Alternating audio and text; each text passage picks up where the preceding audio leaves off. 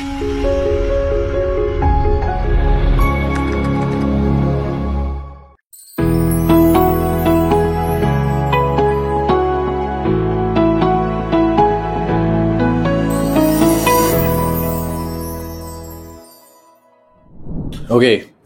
Hi guys. Welcome back to the another series of Java projects. This is going to be a series of major project session. In short, we are going to build a major project using Java. When it comes to major project, the things become more interesting. Why? Because we can include as much things as we want in a project. We can include as much functionalities as we want in our project. We can build it so that someone can use it in real life also, so that it can be helpful for someone to use in the real life. So indeed, building a major project becomes much more interesting, becomes much more it gives us a lot of things to learn. And yeah, overall exposure while building a major projects becomes so vast that it clears up a lot of things, how things work in Java, how things work in another projects, and we also get a good clarity of how we can similarly how we can build another project according to our wish, according to our needs, right? So this is a quick intro about this series. So yeah, stay tuned and make sure to watch the whole series and build the project simultaneously, so that we can have a very good major project with us in when we end this series, right? So yeah, without any further ado, let's start. The major project which we are going to work upon is student result management system. Student result management system. Of course, the name seems a bit old school. The name seems a bit common. We'll try to modify the name in the very last lecture of this particular session. But as of now, let's keep it a simple name. Let's keep a very simple name of the project that we are going to build. That is student result management system. And then we can modify it according to our needs, and that name will use it to list in our resume. Okay.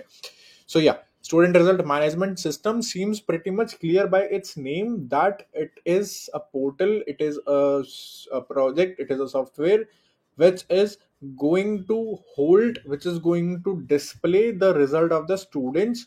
uh, Definitely your universities must also have a must also have a website specifically for to display the results, right? So yeah, something like this where a student can come and enter the roll number, and according to the roll number, student will be displayed all the information which is stored in the portal. Okay. And definitely to make it more, I would say, to make it more compatible, to increase the usability of this project, we are going to include the admin section here also in our project. Okay, now what do I mean by admin section? Admin section means the backend part, okay, wherein a teacher can come and teacher can add the student, teacher can add the result of the student. Okay, and teacher can view all the details which are present in the student section and in the result section. And yeah, of course, to increase the security, we will also build a login page. We'll also build a login page wherein admin can come up, and only those who have the correct credentials can only log into the portal and can only modify the information which we have. So in short, we will have two sections. First is going to be the admin section, second is going to be the student section. And as discussed, only in the student section only will give the permission to view the result, and there will not be any kind of modification done by the student. And in the admin section, we will provide all the things, all the all the write access, all the read access, you know to the admins, and accordingly they can change and they can play with the data. Okay. So yeah, this is going to be the project so far. Let's quickly have a live demo of the project, which will help to visually realize, to visually I would say, to visually judge how we're going to build this, so that it will be there in the back of your mind. So while building the project, you'll be able to relate with the things which you'll be doing. Okay. So seems like a good plan so far. Let's start with the live demo. Okay, so yeah, seems good everything. So yeah, this is going to be the project. This is going to be our portal. Here, this is the home screen where I have two buttons, student and admin. On the click of student, I'll be redirected to the student wala part. On the click of admin, I'll redirect to the admin part. Okay, let's first explore the admin section, then we will come up to the student section. Okay, let's click on admin. Here you can see it has told me to enter username and password, and it has a show password button. Of course, I have not entered anything, so it is blank. Okay, and I have a login button. Username or password is incorrect, of course, because I have not entered anything. On the click of back button, I am redirected here. Let's say I enter the correct password, admin pass. On the click of show password button, whatever I have entered, it should be visible to me. So I've entered pass. Okay. So on the click of OK, this will close up. I'll let's enter the incorrect password first. So again, it shows me the same dialog box. Message or username or password is incorrect. Okay, I'll remove this and see. This is the admin section where I have all the features: add new students, insert new result, registered students. So on the click of any of the button, that particular form opens up, and I can see the difference. The selected button is highlighted with the red background, and yeah, this gets a bit bold also. So we have provided every single functionality. Registered students display all the data of the students which are registered so far. All students result display the result of every student which are feeded in this table. On the click of insert new result or add new student, I can add the things up. Okay, let's say 1000 roll number I add. Shivendu is my name. Okay. And on the click of submit button, it said data updated successfully. I'll click on OK. This new frame again opens up, and I'll check. I have entered the 1000 roll number. Okay, so yeah, here I have the entry of roll number 1000. So yeah, this is how things work. On the click of logout, of course, I'm gonna be redirected to this login page again. And on the click of back, I came here. Okay, and yeah, on the click of student section, I'm present here. Now in the student section, we have a check. What is the check? Of course, I want to access the result. Okay, so let's say I have a student for which I did the entry in the student table. I added the student. Okay, let me show you what I want to say. Admin pass. Let's say I added the student from this form, but I didn't enter the result of that particular student. Okay, of course, first thing is I have to mention all the personal details. Second thing is I have to enter the result. Okay, so I have I have added the student, but I have not added the result of that particular student. So of course, I don't have proper data to show it to the student. Okay, I don't have a complete data. Let's say this 1000 roll number, it is present in the student table, but the result for the same is not added. So when I'll click on this search button, it will show me incorrect roll number. Why incorrect? Because the data is not, I would say, the data is not complete for this particular roll number. Okay, we will also try to improve this check. What How the check will be improved? We will first we will instead of just checking whether the result is present or not, first we will check whether the entry is there in the student table. If the student table has an entry, so we will check then in the result table. If the result table will not have the entry, then we will show that for this roll number the result is not added, because the roll number is not the roll number is not incorrect. The roll number is absolutely correct, but it shows me a incorrect error message.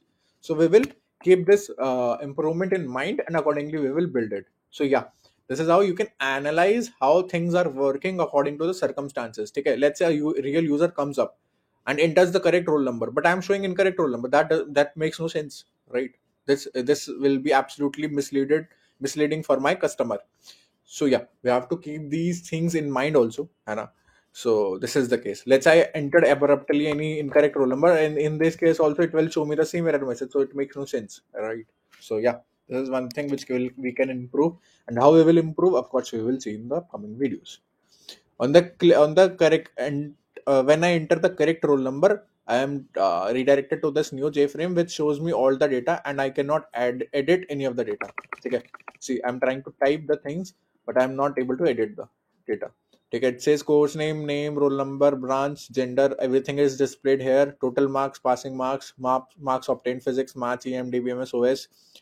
These are the total marks. Here it shows me the status, which is pass, and here I have a back button. So yeah, this is how the portal looks like. Overall, it is a very good, uh, good application to be used across the universities and across the organizations to hold up their data. So yeah, this is how the project looks like, and yeah, pretty much interested, pretty much excited to teach it to you guys, and we'll build it together, of course. So yeah, this was just an introduction video of how the project looks like. Of course, we will start from the very next video. We will start with the discussion about the technologies. Then we will come up to the coding part. We will come up to the building of this project. Okay, seems like a good plan. Okay, hi guys, welcome back to another session.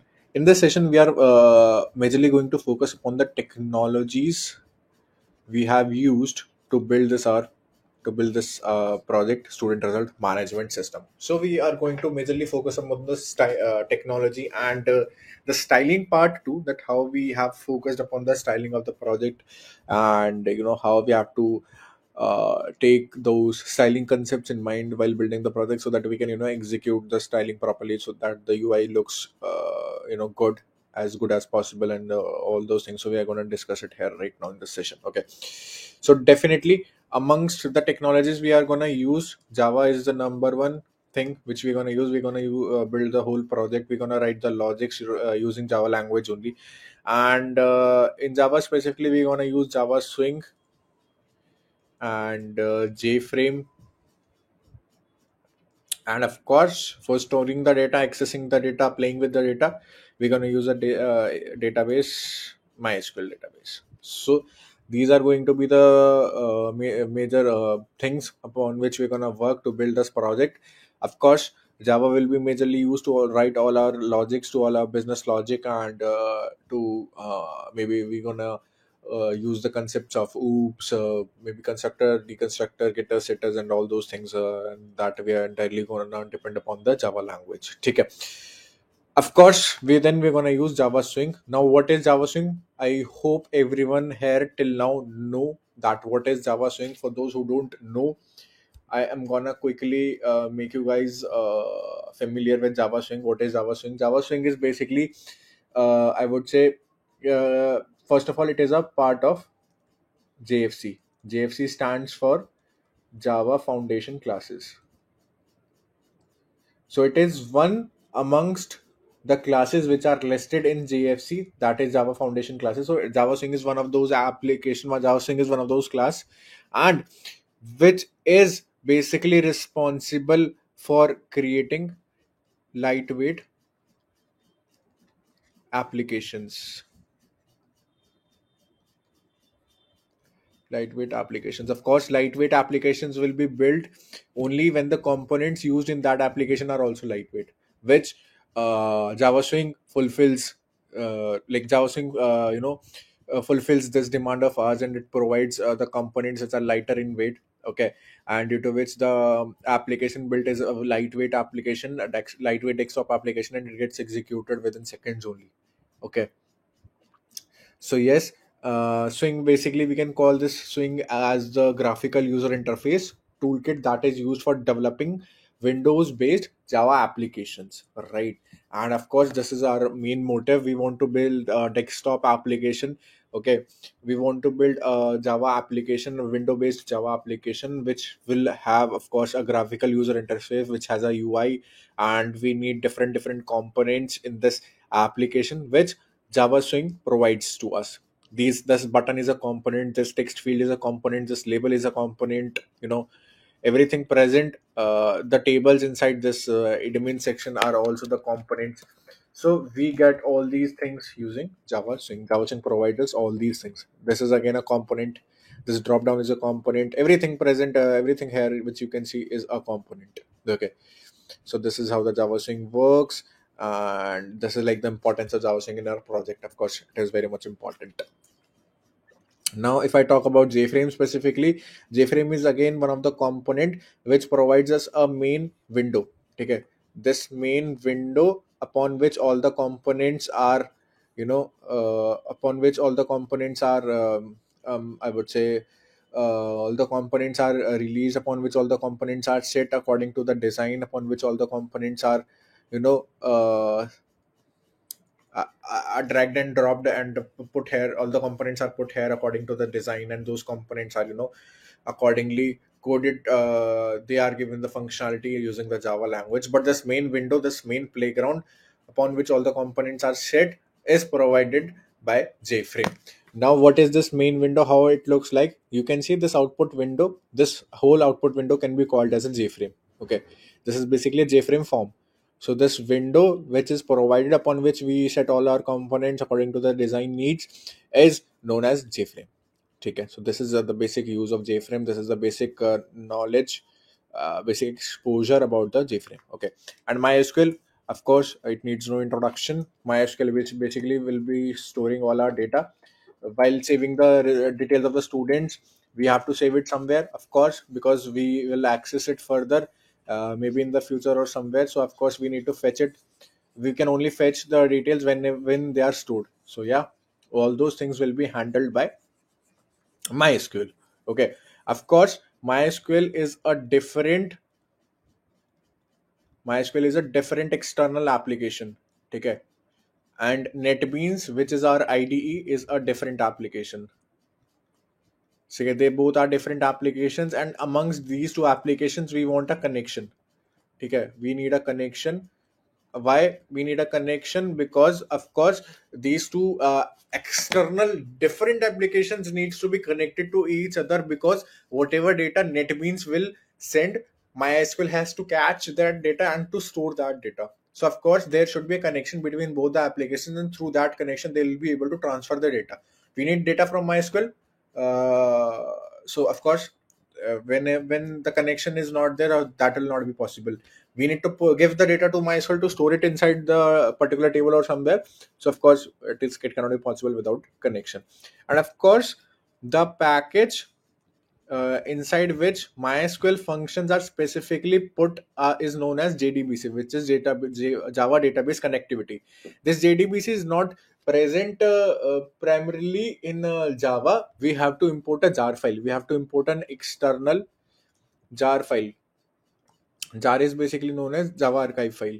Okay, so we have to add this jar file which contains all the packages related to MySQL in Java. Okay, JDBC stands for Java Database Connectivity. Whenever we want to connect the database with the Java language, we have to use this JDBC package, and this JDBC package comes under a jar file, which is a MySQL connector jar file. Of course, I'll do all those things in front of you only, but I'm just trying to give you an walkthrough about how we're going to connect, how this connection looks like, and how we're gonna solve this problem of connectivity with MySQL from Java. And that was just a quick introduction about those things. So of course we will do everything, and yeah, you don't have to worry about it, that how it will be done and not how not. So yeah, that's it. Okay, so that's it. That's all about the technology. If we talk about the styling quickly, so of course you can see the components have the icons. The buttons have the icons with them, which indicates that what that particular button does. Just gives a quick idea about those buttons and all those things. So we're gonna majorly focus upon the styling also to make the UI as feasible as possible. Here, I also told you to guys in the very first video that this is being colored as a red whenever that particular button is clicked, to reflect that yeah, this button is selected as of now. you know yeah, so all those things, of course. When I'll end this project in the very last session, I'll give you guys a few ideas which you can implement to make it more, I would say, more attractive, to make it more easy to use, to make it more compatible with all other needs which a person can have in this project. So yeah, that is also which we are going to discuss. So at the end, you can put in your personal efforts to make it more attractive, and to make it more fruitful, I would say. So yeah, indeed to do that, of course, we have to be stay tuned till the last session. Okay. Hello, everyone. Good evening. Welcome back to another session. Okay, so we have try today. I was expecting operating systems, but operating systems is after this try. Okay. Okay. So did you all solve the questions for the assignments that we had on SQL query writing? Is that done? How far is it? Or I wanted to discuss that assignment first before I start with try. So what we can do is we can discuss that assignment and then move to try. So we'll give you a little break and then start with try. Okay, so has everyone completed this assignment for SQL that we had? Any doubts that you have on those questions that were there in the assignment? No doubts. Everyone is clear on this. Okay, so.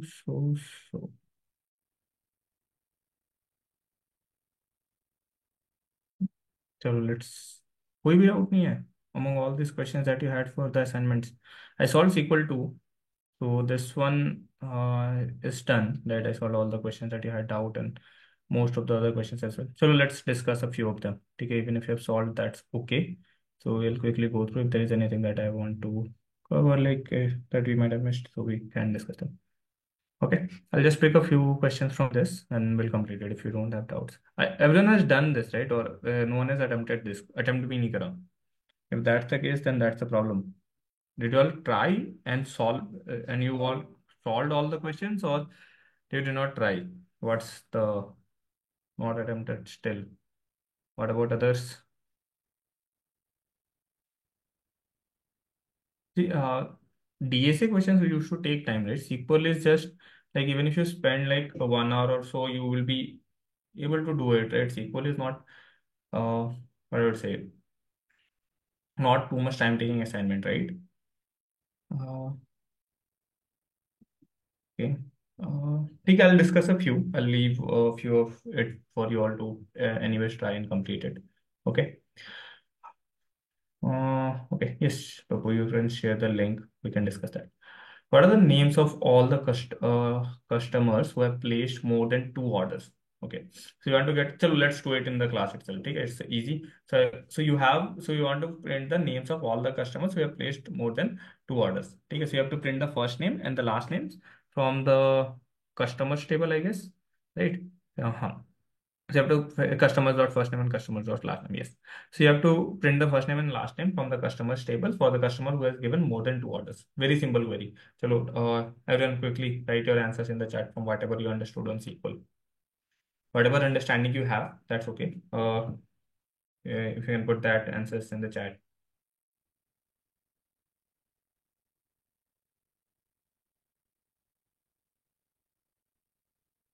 No?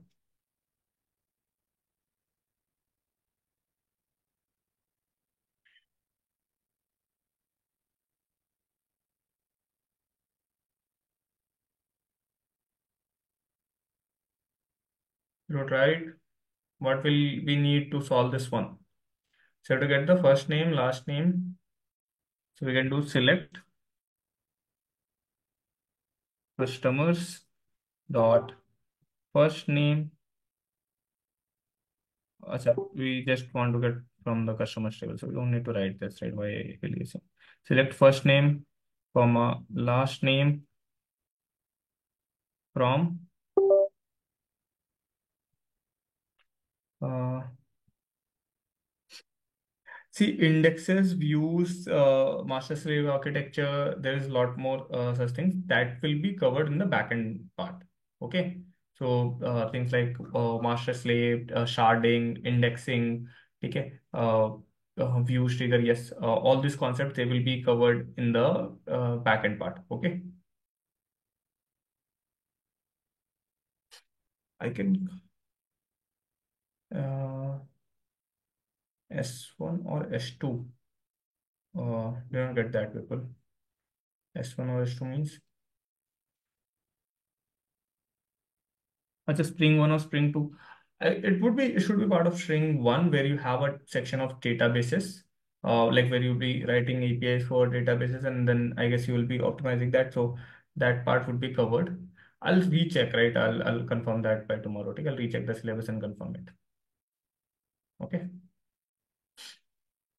Acha. So this is like what we have to print, but we have to get only those customers who have placed more than two orders. So how do we get it? Very simple query, right? We have, acha, now the question does not say do we have a orders column or not, right? We do not have, or do we have it in a different table? Now this is confusing. So, okay, I got your problem. This is a partial question. Now, for this, I need some context, right? How will we figure out whether the customers who have placed more than two orders? Do we have a orders column? Do we not have a orders column? Do we get it from a different table? Acha, do we have this somewhere? Ecom one. Let's try to see this one.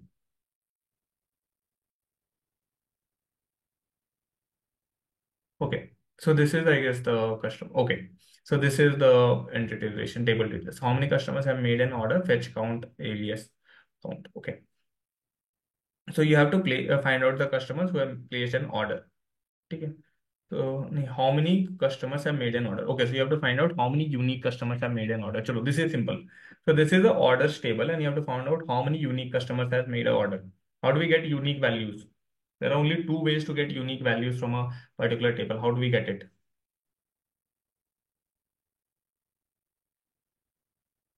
Distinct, but I want to count. I want the count of that group by. Yes.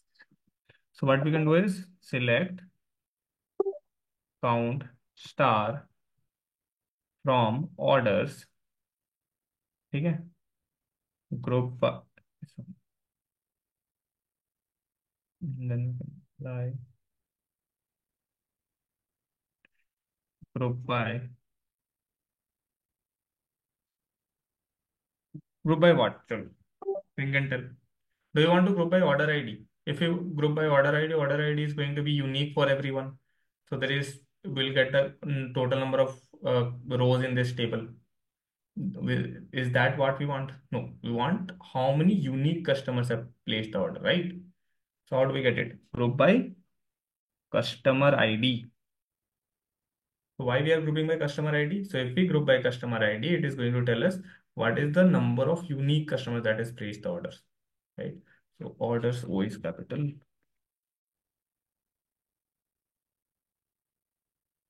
Okay. Okay. Now we are getting the count of how many. Okay. Now this is interesting. Chalo. So we are getting the count of how many orders each customer has placed. So for the customer ID with, let's say, one has placed three order, customer ID with two has, let's say, placed four order, customer ID with three place, let's say, placed one order, right? So we're getting the count of every customer, how many orders they have placed. But we want what is the overall count of this thing that we are getting? What is the count of these rows that we are getting? So what we can do is count of, now we can use a distinct one over here. Distinct customer underscore ID. I don't think we'll need this then if we are using distinct. And if we run this, yeah, so we're getting, there are 153 unique customer IDs in this table. That means there are 153 unique customers that have placed order. Okay. And we have to print it as count. So we can just write it as count. It has mentioned, right? Fetch count and alias it as count. So it is telling just to print the count. Shall we submit? Yeah, passed. Understood? So you got the count of distinct customer IDs. Now that is the unique customers that have placed the order. And that is the total number of orders. Like that is the total number of customers that have placed the order into in our software. Okay. Now this is the how the table looks like. Now let's go to this question that I just picked. So to find the first name and last name of all the customers who have placed more than two orders. So we have to print the first name and last name of all the customers who have placed more than two orders. Acha. So we just wrote a query that was finding out the count of orders for each customer, right? Now we want to get only those customers whose count of orders is greater than two. Chalo, now think how will you get this? You'll have to perform a join. because you want to get the data from two tables.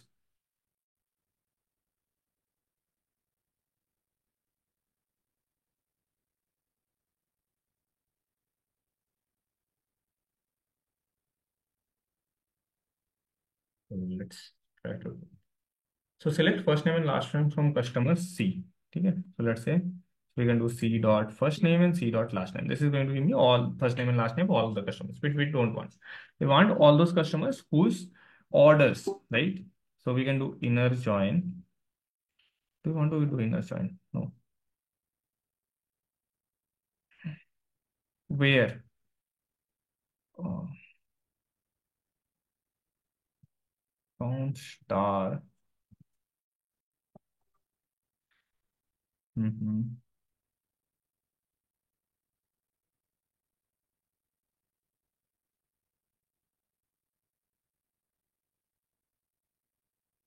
We can do a subquery. Just I'm thinking of what is the best way. In subquery, the problem is you would need to get the subquery for every value.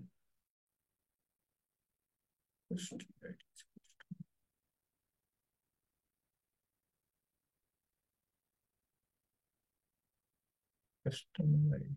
So there is a customer ID in this, right? So we want to join that. We can do an inner join. Okay. Orders. So we join the order table on the C dot customer ID is equals to O dot order underscore ID. Sorry, O dot customer ID. Okay. So now we are joining based on the customer ID. So what it will give me, it will give me all those orders O capital and customers C capital. Okay. So if I run this, it is going to give me the first name and last name of every particular customer who has placed orders, right? So now the first name and last name of this customer, let's say Estrella Tomaki, right? Whatever the name is. We are not able to pronunciate it. Okay. Estrella Tomki is coming multiple times, right? It is coming two times. Why? Because this customer might have placed two orders. So that's why this join is matching two entries, right? For example, when this fee is matching customer ID, right? Customer ID of this table is matching the customer ID of this table. I'm getting one entry corresponding to that. And when the customer ID of this table is matching again with the customer ID of that table. So we are getting customer ID again. We are getting that entry again. Okay. Now what we want to do is we want to get the okay, so we want to group by. Now after we have got this result, okay, we want to group by the customer underscore id. Okay, so now we'll get only one entry corresponding to each. Okay, now the group by cannot be performed on a okay, c dot, let's apply this. List is not in group by clause contains non-aggregate parameter. Okay. Order is not, no, this won't work like this. The same error. Okay, we need to group by it first. Group by customer ID. But okay, now this is tricky. Achha, let's think together. So we have, so we performed a join. So let me just remove this for a second. So now the problem is simple, that we have particular values multiple times. We want to get those values from this table, right? We want to get those values from this table, which are occurring more than two times, right? We have placed more than two orders, which are occurring more than two times, right? So we just want those values in the output. So if we group by, okay, we don't want to get the customer ID. So this query will give me the output, first output. Now I don't want to get the customer ID, but let's say we want to group by. Let's try to do this. It won't work. Still error. Achha, orders dot first name is not, it's customers dot first name. Okay. We can't apply a group by on the output of something, right? We need to do it on a query. Oh, customers group by customer ID. No, that would be not change group by orders. Okay. Orders, imagine orders on this. Okay. Group by orders dot customer underscore ID. If we group by this,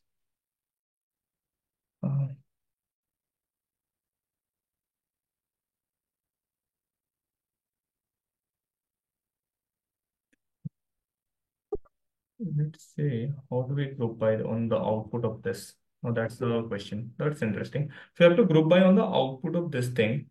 And that's interesting. How do we group by on the output of this? We don't want to get the customer ID table. The group by can be applied on the orders table, but okay, we just got where.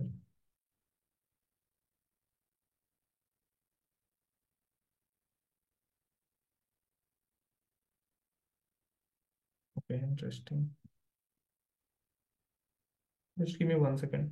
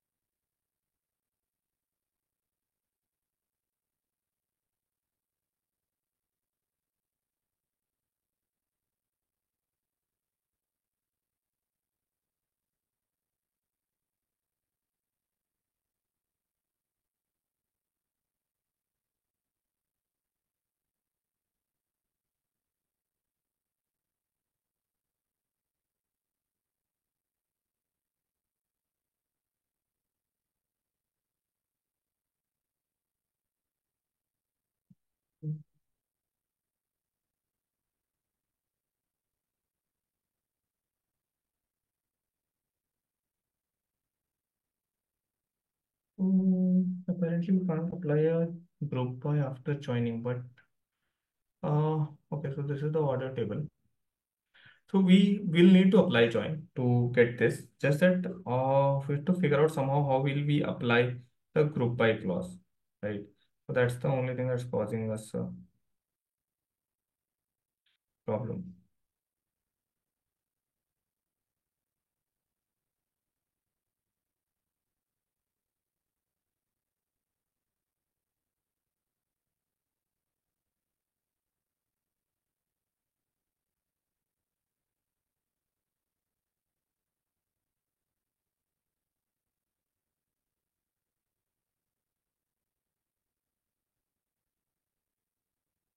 But it should work, right? This is a correct query. I'm not sure why this is causing a problem.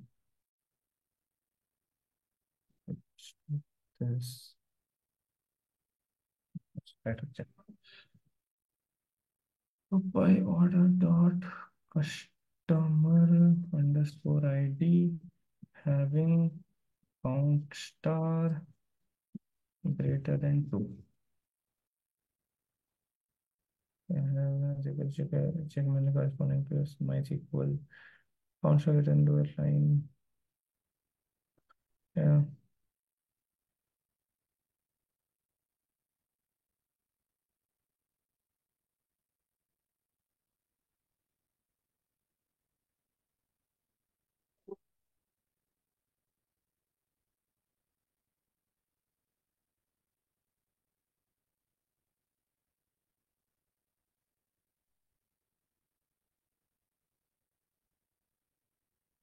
let's do this.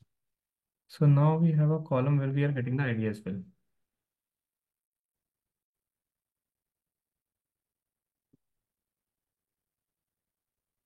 Hmm. First and option where customer ID in select group count customer ID from orders group by customer ID having count equals to this. So okay, this is a correct solution. Chalo, Irfan has a solution that works actually. So let's share this one. Yes, this would be fine. This is aggregate querying, right? So let me just share this one. But I think that we could be applying join and getting a group by. Somehow it is not working over here, but this should also work. So this one is correct. Yes. So let me just run it and check that it should be working. Okay. So what Irfan has done is, chalo, let's check this one. So we have got the first name and last name from customer's table, right? And we want to check the customer ID, right, of this particular of the customer that we are printing should be in the customers in the list of customers which are having more than two orders. Now, how did we find out all the customers which are having more than two orders? Just the query that we wrote, right? Select customer ID from orders, group by customer ID, having count greater than equals to two. So this was the query that we just wrote previously, right, which were giving me the count of customers who have placed more than two orders. Or basically, this having group by is going to give me all the customers ID, which is uh, which has like will group by based on the customer ID, how many orders each particular customer has placed, and then we can put a having clause to get on filter out all the customers. Now we can select this customer ID using in clause. Okay, this is fine. This is superb. I think this would submit as well. Okay, this works. But I think there is a possible solution using join as well. So we can apply join, we can get this. Just that I'm somehow it is not able to like it's not picking up this group by uh, along with join, but ideally it should be able to do that. That shouldn't be an issue because it applies it in this order. So it will first join, it will get the output, and then on the output it can apply a group by customer ID. Uh, okay. So I'll check on this one why this is not working. Okay, we'll discuss this solution tomorrow. How like if I find out a solution using join, but ideally this should be working.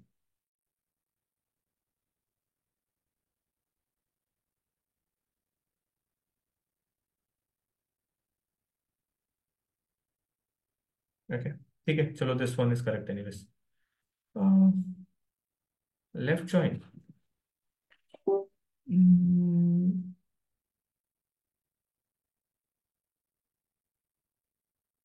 does it have a problem with join?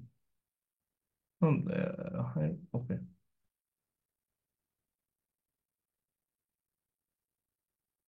No, this is giving me the same error, right? So not sure why this is not able to apply that group by on the join. Chalo, I'll check on this one. Why the group by is not getting applied on the join. Okay. Oh, okay. This one is anyways correct. Okay. We get the customers from this. Okay. So let's solve one or two more and then we'll move to the new topic. Right. Okay. Let's pick this one. You come to this one also will be easy.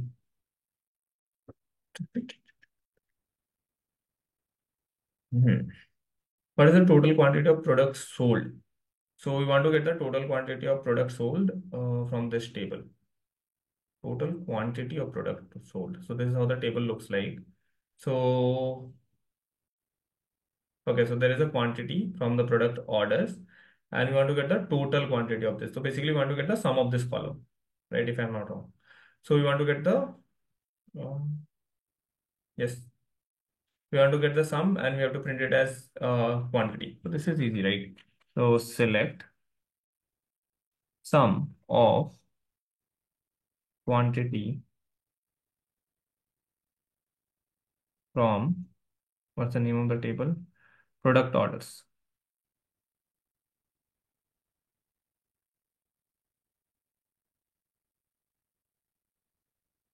Okay, product orders. Uh, okay, we don't have to do anything. We just have to give a IDS, which is as quantity. Okay, let's try to run it. We get some output, which is this. Should be what we would want. Yes, first. So this one is easy. So let's pick one last hard question and then we can move to our topics. Which one should I pick? So let's pick this one. Okay, this one's good.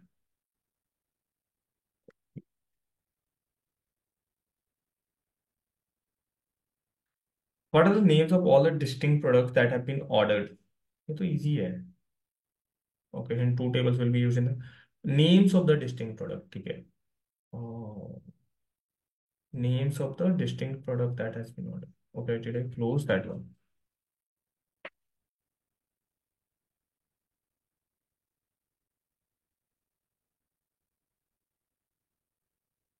Hmm. So product names are stored in this particular table, and orders. Okay, it says the names of all distinct product that has been ordered. So we get the product names from this, and that has been ordered. So product orders are in this particular table. So okay, the ID should be, if the ID is same, we perform a inner join on that. So we get this, and we want to just print the distinct name. Okay. So what we can do is we can get the distinct name, select distinct.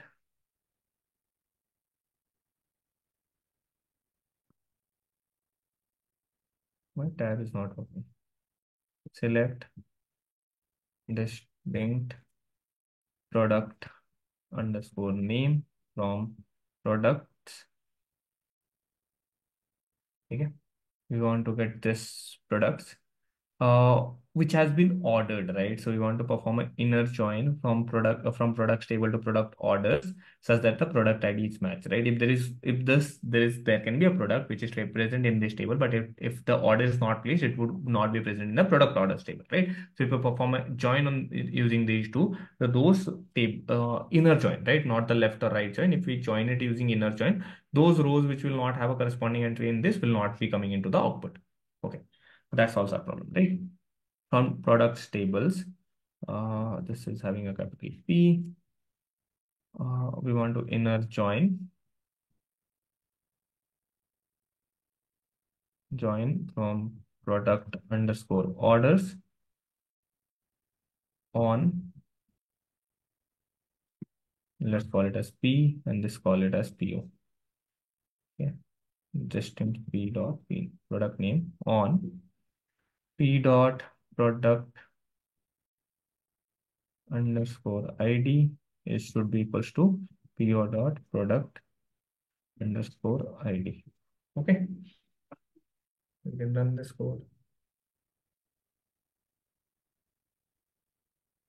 So it is giving me unique values, I guess. We don't have to print it in any particular order, but we can confirm this that we are getting the unique values if I do a order by p dot product name. Okay. So if we just order it in ascending order, yes, we should not be seeing any duplicates consecutively. Okay. So you don't see chai patti maker, is that product? Okay, chalo. So slow cooker, solar cooker, chalo, ठीक है, let's. We don't have to order by something, right? Right. Yes, it passed. Simple. So in this case, we applied a join and we wanted to get the distinct product name. So I applied a distinct clause on this, right? If we don't apply the distinct clause, then it will perform the join and it will give me all the results. So if let's say a product is present, right? Let's say vacuum fryer, it is ordered multiple times. So the join will give me the output multiple times, and that row will be present multiple times product and product orders if we join it. Okay. But since I've applied distinct, this is filtering out all those duplicates. Clear? Yes. Question 13. So let's solve that one and move to try.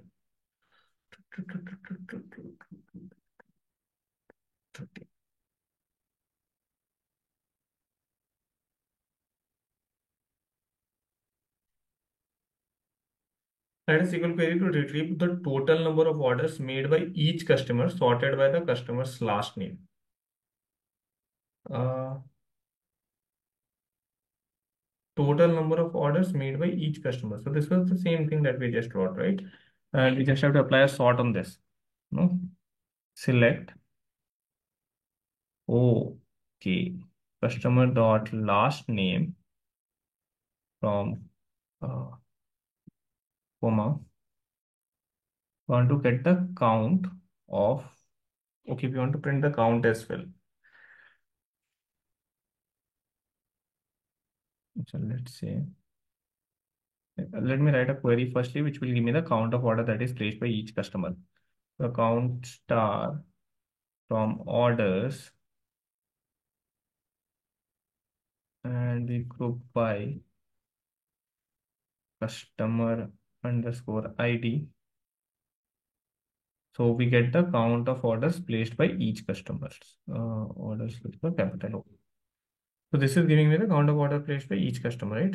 Uh, Total number of orders made by each customer. So, okay.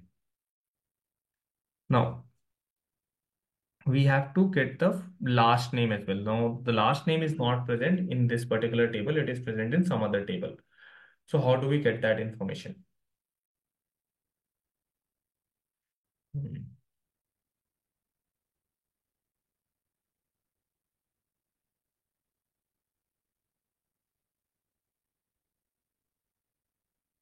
Okay, now this information we want to print the last name that is coming from some other table.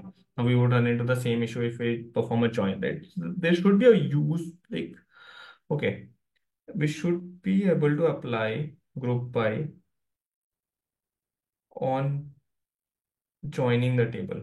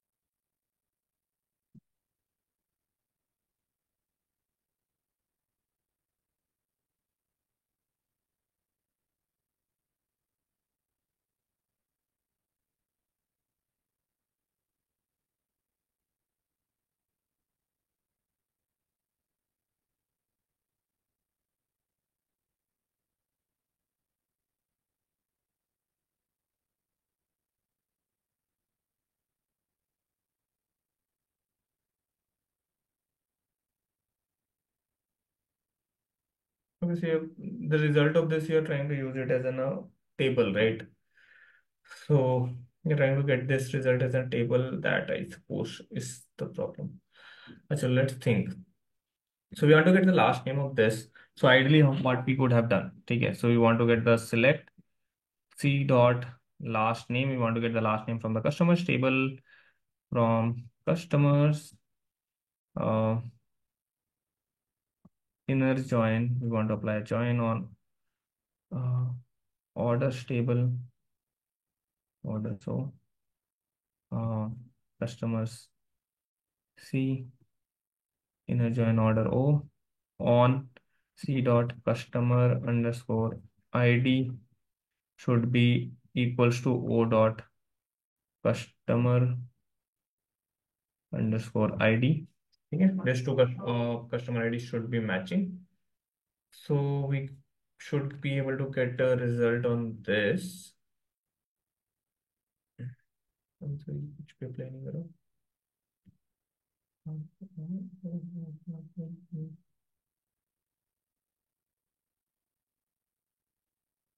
Right.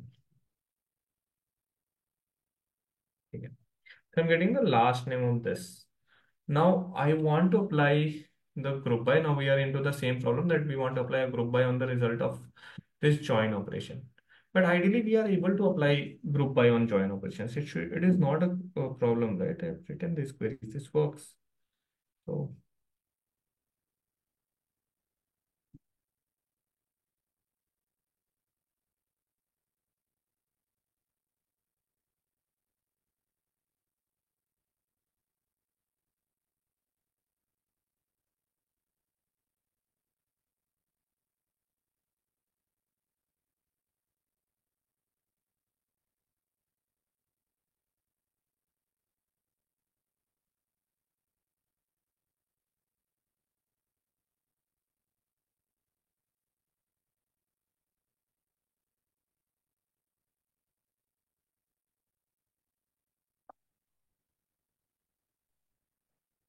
okay, let's try to get this then. Okay, so it would tell me that I will not be able to apply a group by on this, right? Group by customer. So we want to get the order dot customer underscore ID. We don't have any having clause. Total number. Okay. It is going to give me error. Okay. Now let's do one thing. So let's not apply a group by on this. Let's try to get an aggregate query. So instead of this, we can do inner join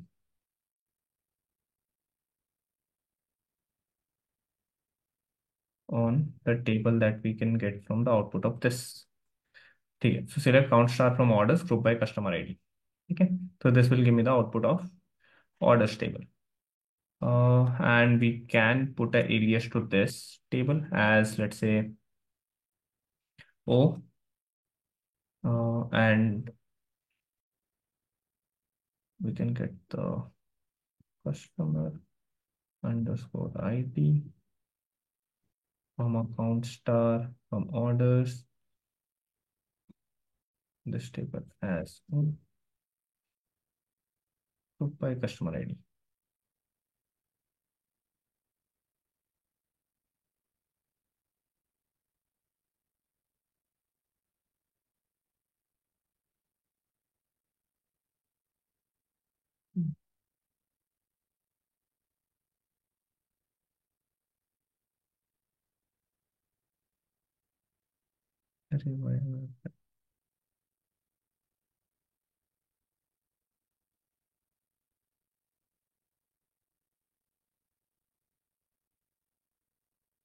On let's try to check. Let me just check whether this is working on uh, this.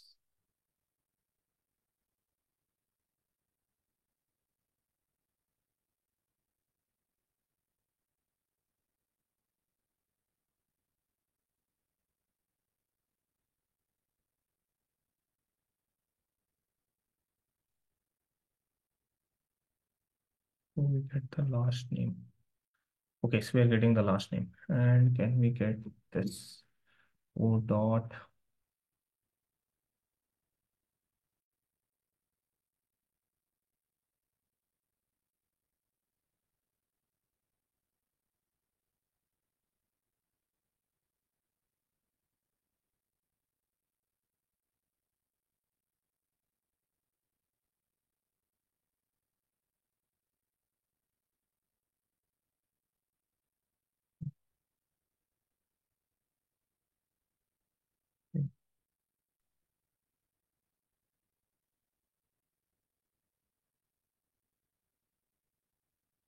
Oh, this works. Let's check.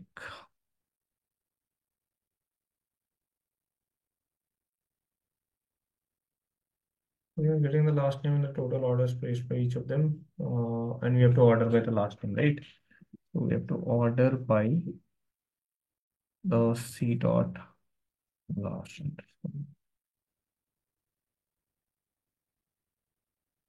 Submit. But there is some test cases that is failing.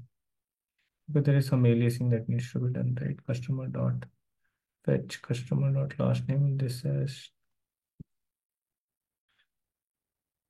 total underscore orders. And it should fix it. No.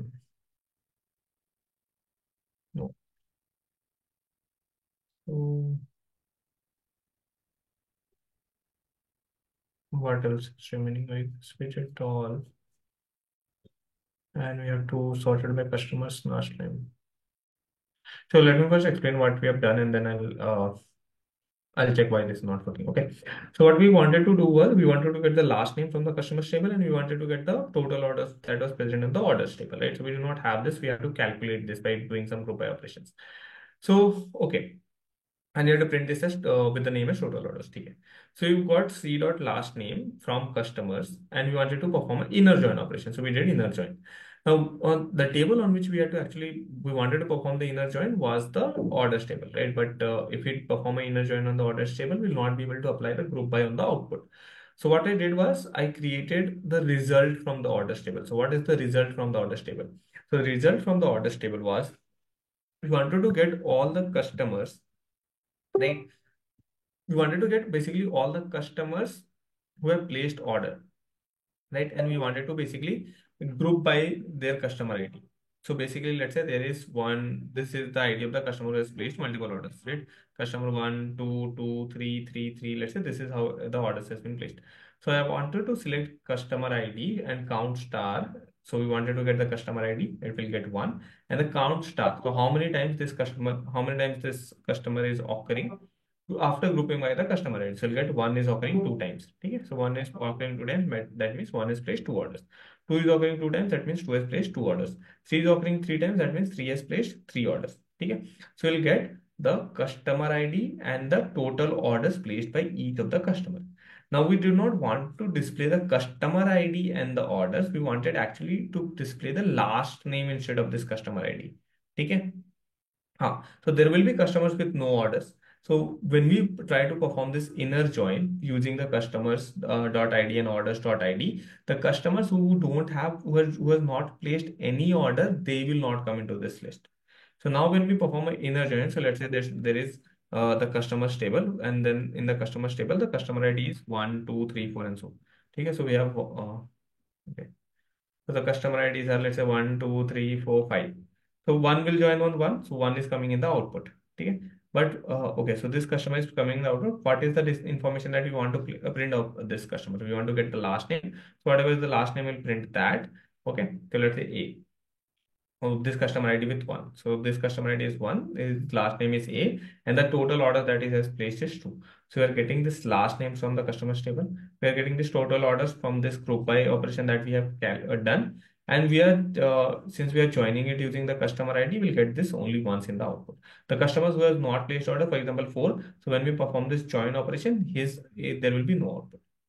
So we're not actually performing the join operation on the orders table. We are performing the join operation on the output of this table that we are getting. So this was the orders table initially.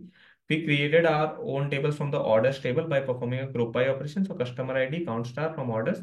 So we are grouping by the customer IDs. We got this table and we are joining the customers with this table, this output table, right? So this query is going to give me a output table. I'm trying to perform a join on that particular table. Make sense? Now we are getting this correct. Let's just try to do one thing. Let me also print and show you the customer ID. C dot customer underscore ID. Okay. So ideally it should be fine. If I run it, so we are seeing that the customer with ID 19 has this placed one orders, this has placed three orders, this has placed three orders, 163 has placed three orders, okay, Bishan has placed three orders, so on. Okay, so there is no customer ID that is repeating, so that means all of them are unique customers that have placed the order. Okay.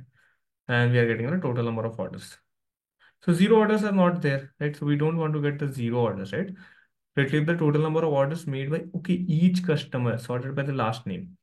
Okay, so we are not getting the zero order customers. Okay, okay, that is the mistake in the output. Okay, pointing to that. So what we can do is, instead of inner join, we can apply a left join. So we'll get all those customers which are we also have placed zero orders, right? Okay. So this has placed zero orders. This has placed zero orders. This has placed zero orders. So getting null for them. Okay, so we don't need the customer ID in the output, but do we have to print zero when the customer orders is zero? So by this left join.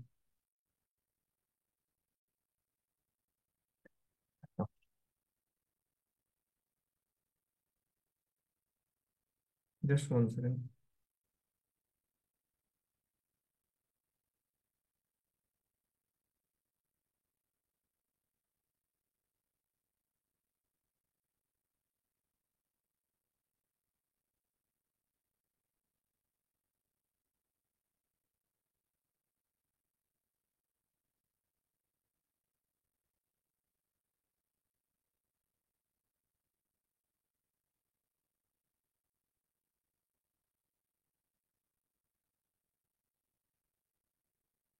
Okay.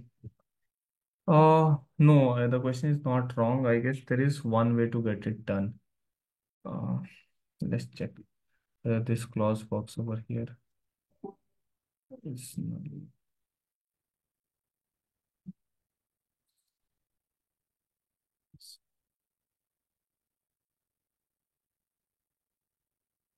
That parameter called to 94.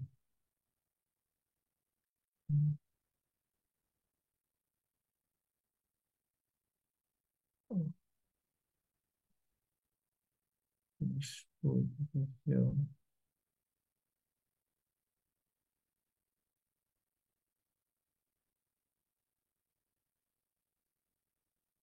Okay, so we are only getting those customers which are present in the orders table. So if so, there is a clause known as if null or is null, which actually fills the value with nulls in case the value is null. Okay, let's do this. Is null. I guess it should be this.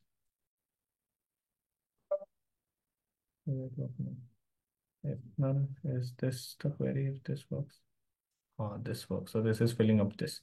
So see, the customers who have placed zero orders, now we are getting zero. So this is the like way to use it. Some languages it is as is null. Some languages it is if null.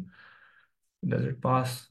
No, still doesn't pass. So we got the customers with zero order as well. So I'm not sure what's the wrong with the question now. Okay, so this was one thing that we learned like that I can share. I earlier I am not shared this one. So let's say the like so for example, let's say in this particular values when we are performing left join, right, so we were getting those entries as well which were not present in the this orders table, right, so we were trying to join two tables and we are getting those values as well. So for example, this was the customers table. Okay, and let's say we also wanted to get the customers who have placed zero orders. So what we did was simple thing that we changed was, so earlier we were matching this with the customer id, 2 with the customer id, 3 with the customer id. Since whichever ones were matching, we're getting those in the output. So 2 was matching, so we're getting the last name as B and the number of orders placed was 2. 3 was matching, so the last name was C and let's say the number of orders placed is 3. 4 was not having a match. So we are not having 4 into the output as well. So what we did, I just changed it from inner join to left join. So now 4 is going to come in the output. Now when 4 is going to come in the output, what is the count that it has? It does not have a corresponding entry in this table. So what do we get when we perform a left join or a outer join, something like that, when we do not have an entry in the second table? We get null value. Okay, so so we were getting null values instead of this. So there is a clause known as if null or is null. Okay, it is used as if null in some languages, it is used as is null in some languages. So what it does is it simply checks if the value that we are trying to print is a null value. If it is, then you can replace it with whatever value you want. So we wanted to replace it with zero because these are the customers who have placed zero orders. Okay. So now what we are getting is our final output is all those customers, like we are getting the total number of orders made by each customer. Even if it is zero, we are having them in the output. The customers who have non-zero orders, we are having them into the output as well. So for example, Aldrit has placed an order, or Alvi has placed an order, right? So we are getting the count as zero as well, and for those customers who have placed an order, we are getting valid counts as well. Okay, now I'm not sure why this question is not getting submitted. Ideally, this should be it. This is all the information that should be required. So this is one way using which you can get like you can replace the null values with some value. So whenever you are performing joins, you know that, right? If the if when you are performing inner join, then you know only those results is going to come in the output which have a match. When you are performing a left join or a right join, you know those results are also going to come from the left table or the right table which do not have a match, right? So in that cases, this if null or is null check, right? In this is if null, you can remember it as if null, but in some languages, the same check is written as like in some softwares, right? It is SQL language itself, and it's just what the software is supporting. So it will vary from the software that you're using. So you can use it as if null or is null, depending on the software, and this would just replace that value with the value that you pass over here. Okay. So that is it. I think this should work. I'll check again why this is not working. Okay. I'll check and we'll discuss it tomorrow. Ideally, this is the one. Okay. You all can also look into this query and try to figure out why this is not working. What's wrong with this one? Okay. What's the mistake with this? Okay. So this is the query that we got. This is giving all the customers and the number of orders placed by each customers. Not sure of what are we missing over here.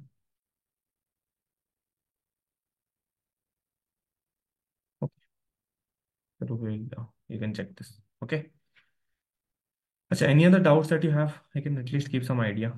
Okay. These ones are good. Okay, so now I got it. These are the hard ones are really good questions. Okay. If you solve these questions, it will be like preparing you for all the hard questions. So I'll give you one more day. Okay, I'll also revisit these questions and then we can discuss them. Okay. Sounds good. Take a medium ones. I think those are very easy. That ones you can easily solve. Like for example, these ones were easy, right? Distinct count, customer ID, right? Fetch all the distinct customer names. So these wells are easy. This ones you can easily solve by performing like a join operation or something. The hard ones are something which would require either aggregate querying or it would require some join group by. Take it's like nothing, something new that we don't know. Okay, it's just all the things that we have learned. Just the query that we would be writing would be a little bit more complicated than what we wrote so far. Okay. Okay, I'll check why this is not getting submitted. ये क्यों problem? I'm not sure. Okay. अच्छा, any other question that you have specifically doubts on? No? ठीक है, so we'll discuss this tomorrow. So let's move to then try. अच्छा, has anyone ever heard of try? ये data structure कभी सुना है? Has anyone any idea about try or hearing it for the first time?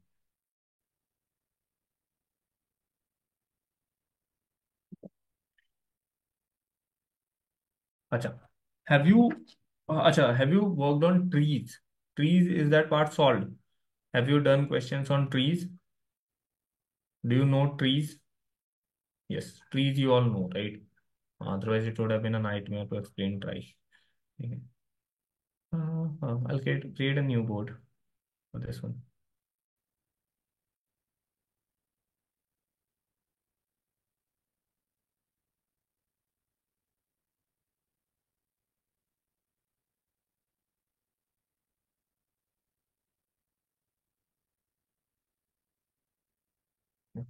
अच्छा, please go through these questions on SQL. ठीक है, I'll discuss it. I'll discuss all the hard questions. ठीक है, we'll try to solve all of them in the class tomorrow. So please do go through them. And you have one more day to complete it. At least try. ठीक है, I know these ones are difficult, really difficult. ठीक है, these ones I'll put it as really difficult questions. So try to go through them. See whatever you get the understanding, whatever you are able to solve, and we'll discuss them. Okay. अच्छा, so you all know about trees. Uh, no, actually, OS is after two classes. We have two classes or three classes on try, and then we have operating systems. Okay. So after try, we'll go to operating systems. I'm not sure why try is put in between, but okay. It's a small data structure we can learn. Okay.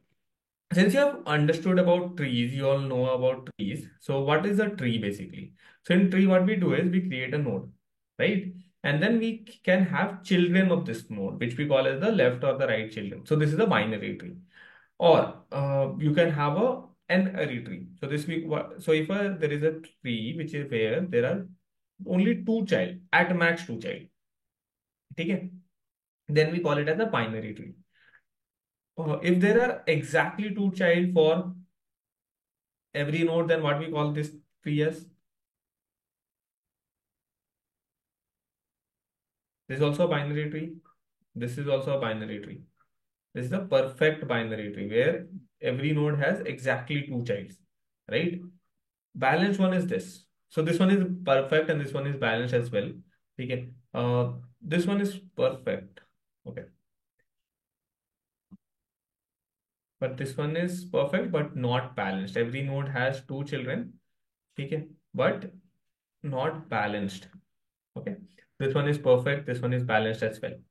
Okay. So now we can also have n-ary trees where one node may have more than one children.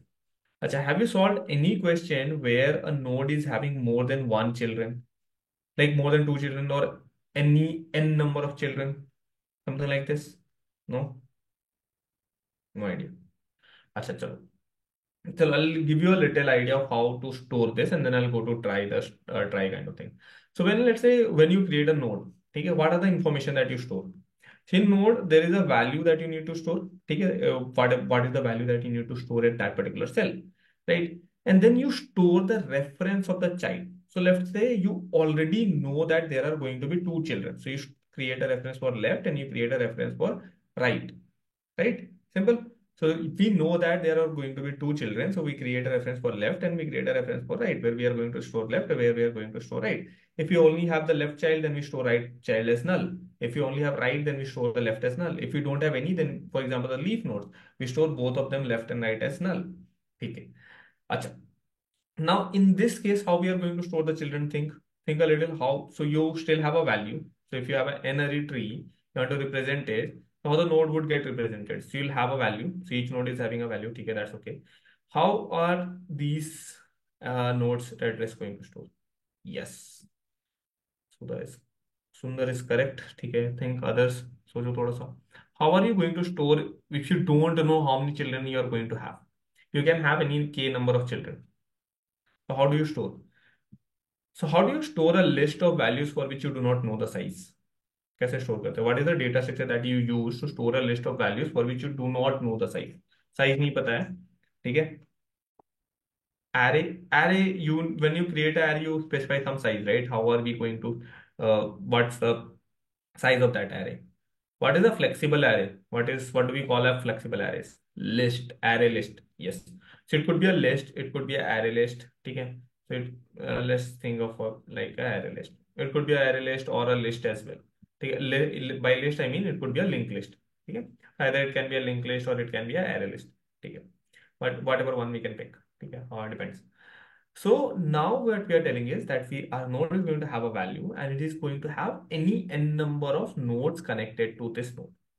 Okay. Now this concept can be used to create a data structure known as trie. Okay. Now what is trie used for, or what does trie do? Okay. Okay. Let in a trie kind of data structure we have a root node, and then it is nothing but a n-ary by n-ary tree. We call it as a n-ary or a k-ary tree. You can call it as a k-ary tree or a n-ary tree. Okay. Like binary, what does binary means? Binary means by. There are two children of each node. K-ary or n-ary, right? Like some places it is referred as k-ary, some places it is referred as n-ary. Okay. So I'm writing both of them over here. Okay. What does k-ary or n-ary mean? That any node can have some k or n number of children. Okay. I'll use this k-ary term. Okay. Any node can have some k number of children. This k number of children can vary, right? It can be 5 for some nodes, it can be 3, it can be 1. Okay. Now, what can this be used for? This can be used for representing words. Okay. So, for example, let's say I can pick some words. Let's say and, oh, let's pick something like dad, do. Okay. And we can create a tries of using these words. Now, how our try is going to look like? So, pick a root node which is null. Okay. This is storing the value null. Okay. Let me create it as null. So this is storing the value null. This is not having any value. The first alphabet that we would get is A. So we store A. Okay, we are trying to store the word and. The second alphabet that I got is N. So I store N. The third alphabet that I got is T. So I create a node and I store T. Simple. Okay. Now, in the AND, so again, I'll start from the root. I already have a A. So I'll just store. Okay, I also have a N. So I'll not create a node for N. So I already have a A. I already have a N. I don't have a T. So I'll create a node which is going to store T. Okay. So if I traverse this tree from root to the leaf in this direction A and D, I'll get the word and. If I traverse in this direction A and T, I'll get the word and. Next word is dad. So I get D. Then I store A. Then I store D. Right? So dad. Then I get another word do. So I traverse from here, I get D and I store the word O. So this is going to store do. Okay. Let's try to add few more words into this list. Okay. So let's try to add a word, let's say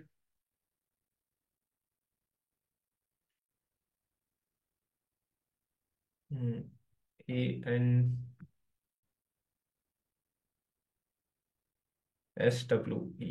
So let's say answer. Okay. So now we want to store this word into the tree. So how can we do it? So start from here, A, N, then I don't, so okay, this is T, this is T. Okay, so I don't have a S. So I'll create a child for S. Okay.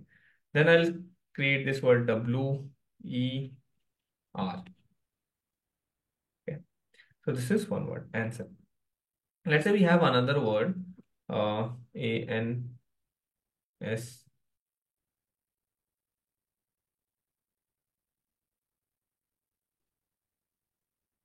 Mm, don't understand this part.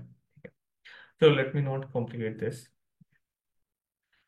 So basically, if you look, what we have done is, so see, this is a trie that I've created. This trie is actually representing all the words that I have. Okay.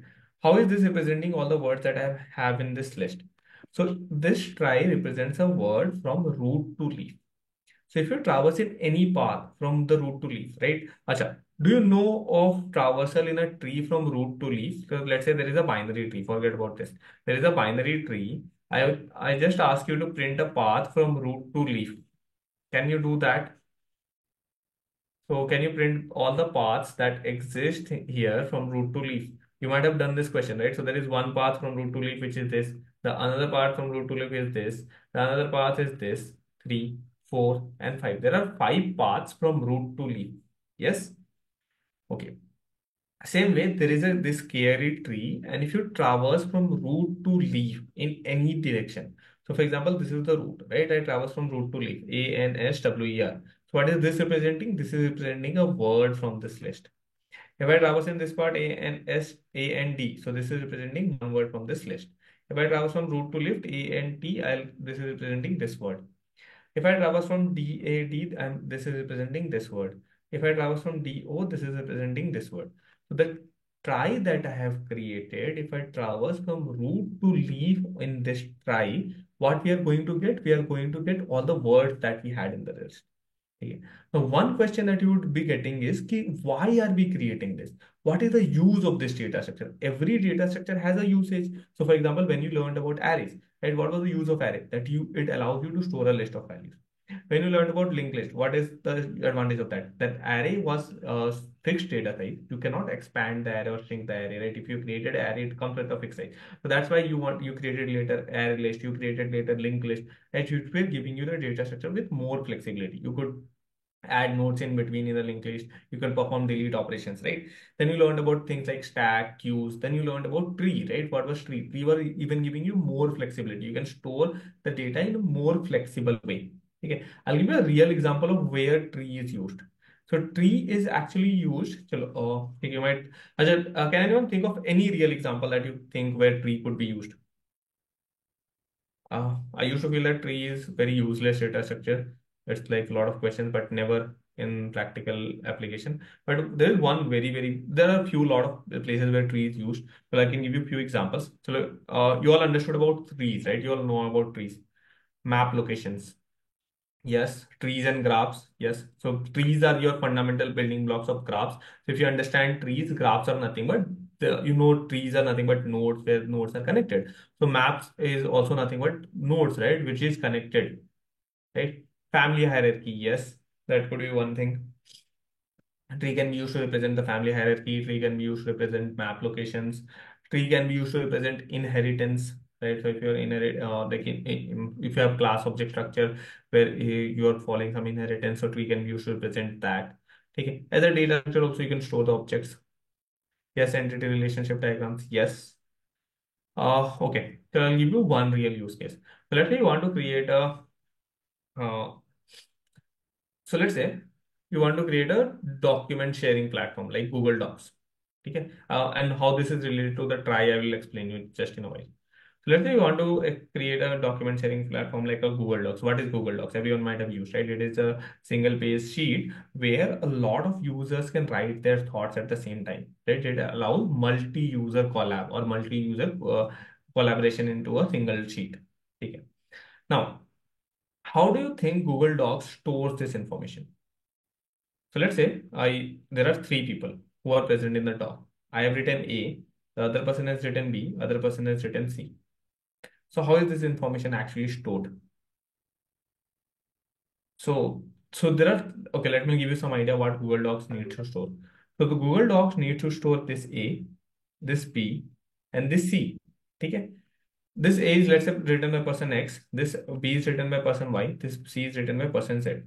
This is, so it has to store who has written this character. So let's say it even allows you to see who has made which what edit into the page, right? So you can see that edits of that particular person. You can even see the timestamp of this person. Okay. So how can this information be represented? So the best way to represent this information is using nodes or tree kind of structure. So let's say the simplest way is I can create a node where I store the information like X written by the person A, sorry, written by the person X, the character A, and this is the timestamp of this particular when this edit was made. Okay. And then the next information, who wrote this Y. So Y was written after A, so I'll say this is written after. Okay. So there is two pointers that this can have. Let's say one is the after pointer and one is the before pointer. So there is no characters before it. So the before pointer will be pointing to null. There is no characters before it. So the before pointer is pointing to null. Okay. And then there is a after pointer. So who has written after it? Y.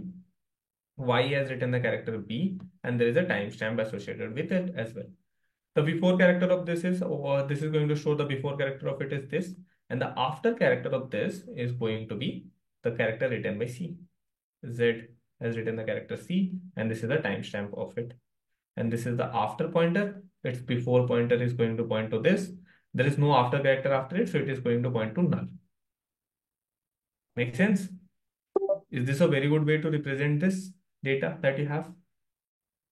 Something similar to doubly linked list, you can say something similar to tree, whereas each node, so doubly linked list and tree are almost same.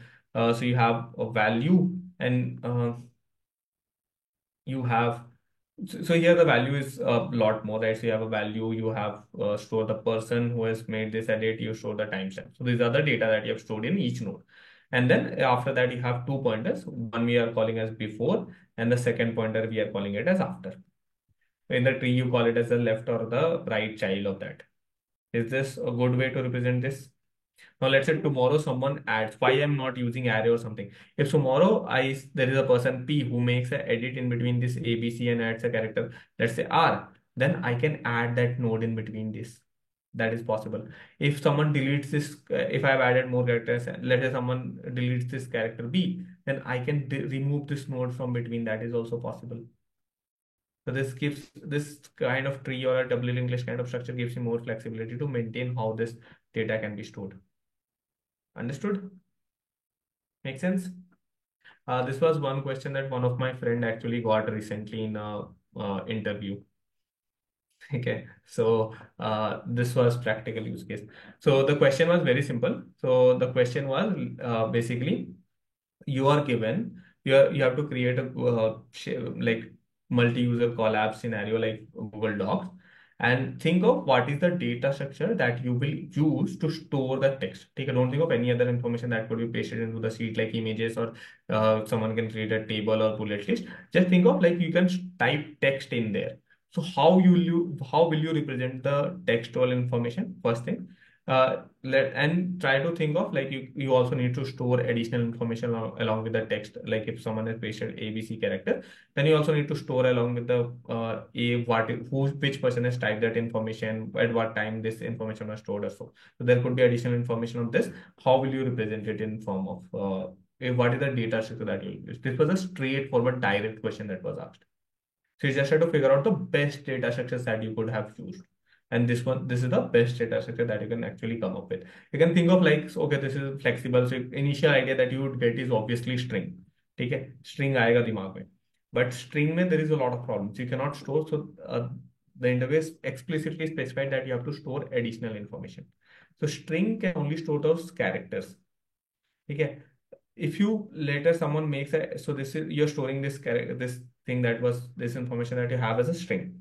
There are a lot of problems with storing it strings. Okay, let me tell you the disadvantages. The first disadvantage is if you're storing it in string, then you cannot store that additional information that which you want to. So then you can maybe create some other array, okay, which array list of objects, okay, which can maintain a like object, you can define the type of object basically, which can maintain at index 0 what is the who has made this character. So all the additional information related to this particular character you store in that particular list.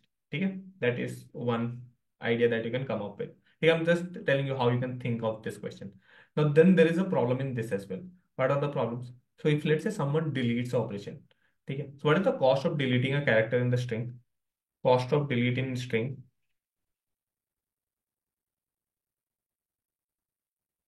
क्या cost है delete operation perform करने का string में? If you have to delete a character from the string, firstly, is it doable? If you think yes, then what is the cost of it? Don't worry, all of this I'll relate to try. How this thing is related to try. Okay.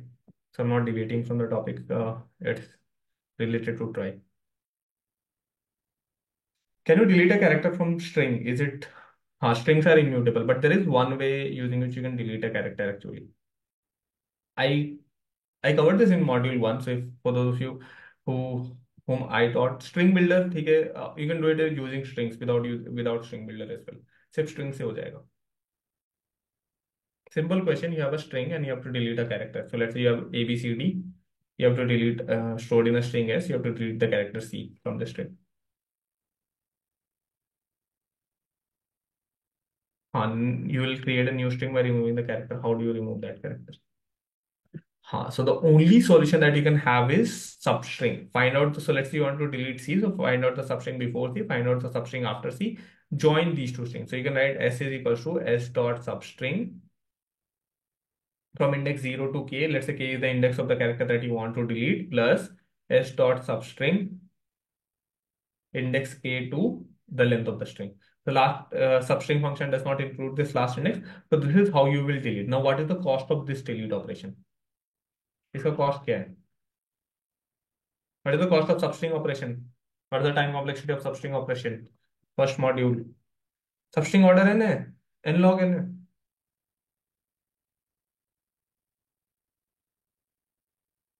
अच्छे से याद करो क्या था substring का cost. What was the cost of concatenation operation in string? String में concat operation का cost क्या था? What was the cost of concatenation in string? Let's say you have a string and you want to perform, let's say s plus a. What is the cost of this operation? Is it O1? क्या ये O1 है? O1 है. सब भूल गए. Everyone forgot module 1 fundamentals basics. This is order n operation. Why was the cost of concatenation in string order n? Because in string is immutable. You don't add a character to the right of it. What was the operation that actually happens when you add a character? The string gets copied into a new location and the new character gets added.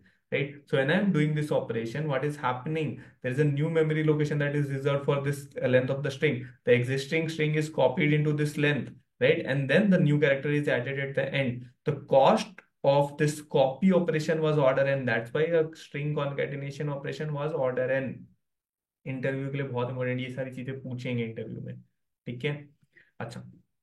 So now we know, okay, string concatenation is order n. Substring, you will require k concatenations to get this substring. So this is order k, and here you'll require k like n minus k concatenation. So this is order n square.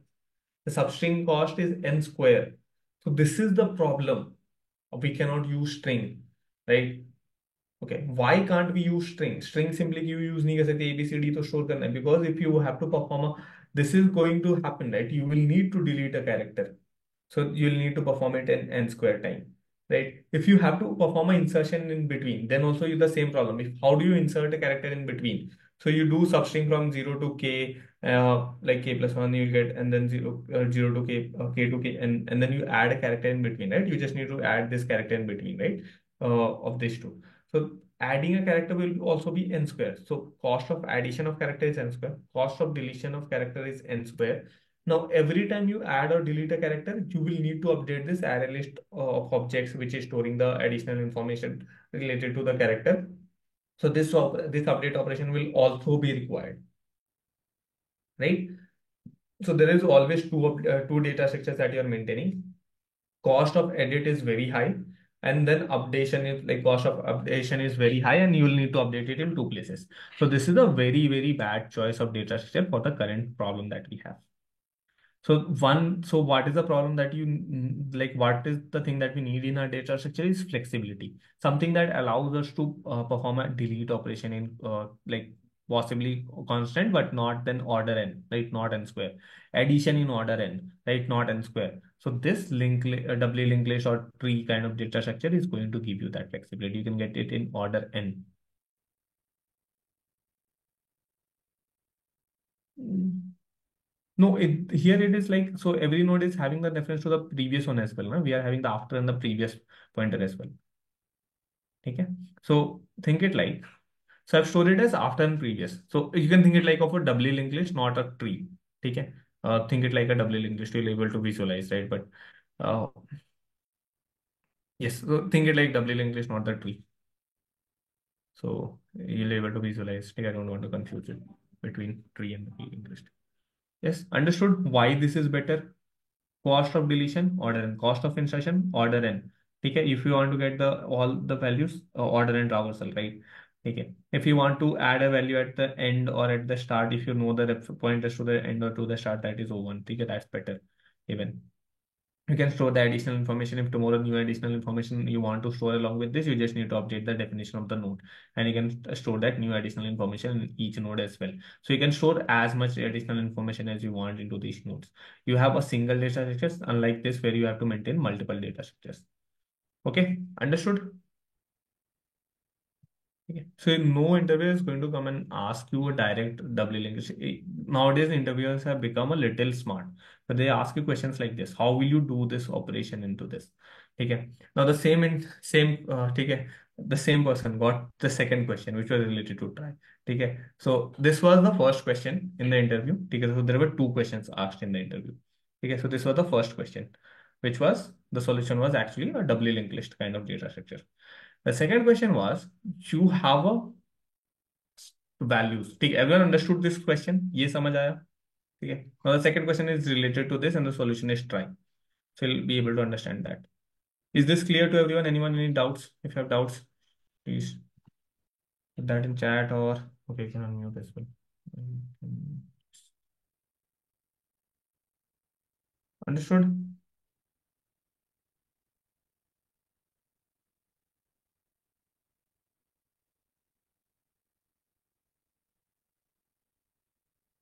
You can no doubts.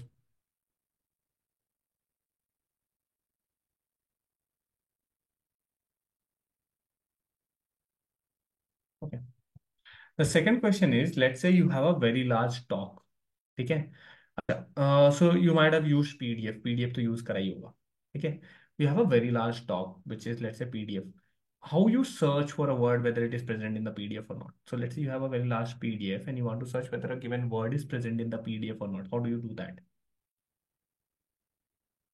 Command F, and then you type the word that you want to search, right? You do that. Achha, chalo, let's. This is present everywhere, right? So you just do Control F, and so let's say in this page I just do Control F. So you get a search for something like this, you'll get it in most editors. Even the browsers support this, and you just type for the word that you want to search. So let's say I type select. So it's going to highlight all the words uh, which match this. So you're selling there are 50 results, 50 out of 54 results it's trying to show me. Okay. Okay. So we can search for some other word. Let's say we want to get the how many times the word count is present. I guess we are currently at 20th count of out of total 38 words are matching this. Okay. So now how do we perform this search operation? So let's say you have a doc, the second question. You have a doc and there are some words present in the doc and you want to search for words into that docs optimally. Then how do you perform that search? Okay. So the most optimal way to perform search for words is using try. Okay. So we store the words into a data structure known as try, something like this. Okay. So what is this data structure doing? This data structure is storing words, whereas each word is represented from root to leaf. Any path that you pick from the root to the leaf is actually a word. ठीक है. So if I'm picking a path from the root to the leaf, and you'll see that okay, this is the actual word that is that we have. Okay, so let's say these are the words that we have on our sheet, and we have represented it in our try data structure. Now, if I want to search for a word, so let's say some user is typing, let's say O, okay, ANO, and we want to look for this word is present or not. So the try makes it super easy. So let's say what we need to do. We'll first check whether there is a word starting with A. Yes, there is. Right, we have the alphabet A. That means there is a word starting with A present. Okay. Is there a word starting with N present? Like, is there a word where the second letter is N? Yes, A is attached to N, so there is a word where the second letter is N. Okay. Is there a word which ends with O? So N is having S, D, and T. So that means where there are words where the first letter is A N, and A N, the third letter is T, T, and S. There is no letter O. Okay. So we can say that okay, there is no match for this word that we are asking. But if you would have asked for AN, okay, not ANO, if you would have just asked for AN, then what it would have done is it would have, okay, matched A, okay, there is words with A. It would have matched N, okay, there are words with N. Okay. So what are the words that we have? So there are A, N, W, this is answer, this is one word, and is one word, and ant is one word. So there are three words which are matching with this particular search. Okay. So let's say we can do the same thing over here. So if I do control F and I just type SE, see, so it is not just telling me the word SE, it is telling me all the words which have SE. So SE is matching over here, so it is telling me it is matching with this. SE is matching over here, it's telling me it is matching with this. SE is matching over here, it is telling me SE is matching with this. It's all the words which have SE. Make sense? So it's found out select. Okay, so if I now make L, so it is telling, okay, these are the words that match with this. So it can be selected, it can be whatever word that start with SEL. Make sense? So this is the real use case where try is used. So you have a list of words and you have to search for a word in this list of words. Okay? The list will not be 5, 10 words. It is very long list. There could be 1,000 words, 10,000 words. Now you could, like, one question that could obviously come to your mind is why can't we use something like hash map or something to do perform this search, right? So let's say how do we perform? So let's say you have a list of words. So the question is this only, na? Ki we have a list of words and we have to perform a search on this. Yes. So how do you do this right now? We don't know try. You might not have used try so far. So how do you search this? So let's say you have a list of words, okay, and I give you a word whether it is present. So one way is you do a order and traversal and search whether this word is present or not. This is one way, right? Which is order and cost. You do a order and traversal and you search. Let's say I give you some keywords, okay, and I tell you to perform a search on this list of words that you have and tell me which all words among these keywords are present. So how will you do this? Forget about try. How will you do it without using try or any data sheet that we just discussed? कैसे करोगे? So you have a list of words. Question is simple. You have a list of words or array of words, right? You can think it like array. You have to you have this array of n length. You have another array of k length. Okay. There is an array of k length. You want to search how many words out of these keywords are present in this list of n words. How will you do that? Think a little. थोड़ा सा सोचो. You'll get some idea.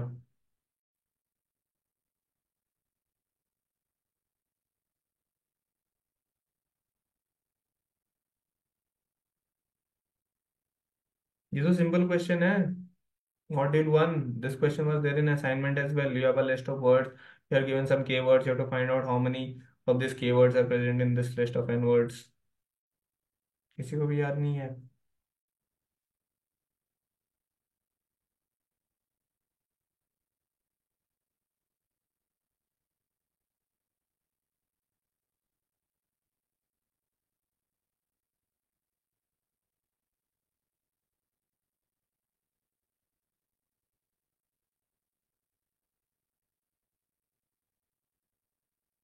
अच्छा चलो brute force बताओ.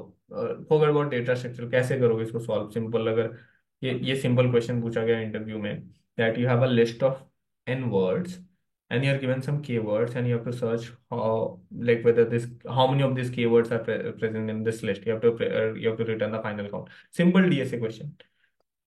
Okay, let's say the words are A, B, C, A, A, B, B, A, C, A, D. So let's say this is the list of words that you have. Then you are given some keywords. Let's say A, C, A, C, C, B, B, A. So there are the could be repetition as well. Okay. So what you have to tell me is how many of these words from this K list are present in this list of n words. कैसे करेंगे solve? Simple DSA questions इस, ठीक है, data structure छोड़ दो और brute force solution बता दो. You can even unmute and से if that's too much to type.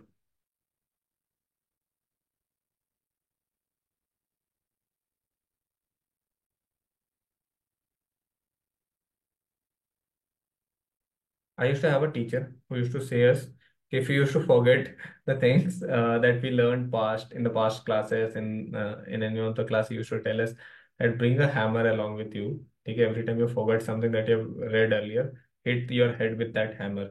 Maybe you can remember that thing.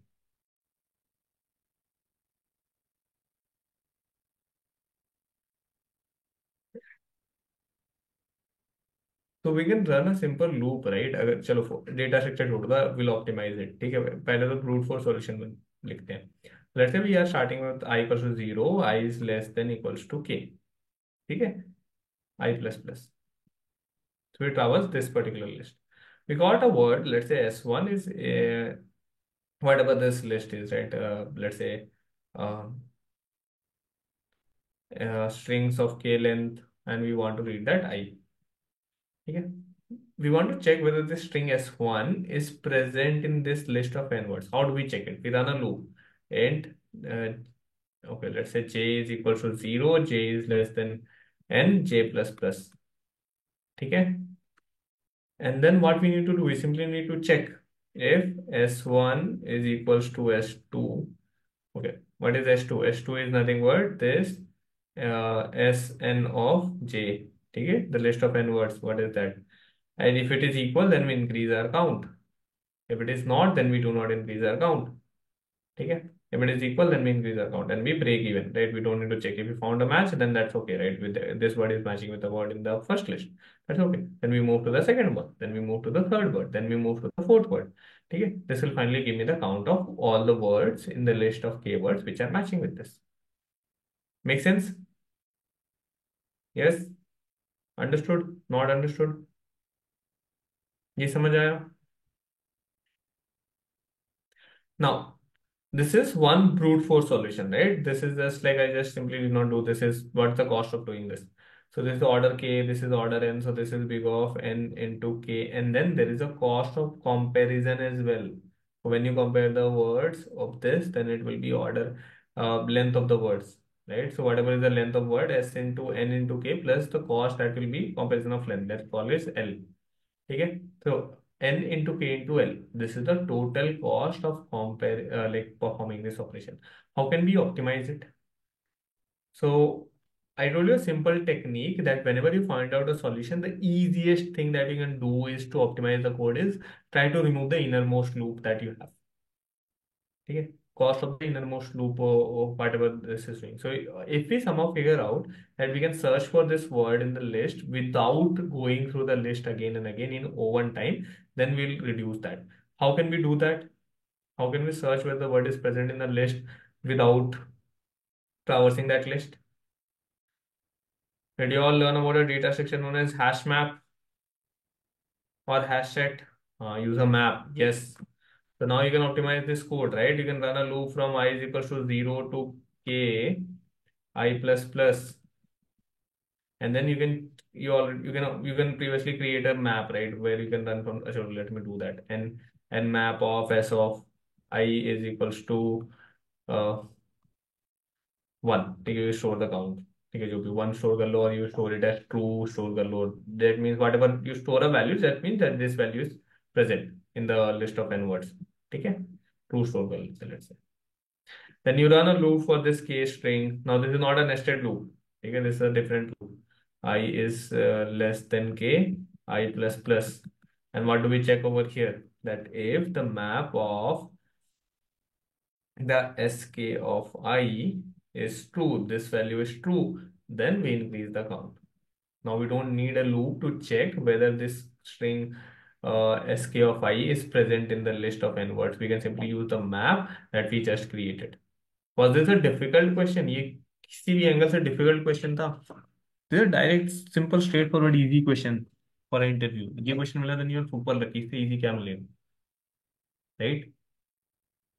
Understood both the solution, brute force and then hash map. Yes? समझ आया hash map वाला solution? No? Now I guess everyone has stop programming. हाँ, अब लग रहा है कि सबने प्रोग्रामिंग सच में छोड़ दिया है.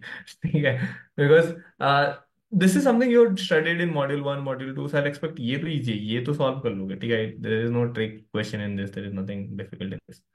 अच्छा, so now we use a hash map. Now what is the problem with this? Hash map use करके तो solve हो रहा है, right? So we are creating a hash map where we are storing these words, and if I want to search for any word, I will simply check whether this word is present in the map or not, and I can say whether it is present in or not. Even if I have to search for keywords, I can simply check whether it is present in the map. Then why do we need a try at all? So question क्या था? Space complexity is order है, trie में भी तो space लगेगा. We are, so in the map we are storing this words in a map, right? We need a space of order, same exact same space of which is equal to the number of words that we have, right? So try is also taking some space which is better than this. So ठीक है, चलो space में discussion करते हैं. Firstly, the space of try is actually better than what we'll use in map. Why? See, in when you store these words in the map, right? So you'll be storing and into the map, you'll storing and into the map, you'll store this answer word completely into the map. So what is the total amount of space?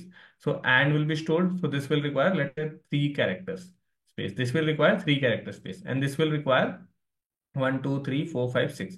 6 character space. 6, 3, 9, 10, 11, 12. So you require 12 character space. This is just for the keys, and then you are storing some value corresponding to it. So there would be some space that would be used for the value. How many characters do you store in that try? 1, 2, 3, 4, 5, 6, 7, 8.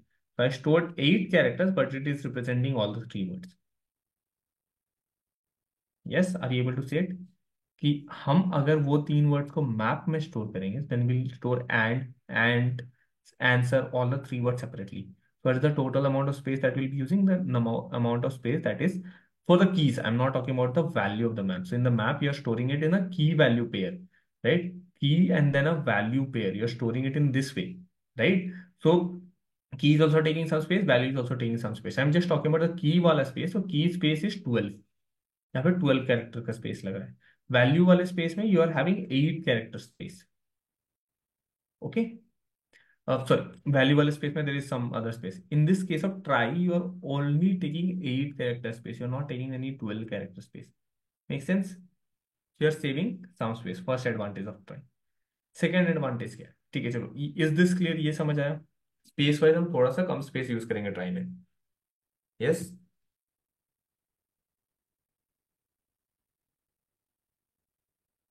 The second advantage. It is true, it will be true for all cases. Yes. Most of the cases, right, you will have words, so there would be some common like characters that you would have, right? So in worst scenario, it will take as much space as hash map, but in most of the cases, it will not take. The worst scenario, mein, right, if every word is starting with a unique character start भी कैसे हो सकता है? You have only 26 alphabets. If it is assuming that it is a word, even if you start with all the even if your words start with all the valid ASCII values, then your maximum number of words will maximum number of nodes this tree can have is 256. Yes. So सबसे पहला node होगा, this null node can point to is 256, right? Then if you have multiple words starting with A, then A will have that multiple children, right? So there will be a match. So फिर you will not have, this node will not have 2 A's. इसके पास 2 A children नहीं होंगे. This is not going to be there. That is not possible. If you have another word with A, so we are going to add a child to A. If that is starting with A, let's say you have another word A, T, add. Then we'll go to A. A is already there, so don't add any other A. T is not present. T A is not having a direct child as T, so I add that child as T. Okay, so I'll add children to A. I'll not add that A again. हम A फिर से add नहीं करेंगे, but A के children को add करेंगे. ठीक है, clear, make sense? Yes. Now we are saving space. First advantage. Second advantage, if you know about workings of hash map, you know that in hash maps there is collisions. Collisions होते हैं hash map में. That in hash maps there is collisions, and how do we resolve that collision? Chalo, interview question. How do you resolve collisions in hash map? So whenever you get collisions in a hash map, so for that particular key, you store the values as a linked list of values. Okay, there are multiple resolutions to that collision, right? Yes, you can do a AVL tree, you can do a linked list, right? Yes, so you basically have multiple resolutions to that, but there is, and then what the complexity of that becomes? If you use something like tree, it becomes log n. If you use something like list, then in worst case, it becomes order n. Yes, yes. Depending on the collision, how do you resolve that collision? That cost changes to order log n. So it cost changes to log n or cost changes to order n in the worst case scenarios, depending on how you have resolved the collision in the case of map. In this case, there is no scenario of collision. If you are looking for a word, okay, let's say I'm looking for a word uh, ANO. Okay, I simply need to traverse this and I'll get that whether the word is present or not. Okay, irrespective of how many words we have added into the tree, the cost of searching a word of length k is always going to be order k. Simple. See how it is order key. I simply check A is present. Okay, the word starting with A is present. N is present. Yes, N is present. Does N have a children of O? No, N does not have a children O. So this A and O word is not present. So I just need to traverse this word and I can get whether this word is present in the tree or not. Does not matter how many words are present in the tree. So the cost of search is always order k. Does not depend on how many collisions we'll have or how we have resolved that collision, because there is no collisions. Okay, clear? This second point makes sense?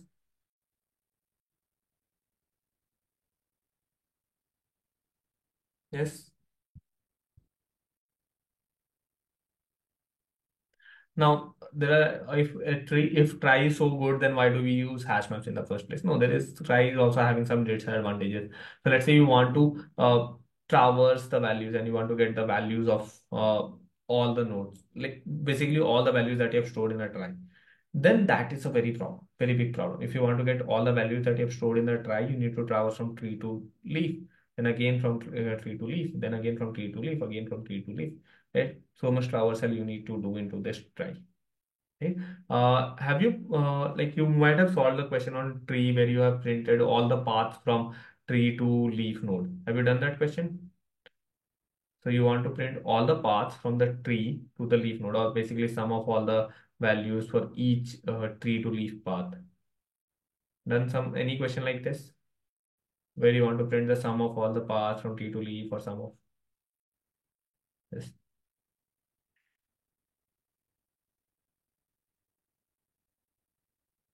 Yes.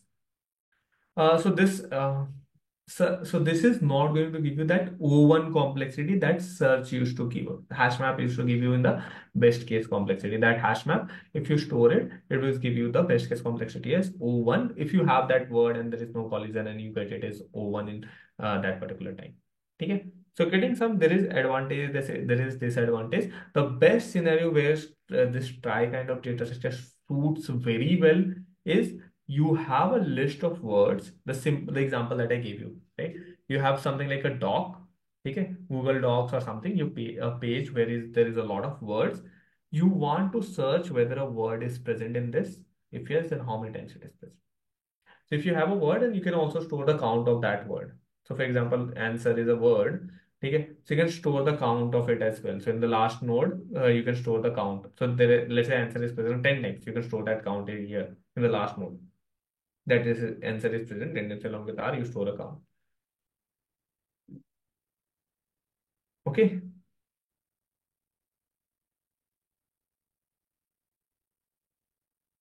make sense? So this is what trie data structure is. Is this Google search? Yes, Google search also uses a trie kind of data structure. Trie is going like trie basically will give you idea of how a search in general works. So any query tree, right, in general, right, what we create, it can be used to represent a words, right, words that we would have, and that can be used for any search. The entire point of creating a trie is to perform searches. You have a words, a list of words, and you want to perform a search on that. Google search also does that. Okay, Google Docs does that. Any collaboration platform where you're storing information, any place where you would want to search for information, right? Or from a list of values, that it could be a PDF, it could be an editor or something. Then try is the best solution that you can have instead of HashMap, because HashMap is going to take a lot more memory. There would be collisions if your data. So okay, no matter how good hashing functions you create, once your data is very high, okay, so when your data is low, let's say you have 100 words, okay, number of collisions will also be less. But if your data grows to, let's say, 10 lakh words, okay, or 1 crore words, okay, something like this, then your collisions will increase. So in majority of cases, your time complexity to perform that search operations is also going to be higher. Okay. So let's say let's say the collision rate is high. So for every hash value, you have stored, let's say, some 1,000 values. Okay. So when you want to search for a word of, let's say, length k, how this search would happen in trie and how this search would happen in hash map. Okay. I'm just comparing that so you get the idea. So in case of trie, it's always order k. Okay. No matter how many times the word is present or how many collisions has happened, doesn't matter. It's going to always give you order k, because I just simply can traverse from root to leaf. I'll check whether it is present or not. If this word, if the third letter is not present, I stop at the third letter itself, that there is no match for the third letter, and then I cannot have a match thereafter. So if O is not present, even if there are more characters, let's say A, B, C, something like that, so since I don't have a match for A and O, there is no match for this word. You can stop the search at this point itself. But in case of hash map, what you do?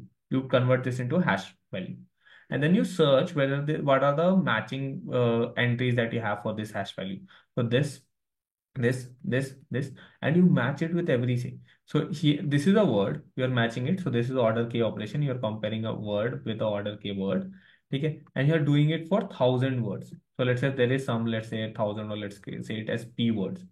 So this will be P into K. The total complexity would be P into K, where P is the number of values you may have for each key. Okay. So if the collisions are high, there will be more than one values for each key, and that would be your total complexity will actually be higher in case of hash map as compared to trie. समझ आया? Yes, no? तो जब hash map बनाएंगे वहां पे collisions अगर बढ़ेगा तो हमारी सर्च की कॉम्प्लेक्सिटी बढ़ती जाएगी. ठीक है. ये whereas in try it remains fixed, वो कांस्टेंट है ऑर्डर की. Always better. हाँ, when you have your data is large, then try is most of the cases, yes, it's better. When your data is small, your collisions will be less, then you can think of hash map as well. ठीक है, वहां पे problem नहीं आएगा. But if your data grows to higher values, then the hash map will have collisions, and that will create problems for your search. And so that's where you'll switch to try. ठीक है. Sir, Yes. yes, sir. But in hash maps, we will be storing the value according to which we will create the hash function now, sir. We create hash function in such a way that it gives search operation in O of one. But that is not practically possible. See, That is you not can try to create a hash function that gives you O1. Okay, we can try to do that, but no hash function that you create is going to guarantee that it is O1. So even the inbuilt hash map that you have, okay, in Java or JavaScript or C++, any language that you have, it will tell you that the best case complexity is O1. ठीक है, that every hash function guarantees you. Any hash map kind of registry that you have, it always guarantee you that the best case complexity is O1. But no one guarantees you that the worst case complexity is also O1. Right? The worst case complexity is always going to be, if it is using AVL tree or something, then it is going to be n log n. If it is using linked list or something, then it will be order n, even worse than that. But it is not going to guarantee you the worst case is O1. Okay, and your scenario will be closer to the worst case for a like a scenario like where you have 10 million or 1 billion words. Okay, when your words count or when your data, that order n length array is very high, then your search operations cost will be in this range, not in this O1. Okay. Okay. But comparatively, try will be better for this. In that case, try will be better. Yes. Also, there is one more problem, right? When you're storing it, representing it in the case of hash map, so your data is large, so your worst case complexity is bad, but your space complexity is also bad, right? Because in the case of hash map, whatever size of data that you have, like order n, you are creating keys with that particular size. There is no optimization, right? So if I had these many words, so it would occupy exact. So for example, and answer. This would be 3 words. They will be created as key values in the map, and they will be stored there, right? So they will occupy as much space as that we're occupying in the initial array. Whereas in try, we are doing this optimization. So basically, we are so a n were common in all of these 3 words. So you have stored only one a n in the like try. There is no repetition of this an in the try. So वहाँ पे space भी बच रहा है. And when your data is large, your space saving will be very high. Because if you do this for 1 crore or 10 million words, then your space saving that you'll get for try is going to be way higher as compared to the hash map. Okay. But we'll using try only for alphabetical letters, right, sir? But other than that, we'll use hash maps for searching. हाँ सच में right. For numeric values, ठीक है, you can use uh, hash maps would be better, right? अच्छा, I got this as an interview question now. Like you can do this. So today I'll start with code on try from tomorrow. Okay, today's class was just an introduction on try. So okay, have you done this? I got this exact same thing in interview. So the question was implement a hash map. Okay, using array. So you know that hash map is nothing but there is some hash function. So let's say there is some strings that you have. So you have a list of strings. You have to store it in a hash map. Okay. Let's say this is a string. You store it in a hash map.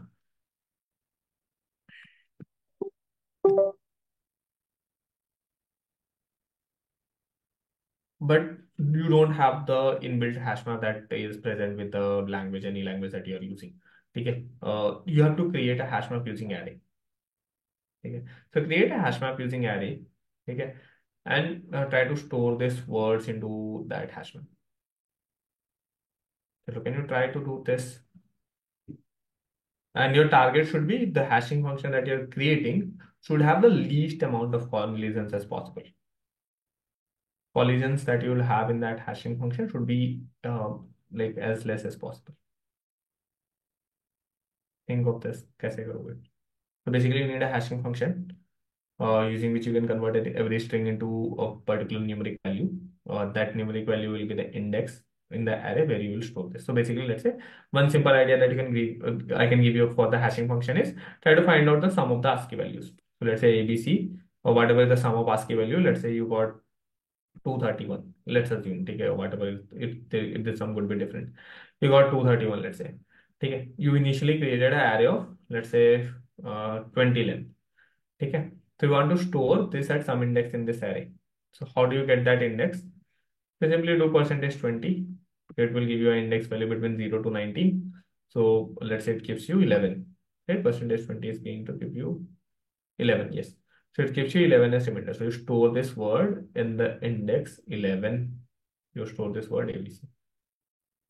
Now, if you want to search whether ABC is present or not, what you need to do? You just need to find out the same way. You just find out the hash value of this. So ABC will, sum of this will come out to be 231. You do percentage 20, 11. It comes out to be 11. You simply check whether there is a word in this index or not. If there is, that means ABC is present. If there is no word, that means ABC is not present. Make sense? And try to create a hashing function so that you do not get any collision. कोई भी collision नहीं आए. So I wrote a simple hashing logic that you find out the sum of ASCII values. Okay, but try to complicate it a little so that your collisions will be. So in this case, there is a straightforward collision that if I give you this word, and since we are finding out the sum of ASCII value, so this word is also going to give you the sum of ASCII value as the same, right? So this hashing function is very bad. Try to think of something better than this, which will give you like lesser or no collisions. Try to think, try to store this into an array. Will you think that this is a direct interview question, not from any FANG level companies? It was, I got this interview question in Naukri.com. You might have heard of that company.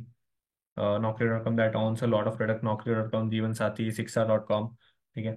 So this was the third round DSA question that I got.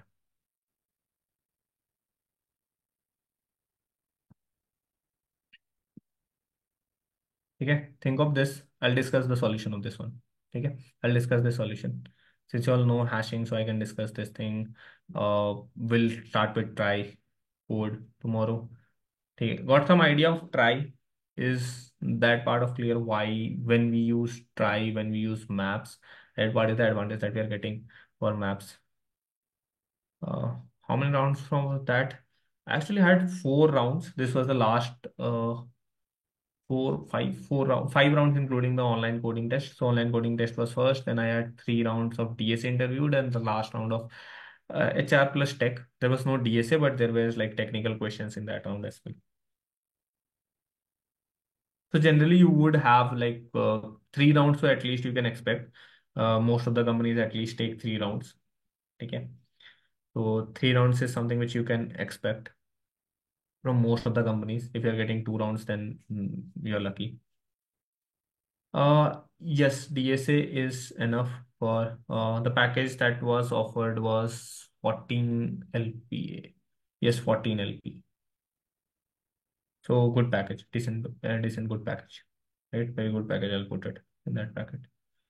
14 or 15 LP, something like that. I can't recall. It was 2 years back. So I was a complete fresher, right? So this question was asked to me as a fresher. I'm not only talking about experience. I was just out of college. Okay. College, I was not even graduated. So this was a campus opportunity. Okay. So you can get questions like this in a 10 LPA kind of company. Okay. So you can expect these questions. Yes, you need projects, so you will be doing projects, but there are companies who don't who don't look for who look if you have that's okay, but they would be taking all your rounds only on DSA. So your interviews will be only on DSA because they know that if your DSA is good, you can learn any stack in sometimes they would have their own training programs for you. So they would like when you join that company, they will train you for 3 months on whatever tech stack you will be working on that company. So they know that since they have their training in place and you will be anyways learning that. So they just want to check how strong you are on your fundamentals of DSL programming. If you know that fundamentals of DSL programming, you understand the databases, you understand operating systems, you understand networking, the fundamentals are clear, then they can train you on any tech stack there, and even work on that. Okay. Sir, but the basic thing first is the resume checking only now, sir. But based on our resume only, we So will. see the companies those like who have only DSA rounds, like specifically when you will appear for AQ job, right? So they know that you have gone through the DSA module. You are yet to complete your project building modules. So they are well aware of the fact that you have only done DSA. So they are not expecting you to have resumes like you have projects in your resume. Okay. But in Akio portal, it is mentioned that the first is resume shortlist. That is anyways going to happen, right? As resume listing is going to be there, you have to submit your resume. So these companies, okay, so let's say what they would check that, oh, okay, so you would mention, right? I've solved this much questions on the portal, right? This much DSA questions. Yeah, I have done my bachelor's from this also. I have, like you understood about what are the things that you learned about operating systems. So you had a resume building sessions, right? Where you would have also told you, right, to specify the things that you will be learning on the theoretical part apart from DSA, like operating systems, networking, right? So they will look into this because they are looking only for fundamentals. They don't want project bana ke koi aaye and then we'll only hire them. Okay. And just in a couple of months, you'll be anyways into your dev module. So you will, after 2 months, you'll have 2, 3 projects anyways to put into your resume. Okay. And that's why we did some small projects that they would be looking, right? The Sudoku solver and something, which is pure DSA based projects, right? So that's why you got those DSA based projects in this module so that you can complete your DSA based projects. Okay. So this is it. Try to do this thing. Try to do this activity. Try to do this assignment. This is not an assignment. Try to create it. Okay? These are the kind of questions. I'm telling you what are the kind of interview questions you will get. Okay. See, interviews may you get direct DSA questions. Okay. That's you get a direct DSA question, you solve it. That's your like 50% of the interviews. Nowadays, whatever interview experiences that I hear nowadays are not like this. Okay, you get a direct interview question that you have an array of this and you have to do so and so operation on the array. Okay, you get one or two questions of this, but you get questions like this where you will be asked that, okay, let's say consider example of Google Docs and you have to store this information. Let's consider an example of, let's say, Amazon. Okay, how are you going to represent that data into the products database?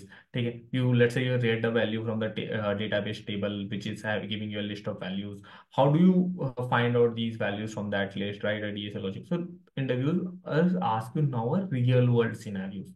ठीक है, जो real world में that they are facing, their interviews have become a little bit close to the real world. ठीक है, so also try to solve these questions. Okay, that will help you. And we'll discuss try. So we'll solve a few questions on try. Today you don't have an assignment because this class was supposed to be just introduction on try. So complete your SQL at this and just try to basically, let me just name it as try. Okay, and just try to basically go through this one. Okay, possibly try to create a hash map yourself. Okay, create a hash map. That is something that I want everyone to try. Acha, have you done a hash map creation yourself when you learned about hash map, or just used the inbuilt hash map that Java has? Was it done in the class that you created a hash map yourself? No, you used the inbuilt one. Okay, so try to create one. Okay, try to create one. See whether you're able to create it. If not, then I'll show you by creating one. Okay. Okay, clear? Any other doubts that you have? No. Okay, so we are on time. Okay, so that's it for today. Thank you, everyone. We'll tomorrow continue with the same thing. Um, by calculating the binary value of those ASCII will help. Yes, think you can whatever unique solution you can think of. Take it. Just the solution should have least amount of collision. Try to create 10, 20, 30 words and see how many times you're getting collisions. See how many values, how many times your hash function is giving you the same value for different strings. And your collision should ideally be zero. Okay. Yes, that's one way. We can think of a lot of ways to do this. Okay. So we'll discuss this one. Again, I'll show you examples of this. Okay, that's it for today, everyone. Thank you, everyone. Good night. Bye-bye. See you. Take care. Hello, everyone. Good evening. Welcome back to another session. Okay. So, right. So did you all go through the SQL query writing? We'll discuss that assignment today, and I'll also complete try. I guess today you have some assignments for try as well. No assignments for try. No, then okay, I'll solve a question and give you something to solve. Also, did you all try out contest some kind of project? Did you all try to solve that question that I gave you for on the like what was it? To create that hash map. Did you all try to do that? Create a basically a hash map using an array. Anyone tried it out? Basically create a hashing function, try to store the values like let's say strings into that hash map. No, did not try. So I'll solve these two things today, and then we'll move to SQL query writing. Achha, at least did the SQL query writing part, so I can discuss that assignment questions today. or that's also not done.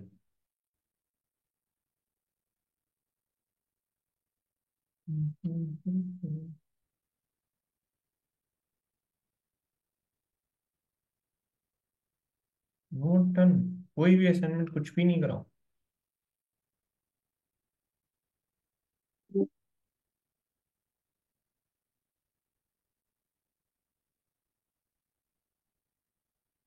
अच्छा, do you remember trie part that we covered yesterday? ये तो याद होगा, right? So let's quickly go through it. Okay, and then we'll start with this implementation from where we left off, and then we'll discuss with the SQL query writing assignments. Okay. So what all we discussed yesterday on try, right? So we have like, so we earlier understood some data structure like tree, right? In your previous module, you must have done questions on solving questions on trees, like where you solved questions on binary trees, maybe some things on like traversal of trees, printing the paths from the tree from root to node, finding out the sum of the paths, right? Printing a mirror or the tree, traversing tree in a level order fashion or a in order or a pre-order, post-order fashion, right? So it did a lot of manipulation of trees, right? Now, yesterday we discussed something about an n-ary tree. So most of the questions that you might have solved would be on binary tree, where each node is basically connected with two nodes, right? Which we call as the left and the right child of the parent, right? Now, in an n-ary tree, what is going to happen is that we have the similar kind of structure. We have one node, but this node is connected to some n nodes in the tree, right? N nodes or k nodes. Now, how do we represent this in form of a node, right? How do we represent this in form of class or an object, right? So earlier, when we had a single node, we used to have a node which is having a value, and then they used to have two children, like the left and the right child. In the case of an n-ary tree, we will have a node, it can store a value, and then we'll have a list, or we can store it as a linked list, we can store it as an array list, we can store it even in form of an array if we know how many children we are exactly going to have, right? So if we know that, okay, it is going to only have exactly, let's say 10 children, then we can even create an array which is of 10 length. Okay? So it depends on how many children like how many children each of the node is having. We can create a list or array or array list accordingly to store the number of values, okay? To store the references of those children. Now the question is, where do we need the usage of such trees, right? What is the usage of creating such a tree? So one usage would be graphs, right? If you have studied graphs, then you might have like studied that there could be nodes where each node can be connected to more than one node. Something like how maps or some map kind of structure is represented, or a lot of data can be represented in form of graphs where each node can be connected to some other node. Another inside another use case of it is something known as trie. Okay, so trie is a very specific data structure. Okay, trie is not like a tree kind of data structure which can solve a lot of different kinds of problems. Trie is a very specific data structure which is used to store or represent a set of words, right? Such that we can later search within this word whether a given word is present or not. Now the question is, we could have done that same thing with hash map. We can use a hash map to store the list of words, and then later we can search whether it is present in O1 time. But there were two problems in hash map which the trie is actually solving. The first problem with the hash map was that in case of hash map, we are storing the entire data as a key, right? We're storing. So it occupies in general more space as compared to what a trie would occupy. Okay, so whatever space a trie is occupying, a hash map in general occupies a more space. So if your data is very large, like let's say 10 million or 100 million entries, then the hash map actually consumes a lot more space as compared to the trie. Okay, space is a secondary problem, right? We still have a primary problem. So what is that primary problem? So the hash map also has collisions. Okay, so no matter how good hashing function you create, your hash map is going to have collisions. Okay, it cannot avoid collision. Okay. Now your whatever hash map you would have created, your hash map is definitely going to have collisions. Now, when your hash map has collisions, then we like revert to some situations like how do we resolve these collisions? How do we store the data in that scenarios? So in such situations, what we do is we try to create a list, okay, or store the data consecutively. In such scenario, the worst case, if the collisions is high, our search, even though we have a hash map, becomes order n. Okay, if we are using a list, or it could be linked list, it could be array list or something. Okay? If we are storing something like a AVL tree to resolve the collision, if you are storing something like AVL tree or a balanced, you can think it like a balanced tree. Okay? So in that case also, our search will take log n time. Okay? So searching that value will take log n time. Now, even though you search, okay, you search for that value, you will have to match for a k length. So it will be k into order n or k into log n. Okay? Whereas in case of a trie data structure, you will always get big of k complexity. Because here there is no collision or nothing as such. We simply check for a given set of string whether it is present or not by comparing it character by character. Okay. If let's say this is the string A and O, so we compare the first character A, it is present. We compare the second character N, it is present. To compare the third character, there is no third character after N is not connected to any third character like O. So the third character is not present. So here we can say it is not present. So the search complexity here will be always big of A, irrespective of like whatever word we are searching. Okay. Because there is no collision or such scenario that is going to happen in case of hash map. Now, there are a few use cases where trie is used. First is if you have a very large document where there is a very lengthy list of words, then trie is actually used for searching in that document, right? Whenever if you apply a search in that document, trie can be used to search for words in that particular document. This is the first use case. Okay. The second use case would be similar, like you have to validate, let's say, just give me 1 second.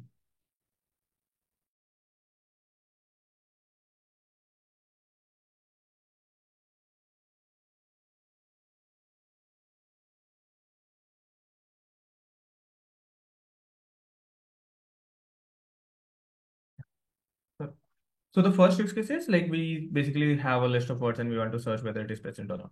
The second use case would be, let's say we are creating a doc. Okay, so you might have seen this, what we call it as.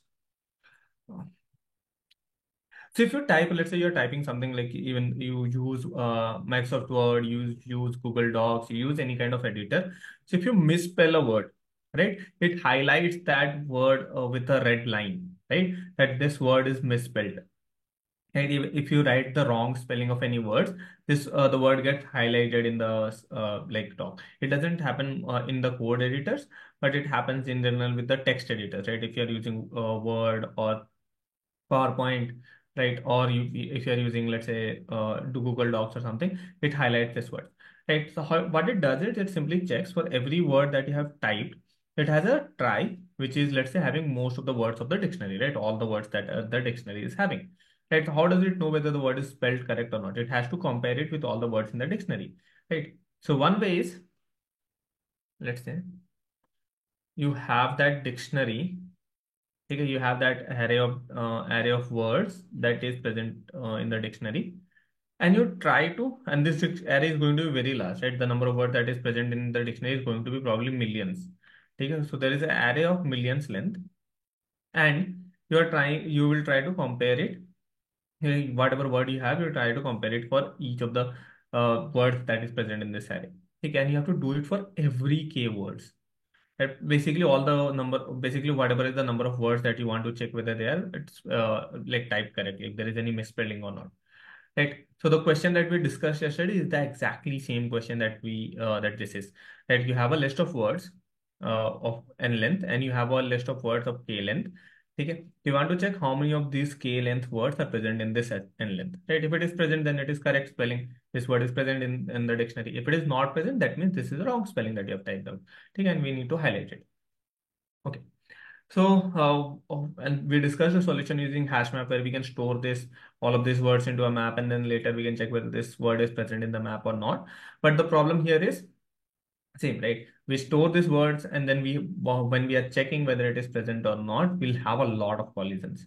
Okay, so we are expecting that this is going to work in big of 1, but it is not going to actually work in big of 1 because this number of words is very high, so the collisions will increase. So the comparison will be log n. Okay, whereas here, if we store represent that dictionary in the form of a try, there is no concept of collision. We'll always get an order k comparison for each of the like word. Understood? Make sense?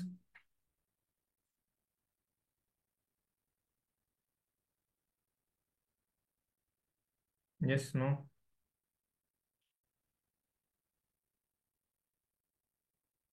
So let me write both the point of where a try can be used.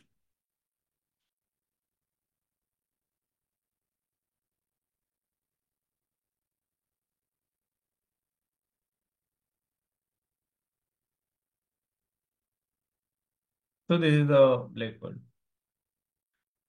So we'll be implementing try. We'll be writing code on like we'll implement a try ourselves. We'll try to search words in a try. We'll try to basically in add new words to the try search, basically all the operations, CRUD operation that we can perform on try. Okay. There's only one question. All the question that you'll get is exactly same to this, whatever I'll write today. Okay, and then we'll try to implement a hashing logic because that's something I want to do. So you may get that as an interview question. Okay, since you have not done, so you can do that. And if we get time, we'll also solve the queries that we are remaining with. If not, I will try to solve it. Okay, we'll get time. Sure. Surely. Uh, Validating word for correct spelling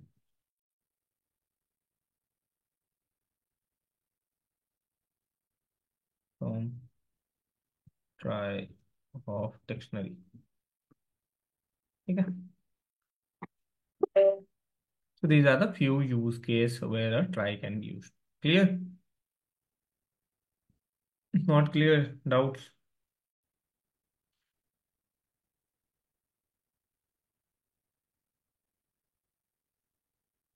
Yes, no, no, yes. No, no.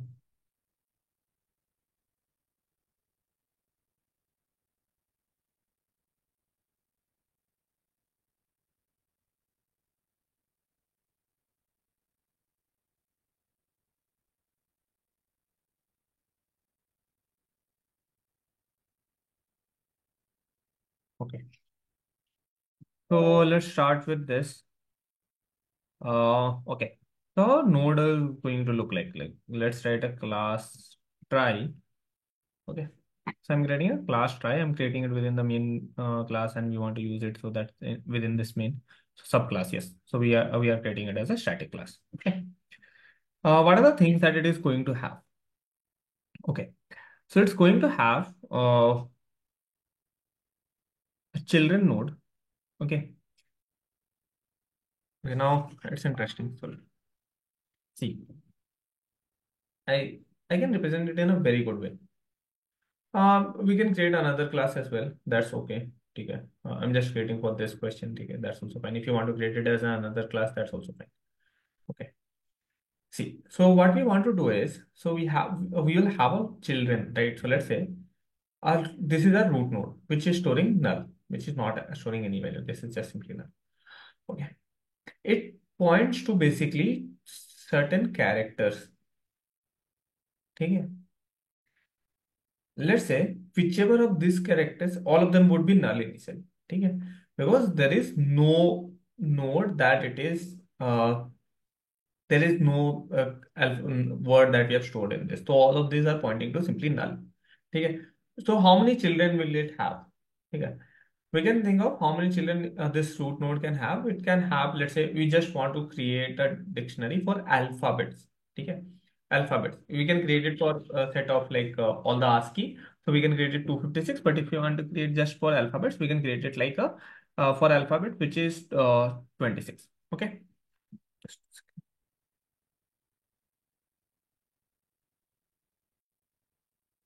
So we can do try. Uh,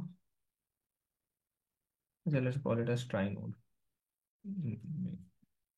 Try node children is equals to new try node of 26. Okay, so we have created a children of 26 length. Okay.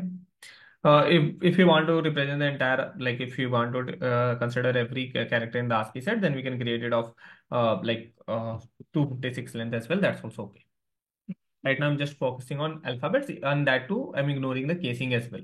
Okay. So we are doing it as 26 length. And the second information that I want to store is boolean. Okay, which is, let's say, is end. Okay, is end. So what does this say? This basically says that whether this is the end of the word. So is end of word. So let me name this variable something using which we can take. So this variable, if it is true, we will know that this is the end of the word. If it is false, then it is not the end of the word. Okay. Okay. So these are the two information that we would need. Okay. How can a class call himself? Create that object of the class. So if you want to call something like call a function of that class, anything that you create an object of that class, you can call it. Okay. Acha. Now let's create a constructor of this try node. And what we would want to do into this constructor is we would want to initialize all the children that it is having as null. So let's do 26 I plus plus, all the children that it is having children of I is equal to null.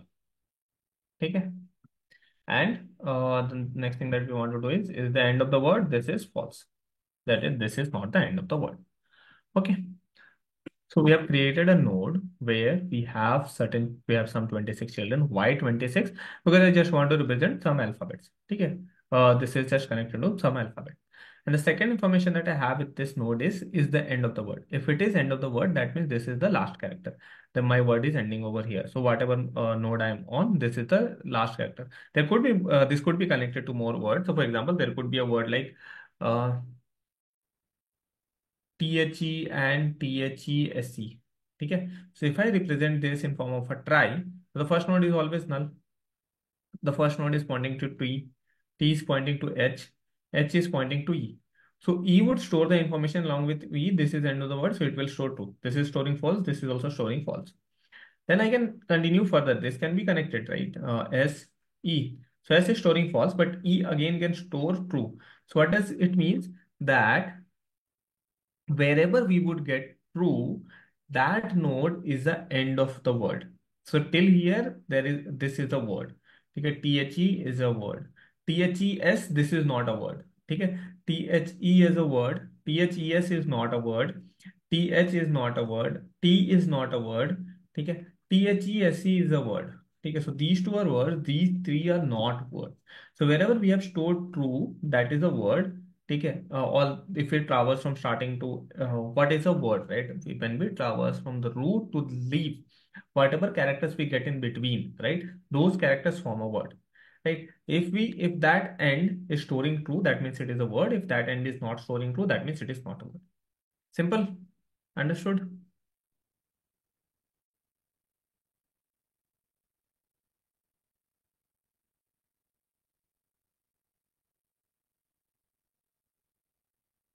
We'll create objects of this class, right? We have just created the class, right? So once we create object for once we create the objects, then only we'll be able to call this, right? Or we'll be able to refer to a type. This is just the node that we have created. So when we define a class, right, we just create that, okay, this is the how a node is going to look like. But when we actually create objects of that class, right, that's when the nodes are actually created. Right. So we don't have in this structure, we don't have right now the storage of count. Okay. Count of each of the words. Yes, that's also something which we can add, right? A boolean. So along with that, we can store a count. Okay. So let's not complicate this. Let's implement this first, and then we can think of also adding the count as well. Is loop necessary because the array would already contain null values in it? Yes, it would already contain the null value, so this loop is actually not required. I'm just writing it so that you know that okay, we are storing null. Okay, and that's a valid point. Even though you don't create it, it will anyways be storing the null values.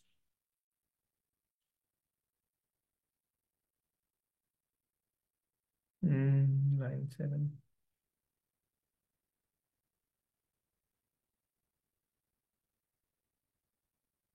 No, line 7 is not a task, right? It's a data member of the class, right? So this is a class. It has two data members. One is the children that it is going to have. One is the end of the word. Okay, so let me draw it in the form of a class. See, whatever class we have drawn over here, how it looks like actually. So the first node is, let's say, having, what is the first node having? This node is having children. How many children does it have? It has 26 children. Okay, and one variable which is true or false. Okay, which, and what we have initially initialized, let's say we create one object of this. So what it is going to have? So it's going to have two data members. One data member is just this 26 alpha, but 26 values which are null, and then a data member which is storing false. Okay, let's say we want to store a word, let's say the. So how are we going to store it? So we'll first figure out what is the index of t. Take a t index, whatever it is. So let's say t minus whatever is the index of small a. So whatever numeric value we get, right? What is t? So it is 20, I guess. 20.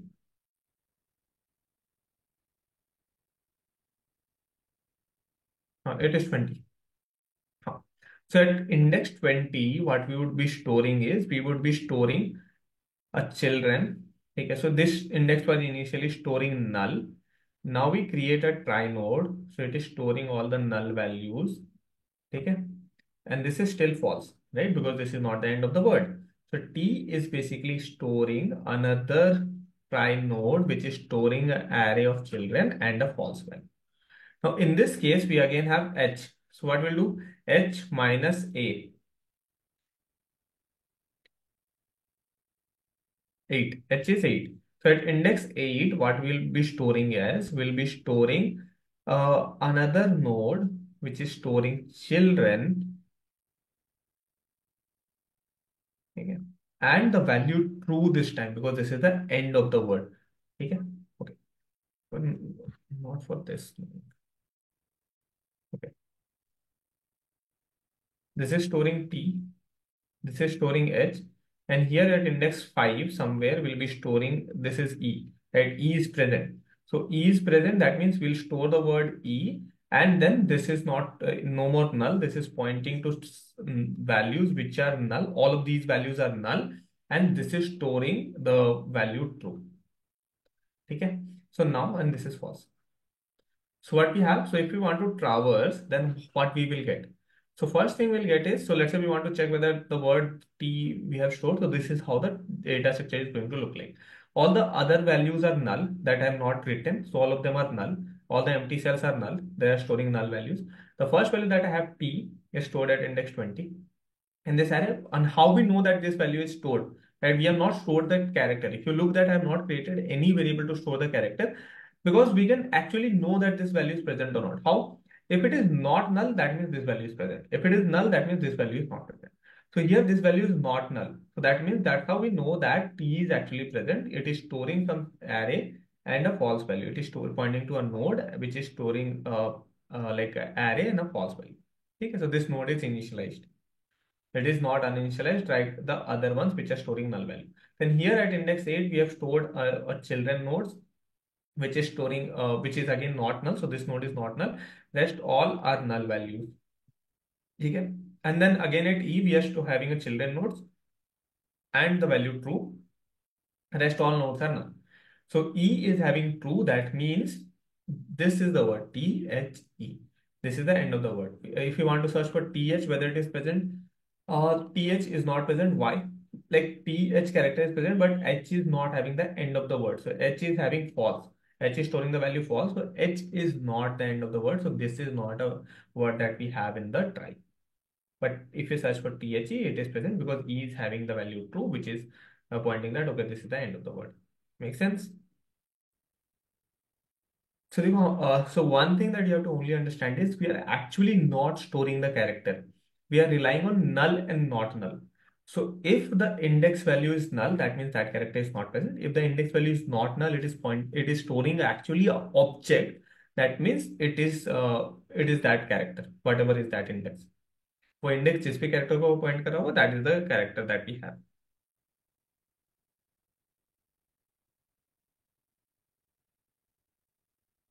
How many did not get it? चलो tell me. Not understood. Okay. So let me write this in code. Okay. And let's go through it together. So this is how the node looks like. Okay. Let's say we want to do something like we want to insert a value. So let's create a function. Let's call it as static.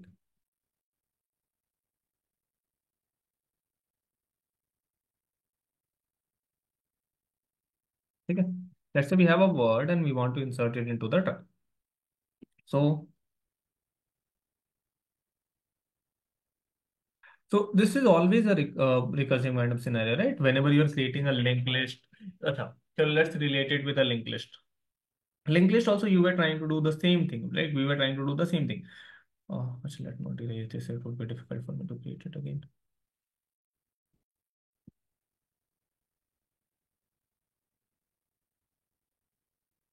Okay. See, in the linked list also we were doing the same thing, na? Node int value. This was the thing, and then you again had node next. This was the thing, na, that we had done. You had a type of node which was telling me what is your next node, right? In case of tree as well, you had node int val, node right, node left. The type of next or type of right, type of left was always the same type as the class. So here you have children, which is 26 children, right? So this node that we currently have of try is similar to this, which is having 26 children. So if it had a single child, right? How we would have written it? So we would have written it try, whatever value it stores. Okay, let's say it has only one children. So we would have written try child. Okay. If it has two children, so we would have written child one, try child two. If it had three children, we would have written try child three. Okay. How will we know whether it has three children actually or not? So how would we know that this node that we currently have is actually having three children or not? If all of the three are not null. If any one of them is null, then we'll know that, okay, this is not the children. Even though it has that variable, child one, but it is null. So this child is not present. That's how we know now.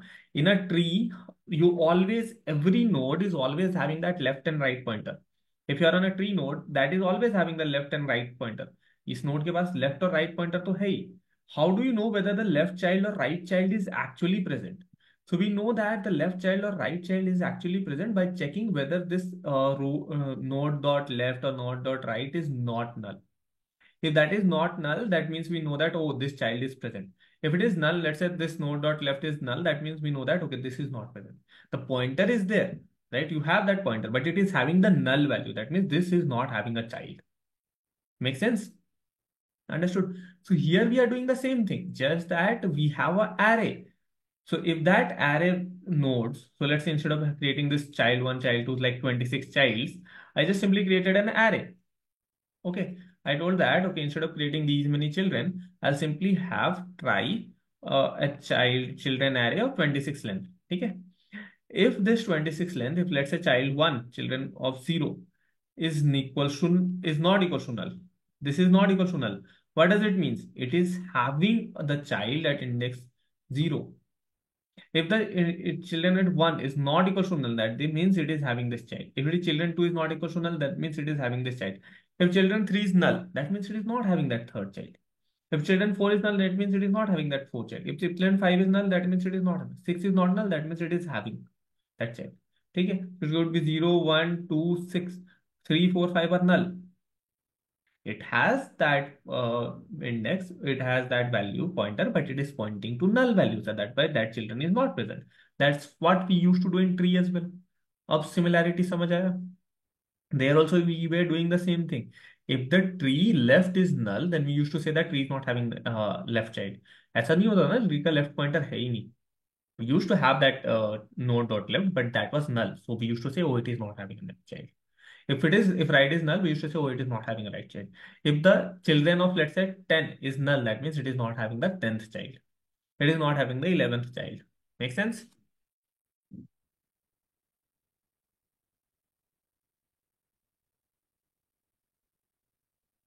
Clear?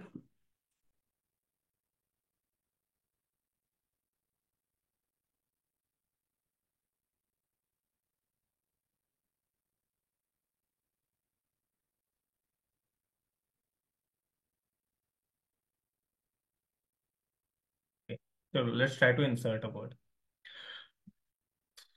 So let's try to create a global root. Okay, let's create a root node. Let's create it as static as well because we want to use it. See, we can create this inside the main function and pass it. चलो इसको main function के अंदर ही create करते हैं. And we can pass it to all the functions where we want to do it, do operations on it. So try node root is equals to new try node this. We would store the address, right? So references, so these are reference variables, right? So what does the reference variable store? Addresses, right? All objects are of reference types. So if you are creating an object, so try node, if you are telling it, what is this type? The type of children is an object type. So every object is a reference type. References are nothing but addresses, right? It will actually store address itself. Okay. So I've created a root node. Now, how a root node looks like, see. So once we created a root node, that means we have a node which is having 26 children, and the end of the word is telling false. Okay. Now it is not having any value in this children. So all of them are null. So this is how my root node looks actually. This is all of them are null, and this this is telling that the end of the word is false. Okay.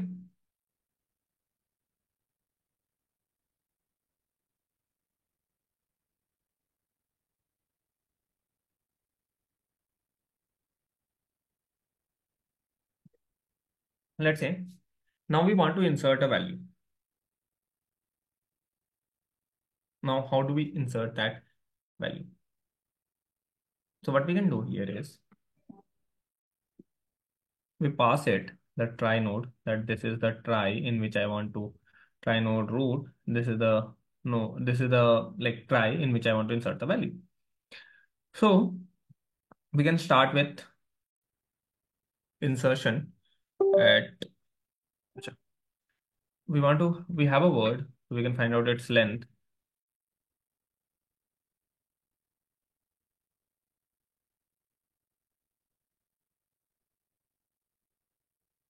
It's a string, so we need the brackets, and we can traverse this word.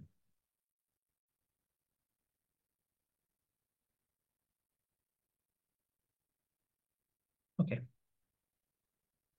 So we are traversing through this word, and what we want to do is we want to insert this word into the try. So we'll not do anything with the root, okay? Because if we keep on updating the root, it will end up with the. Okay. So let's try to create a temporary variable using which we can update the root. We may need the root later. So let's see. So the character that we are on currently, we want to go to okay. So we want to find out what is the index of this character. Okay, at what index we would have this character. So we can do word dot caret I, the first letter, minus, we can do it as C. Sorry, A. Okay, we get. I'm assuming that all the words are written in small cases. Okay, so don't worry about casing for now. So let's say we just converted, we found out the index at which we have to store. If it is A, we'll store it at 0. If it is B, we'll store it at 1. If it is C, we'll store it at index 2. Okay. Now, we want to check whether this word is already present. This alphabet is already present in the try. How will we know this alphabet is already present in the try? If the try that we have, if the temp dot children of this index that we found out is not equals to null, that means this is already present. We don't need to do anything. But if it is equals to null, that means this child is not present. Okay? That means we need to create this child. So let's say this word was already present. So okay, what do I mean over here is let me do a simple try. So this is the node, right? I told you that let's say we had the first child and the word was already present. Then if I want to insert this word THESC, so I found, oh, T is already present. So do I need to create a T for the root node again? Do I need to do this? No, right? We don't do that in try. I don't create this T again, right? Okay, T is already present, so I move to the next character. But if T is not present, right? This root node is not pointing to any T. Achha, let's say this root node is having a word THE. And I come with a different word altogether, let's say him, okay, which is not related. So this checks, okay, H is present? No, H is not present. Right, at index, whatever index H was supposed to be, that is null. So I insert that word H, right? So what we do over here is we simply create that node since it is null. Try node, let's call it as what we call it. Okay, let's directly create it in the children. Temp dot children of index is equal to new try node. Okay, we just create a try. Now that's it. It will create that node with the end of the word as false. Okay, this is not the end of the word. Okay, simple. And then we can simply move to the next node. So temp dot children temp is equals to temp dot children of IME. Because we just simply move to T. Okay, let's say we wanted to insert THESC, so we created that T node or H node, whatever node we created. If we created that nodes, that okay. If we already had, then we just move to that node. If that node was null, that means we created that node. If that node was not null, that means we don't need to create anything. We just can move to that node. We can simply update our temp to that node. So let's say we did not have in the case of him, so we created that him node H node. And then we moved our temp to this node. Temp was on this node, we moved it to here. Next, I is also not present. So in the next iteration, when we are at character I, that is also temp.children. This node's children is null. All of them are null. So we'll just create that node, which is I, and I'll move this temp to this. Then M is also not present. So I'll create this node and move this temp to this. Okay. And that's how we are done.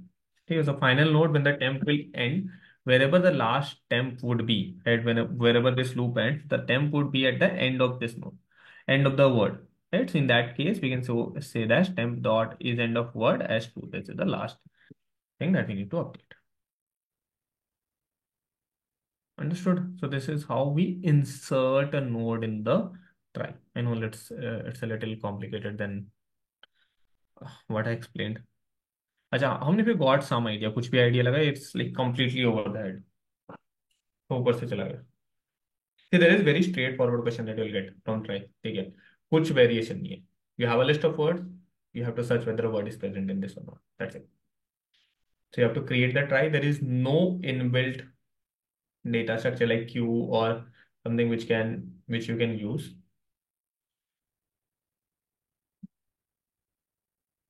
Completely over the head. चलो that's okay. Okay. Let's try to go through this. Okay. Let me try to like add few words. THE, HIM, THESC. Those. Okay. So let's do few of these words. So one completely unrelated, and other words are related. Okay. Let's see how it actually creates it. So we initially created a root node, which is just an empty node. Okay. What does the root node I created? A root node is equals to new try node. So when I wrote this statement, this new try node, take what it means that I created a node which is having 26 children. And what are these children pointing to? All of these children are pointing to null value. इसके पास 26 children है, but look at this one that it will help. It has 26 children, but all of them are pointing to null value, and the and this is storing false. Okay, this is how the root node looks like. Okay, right now I've not done any insertion in this, so this is how what the state of uh, the try is. Is this clear? This is what the root node looks like. All of them are null. So when I'm not putting values, you can think like all of them are null. ठीक है, ये तो clear है सबको. Simple, right? If I just create a node for tree, ठीक है, this is how it will look like. I'm not put any value in this cell. I don't need to actually. In the case of try, we don't need to put that value. That will automatically get. ठीक है, how we'll get? चलो, I'll explain. So here we have the, the word the. Okay. So we'll find out t, the ASCII value is 20. Yeah, I guess 20 is 20. No, it's 19 actually. We are starting from 0, so it could be 19. Okay. Someone actually correctly pointed it out to be 19. Okay. So at index 19, so look what we are doing. Just look for the word day. So n is 3. We got a temp which is equals to root. Okay. We got this. Now here what we are trying to do is we are trying to do, okay, I is equals to 0 to n. So we are running this loop for 3 times. The first character that we get, t minus a is 19. So we got index as 19. So we check, is the value at index 19 for the children of root? So the root children is this array. Is the value at index 19, is it equals to null? Yes, it is equal to null. So what we do? So we create temp.children of this index 19 at this position. What we can store? We can store a try node. So we are actually storing a try node, which is nothing but an array of null values. Take all of them are null. And we say that, okay, this is false. This initially gets created with false. The constructor creates it. This end of the word is false. Okay. Now, what we do is we simply say temp is equals to temp or dot children of ind. Temp is equals to temp is right now pointing to this node, okay, which is having this. Okay, this is the node. Okay. Now we are telling, okay, slow down. Temp is right now pointing to this node, which is having this is the children and this is the data. This is the data number and this is the children's array and this is the end of the word. Okay. Now I after I inserted this new node which is having this 26 children which are null and the false value, I simply moved temp to temp.children of ind. Temp.children of ind is this particular node, so I simply updated temp to this point to this node. Like how you do for node, you create temp is equals to root and then you write, right, temp is equals to temp dot next. You do this in linked list. Linked list में करते हैं ना, how do you move to the next node? This is what you do. Yes. So here my what is the next node where I want to go? Temp is equals to what is the next node? So my next node is actually an array of nodes. Okay. So what is that array of nodes? Children. From this children, I have to pick one of the child where I want to go. What is that child where I want to go? So that child is ind. Make sense? How this statement and this statement is similar. When you traverse through a linked list, you write temp dot next. एक ही child था. You directly said, okay, go to the next child, which is stored at next, which is stored with the name next, which is stored with the name, okay, whatever you have, right? Whatever you name, A, B, C, X, Y, Z. Here I have a that as a array. मेरे पास next child एक child नहीं, मेरे पास 26 children है, right? Why to ind? Right. Now that's the point. Why to ind? Because at index ind I inserted the word t.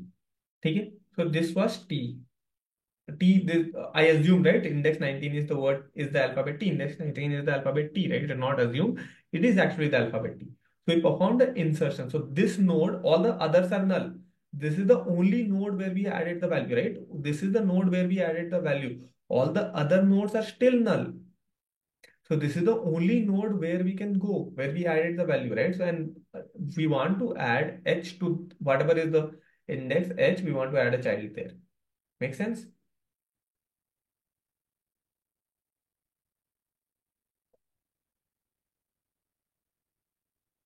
Okay. Now, the next alphabet that we have is H. So H ASCII code will get is 7. Temp is this node which we just created. See, a node is not a. Acha, okay. If you want, we can represent it as a circle, but I am writing it as an array because it is actually an array. वो circle नहीं है. Earlier, you used to see something like this, which was easier to visualize, right? In this case, I can draw it in that way, but I think you're not getting it using the circles because it is not actually circles. It is actually this array. So, अच्छा मैं circle हटा ही देता हूँ altogether. So temp is at index 19. Temp is pointing to the index 19, the child of index 19. Child of index 19, which is this node that we just inserted. Okay. Now, next iteration, we get the character h, which is index 7. Now temp is pointing to this node. Think it like this was the first node, and this is having a child. This was t. This was having. This is having a this like this the root node which is having, and then I'm on a particular child. This is having 26 children. This is the h node where I want to insert a child. So in the h node, what I'll do is I'll insert a child which is index 7. In that case, I'll insert this is equal to null, right? Index 7 was null, right? We did not insert anything. To insert a child, which is again having 26 children, and this value as false. Okay. And now where do we move the temp? Temp moves to the new node that we just created.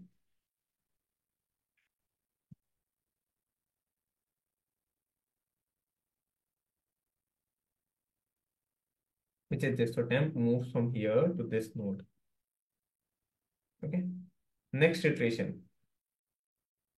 This is h, let's say. Next iteration, we get e. Okay. So e, the ASCII value that we get is 4, 0-based indexing. Okay. So is temp.children at index ind is at index 4 is 0? Yes, at index 4 it is null. So we insert a new node at this particular index. Now it is no longer null, and we store the value true. Okay, we have not done that. So we okay, yeah. So we insert it. We move the temp to this node. Okay, so chalo, this is initially false. I will create it as false. So if we insert a new node, it is created. It is storing the value false. And then we move the temp to temp.children of ind. So temp moves to this node. Now this is where the loop ends because we traversed for all the 3 characters that we had. Now when we come out of the node, when we come out of this loop, we just store this end of the word as true. So this temp is pointing to this node. We update the boolean value, which is storing the value false to true, that this is the end of the word. So now if you want to check, you will get, if you want to check whether the alphabet ABC is present. If you check, A is storing null. So there is no word that we have in the trie which is starting with the word A. If you want to check XYZ, there is no word in the trie which is starting with the word X that is pointing to null. But if you want to check THE, so there is a word starting with T because it is not null. In this, there is a word starting with H because it is not null. In this, there is a word starting with E because it is not null. And this is storing the value true as well. So that means the word THE is present. Make sense? चमका थोड़ा सा कि how this is actually storing, how the insert operation is working, how it is represented in trie.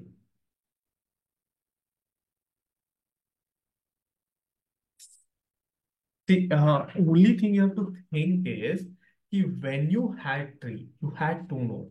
When you had linked list, you had 1 node. So you are always thinking, okay, we'll go to that node, we'll access that node. Here you don't have 1 node, you have 26. That's why I drew only 26. If I 256 karo, right, actual length of ASCII, then it will be even, you'll think, okay, 256 character, special character, right? You can create it of 256 length. It is having 26 children. That's what my point of saying here is. And whenever we want to access any children, access any child, what we do?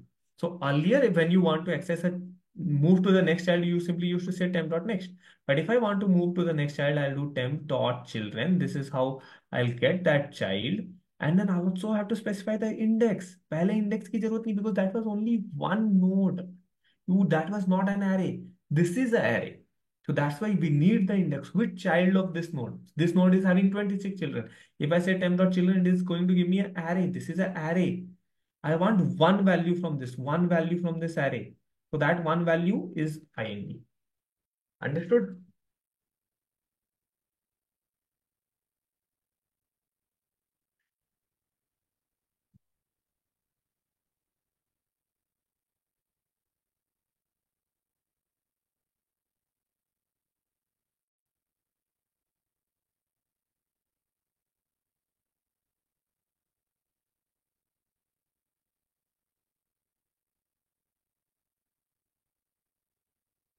Clear.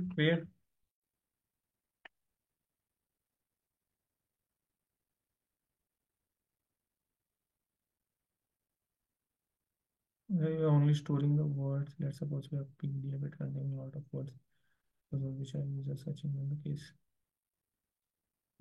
Uh, no, case is something.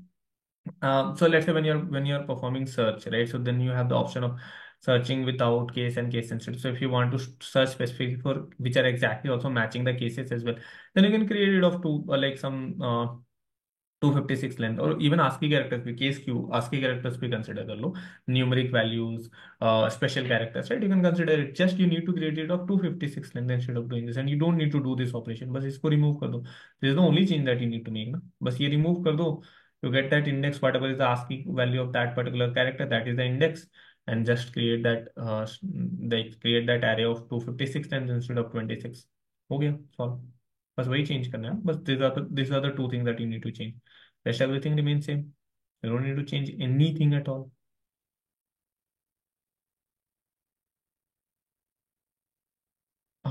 We are only able to tell whether the word is present or not. We'll not be able to locate it. Okay. If your question is that how are we actually going to locate whether the word is present or not? See, we will be actually able to. So whenever we are searching for a word, let's say we have a PDF, right? We have created a try. So we can also store what is the index of that word in the PDF. But it's like index, as in we can store additional information. So this is a node, right? You can always store additional information in this. So for example, when you're storing a word, so this is the end of the word, right? We every word we are having this end of the word. Along with end of the word, when the word is you're storing that this is the end of the word, you also store what is the index at which this word is ending. What is the page number at this word is ending, right? So you can store all the other information along with this. So while inserting a word, also insert that information. That we just do not pass the word, we also pass what is the page number, what is the and we store all of these words after inserting it into the try at the end. तो जो भी information हम उस node के साथ end में store कर देंगे. Make sense? We can store the count, how many times. Duplicacy will also be there, yes. So that's something we'll need to handle. So this is a basic idea. You can think of like handle duplicacy. It will become a little more complicated. You can store the count. Then your end of word is true. Okay, this is the end of word. But you can also store the count, how many times this word is present, and then your related information like what index this word is present, what page number this word is present. All of those information will be arrays. Will not be a single thing. Will not be a single variable. It will be an array. So you can have an int page number, what all page numbers this is present, int index. So this is the index within that page, at what index. So each page is having certain set of words, right? So let's say each page may have, let's say, at max 10,000 words. So your index will be 0 to 9,999. So what is the index of this word in that page? You can show the page number, you can show the index corresponding to this. Make sense? Or you can create another variable object or something which can represent this additional information, which will help you locate that word in the PDF. Clear? We cannot represent the entire word as a entire PDF as a like single string, but we can represent a page.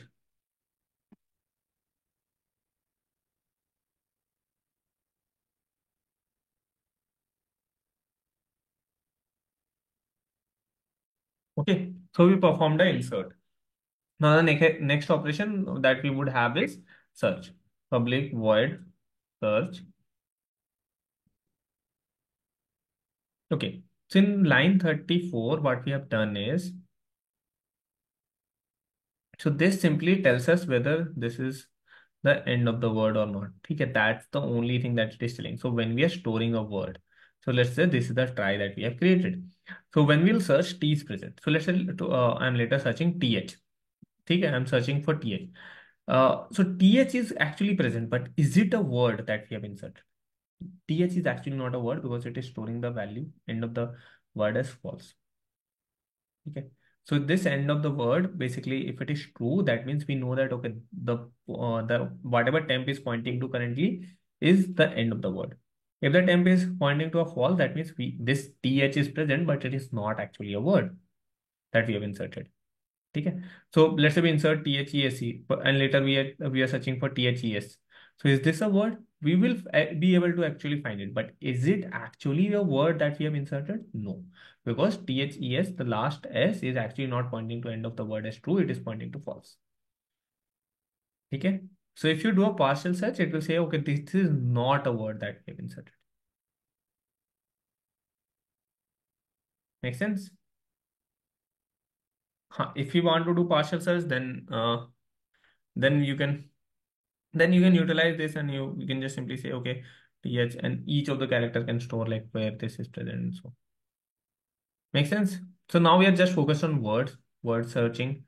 Okay, I'm not focused on, we are not thinking about partial search. Okay. Let's say the next thing is we pass it a try node root, and we want to search within this try node that a given word is present or not. Okay. Let's say this is the next question. So what we can do over here is, again, same logic. We can find out the length of this word that we have, and we can traverse through an list, and then and then if we can find out the index of the word dot caret I minus a, you can find out that index.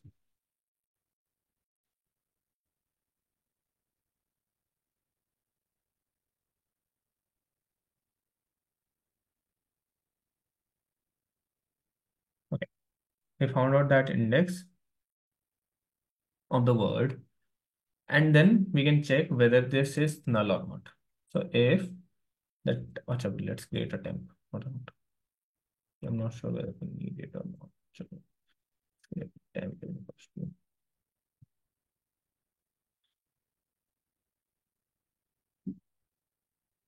So if the temp dot children of this index that we have, if it is equal to null, what does it mean? So let's say we are searching for THE. We have inserted it.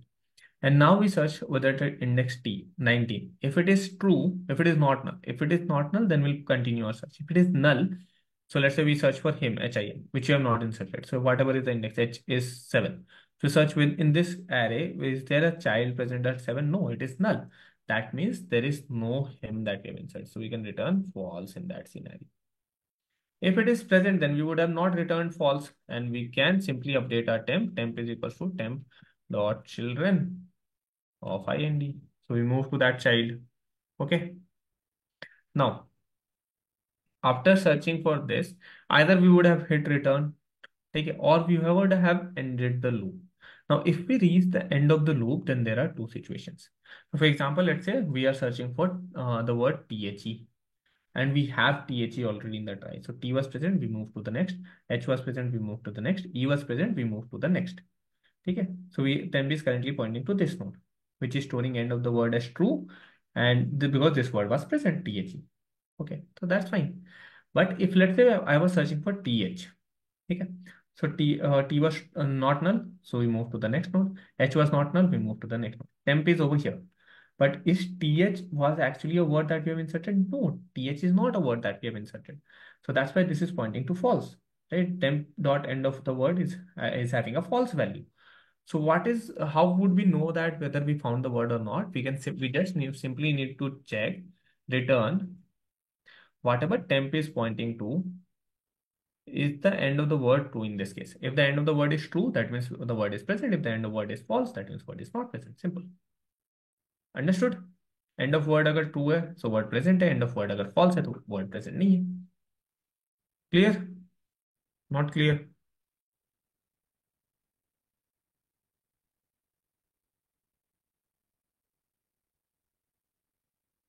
Not clear.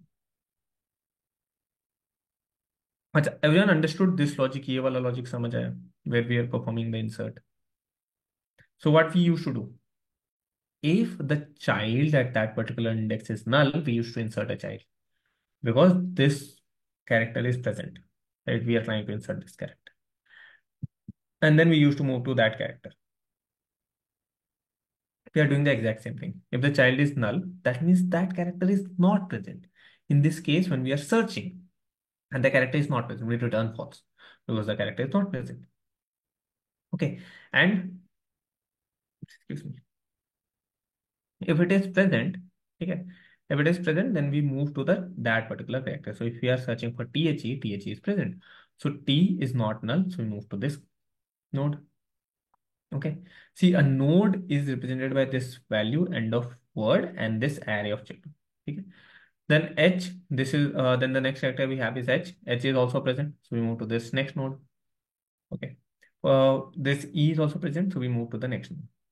Okay, now when we reach over here, whatever is the value of end of the word, it is true, so our word is present. If the search returns true, that means word is present. If the search does not return true, that means the word was not present. Okay, so let's try to insert a few nodes and then we'll see this in action. So let's call insert, pass it root and the word, let's say THE. Insert root and the word HIM.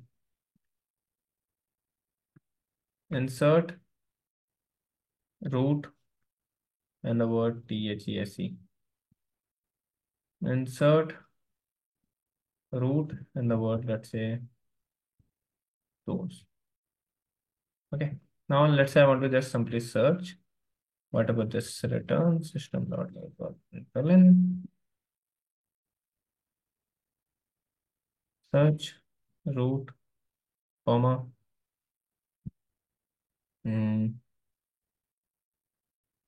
let's say THE. So this should print true.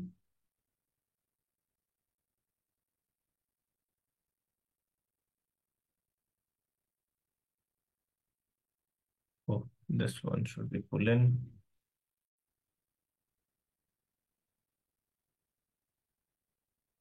Okay, so this is printing true. But if I search for TH, it should be printing false.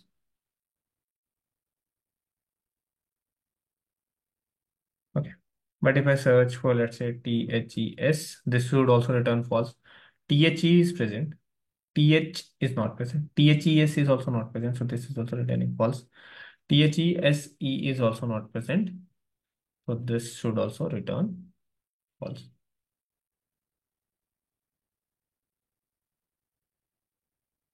Understood? Not understood. Clear, not clear.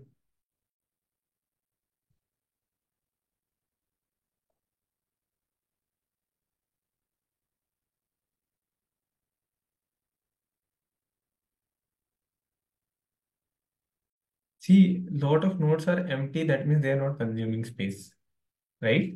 अगर वो null value है तो space नहीं consume कर रहे. So that's the best part of having a dynamic structure, right? If it is null, it is not consuming space. If it is not null, then only it is consuming space. अच्छा, ये बताओ. So let's say, okay, your question can be answered in this. So let's say I create a node, root is equals to null. So how much space this is occupying? What is the space that it has in memory? Or let's say I don't even specify it as null. I simply write node root. What is the space that this object is occupying? Or let's say there is a class named as person. I simply do person p. What is the space this object is occupying?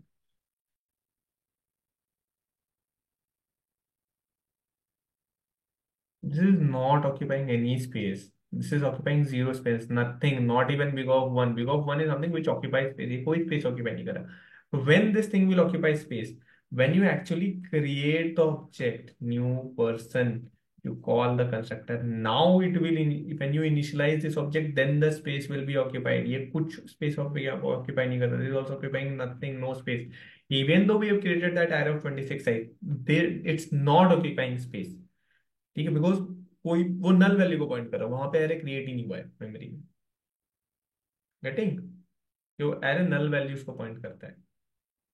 सो जब object create होगा उस values पे, तब वो space occupy करेगा. वहां पे object ही नहीं है, वो नल है, स्पेस ऑक्यूपाई करेगा ही. Make sense?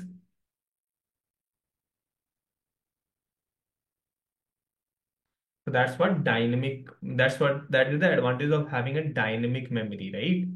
जैसे हम एक इंटीजर एरे बनाते हैं, int a. So int is a primitive type. ठीक है, when you create this array, it is 26 into 4. ठीक है, but when you create a object type array, so it is only going to occupy space when you create those objects. जब वो objects actually memory में बनेंगे, then these objects are occupying space. If you store them with null values, they are not occupying space. They are just written in code. That are just variables in code. Even if you declare an integer variable, इसको initialize करने की जरूरत नहीं. Even if you declare a variable, it occupies 4 bytes. Right, but अगर एक class के variable को object को डिक्लेयर करो, स्पेस ऑक्यूपाई नहीं करेगा. It will occupy space when you initialize that object.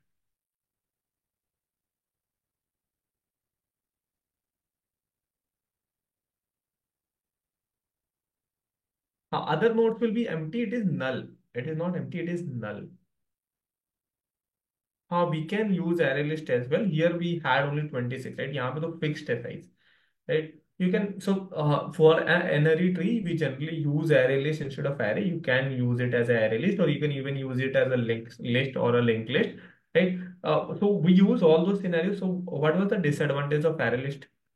मैंने क्या बताया, array list क्यों use नहीं? If you know the size, it's always better to use an array.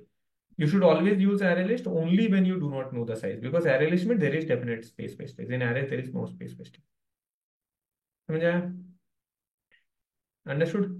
So now we are able to insert, and then we are able to search. Our search logic tells us true or false depending on the word is actually inserted or not. You can insert more words, right, into this try, and the try will be formed. Later when we search on this, it will tell us whether the word is present or not by like the search telling us true or false.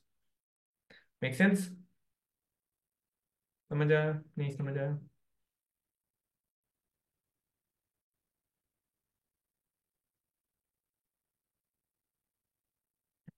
So let's quickly go through the code that we have written.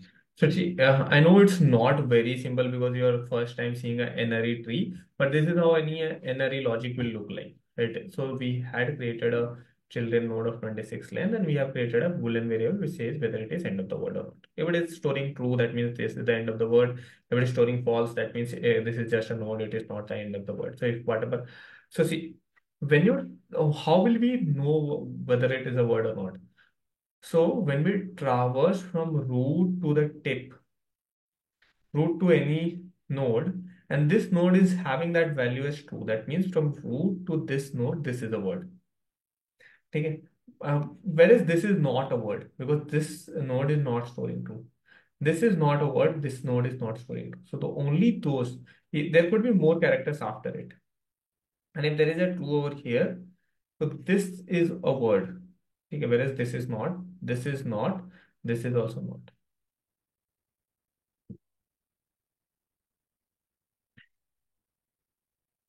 What the constructor is doing, you're putting null values, even though it's default null, you don't need to do this. Explicitly, it will create an array with null values. That's okay, even if you do it. And the next thing is we store the end of the word, which is false initially when we create it. Then the first thing is insert.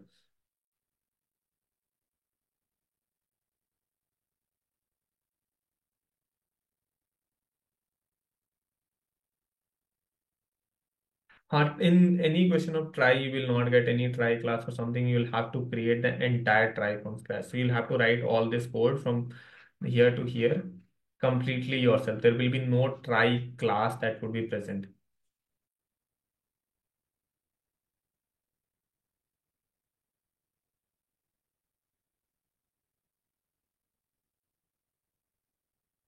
Still there won't be so there will be memory wastage अगर हम वहाँ पे object create करें. So that's what the point, that's what I was trying to point here is, right? तो wastage नहीं होगा. So for example, let's say if I just declare this, so see, that is what we have done now here. So we have written try temp, ठीक है, array of 26. What is, so try node, let's say children, and we have created a 26 length, right? What are these children? क्या value store करते हैं? What is the size of its children? It is 0 because it is storing null value. वो null value store कर रहे हैं हर एक cell पे, ठीक है. हाँ, when it will be space, जब हम वहां पे actual में एक try node store करते हैं, then it will occupy space. जब तक ये स्टोर नहीं करेंगे तब तक ये नल पॉइंट कर रहा है, तब तक वो स्पेस वेस्टेज नहीं है। Understood? Similar to writing a node N, ये स्पेस ऑक्यूपाई नहीं करता है।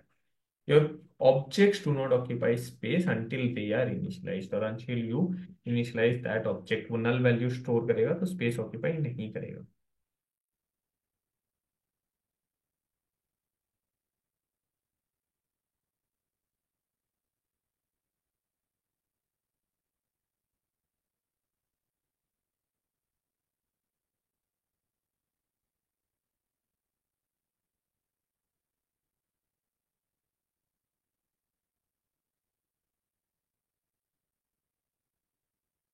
Okay. So only space that it would occupy is for having a null value, right? Only space that it would occupy for having a null value is whatever space that reference uses, right? जो भी space वो reference null को store करने के लिए use करता है, ठीक है? So whatever is the default space that a null would have, that is the only space that it would occupy. ठीक है? It will not occupy the space of object. So देखो space of object और null में difference है।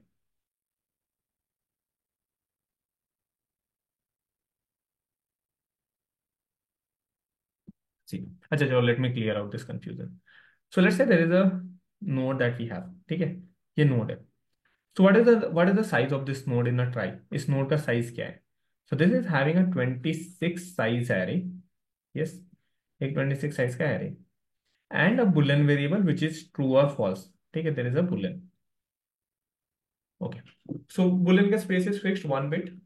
ठीक है. Now what is the space of this 26 size array?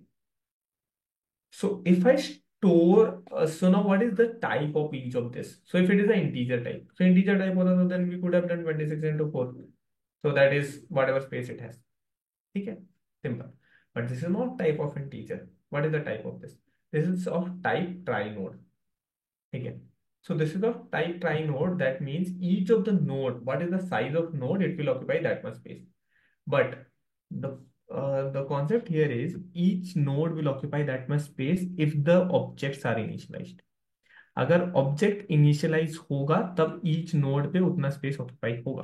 For example let's say you have a root node which is having two children, left and right. ठीक है, this is the left and this is the right child. ठीक है, root node. Now what is the space that this node is actually occupying? So if I create a node root is equal to, अगर मैं ये node actual में create करता हूँ, new node 10, so it is having the value 10 and the left and right is null. So ठीक है, so this left child is null, this right child is null. But it would have both these variables. If you can get root dot left, it is going to give you null. ये क्या value देगा? Null. If you get root dot right, it is going to give you null. So what is the size that this root node is occupying?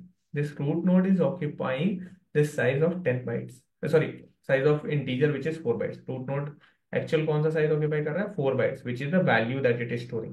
जो value ये store कर रहा है. And what is the size that left and right is occupying? This left and right are not nodes, they are just null values, so they are not occupying any size. कोई size ही occupy नहीं कर रहे. So if I ask you what is the size of this root node, that is actually 4 bytes because left and right is pointing to null. अगर left और right node होते, then whatever is the reference size, right, जो भी reference को store करने के लिए size लगता है, that much size it would have occupied. समझ आया? नहीं समझ आया? सो वो उसी चीज के लिए साइज ऑक्यूपाई करेगा जिस पे वैल्यू है। जब वो नल है तो कोई वैल्यू ही नहीं है ना वहां पे, तो वो रेफरेंस को स्टोर करने के लिए जो भी साइज होता है, डिफॉल्ट साइज होगा कुछ रेफरेंस को स्टोर करने के लिए, लेकिन search out I guess it is 4 bytes होता है रेफरेंस को स्टोर करने के लिए। ठीक है, but that is storage of reference, it is not occupying any space for object. वो ऑब्जेक्ट के लिए कोई स्पेस ऑक्यूपाई नहीं करे बिकॉज ऑब्जेक्ट की वैल्यू तो नल है। ठीक है, तो जो रेफरेंस को जावा स्पेस ऑक्यूपाई करने के लिए यूज करेगा, that is the space that it will have, right. But वो वैल्यू के लिए कुछ स्पेस ऑक्यूपाई नहीं करेगा बिकॉज वैल्यू तो नल ही है, right. So, this is a good point. You may actually get this kind of question that if you have a root node of tree, what is the space that it is occupying? If I've created a new node 10, अगर ऐसा node बना दिया left और right दोनों नल को point करता है, इसका स्पेस क्या है? So it is actually storing occupying only 4 bytes, which is the size of integer. The left and right are pointing to null. If the left and right are also pointing to valid children, so let's say root dot left or root dot right valid children हैं, ठीक है? Then it will in addition to this 4 bytes, it will occupy space, which is the size of this reference. So 2 into size of reference. Okay,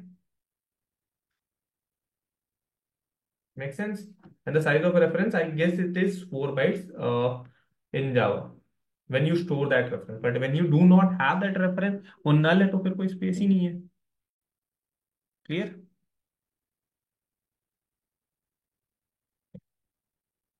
And same concept is applicable over here. You can think it like 26 size array. So when you have that references, it will occupy that much space of the value that you have in that reference, but you do not have, so it is null. You can think it empty, or 4 bytes for the null references. Okay. So see, again, I'm repeating this. You will never be creating try for storing, searching for between 4 or 10 or 100 words. If you have 4, 10, 100 or even 1000 words, hash map, better solution. Hash map will always give you a better result because the collisions will be less. जितना words कम होगा collisions उतने कम होंगे. अगर memory use करना ही है तो hash map कर लेते हैं because that is faster. Right, insertion in try is order in, so hash map भी इंसर्शन ऑर्डर इन में हो जाएगा. Right, and search operation in hash map will if the collision is less O1 में हो जाएगा. ठीक है, O1 like okay if you will be comparing the word at least, right, so that will be order case, so it's the same complexity में. The words come है, whatever complexity you'll get in hash map, you'll get the same complexity in this. When the words will be high, there will be collision. ठीक है, so in that case worst case and best case complexity of try is same. It is big O of k, which is whereas k is the length of the string, where k is the length of string that you are trying to search. ठीक है, this is the best and worst case. Let me write it over here.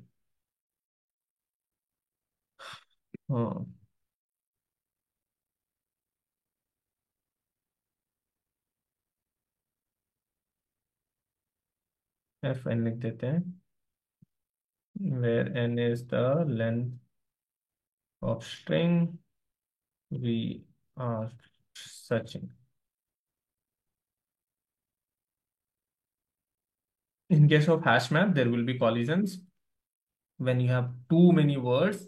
So your complexity will be big of n into k, whereas k would be the number of collisions that you may have for any given index. समझ आया? Yes, no. No matter how good the hashing function you create, वहां पे collisions आते ही हैं और there is definite collision that will happen. ठीक है, so always hash strides used in scenarios like very large. Think of like very large number of words and you have to search within that words. Okay, when you have less number of words, then try is not even a like we don't need try in that situation. Okay, so this is it about try. That's it. यही exact same code you have to write. So the best part of try is you don't need to do anything different. You have only one question of try. Try सिर्फ एक ही question आता है. You have a list of words, you have some keywords, or you have one word, you have to search within that try. ठीक है, that's the only question that you get from try, which is like as simple as it can be. And this is the solution for that. Yeah. I'm not sure whether you have more classes on try or not, or why there is not assignments on try. Try. Yes, let's take some break. Uh,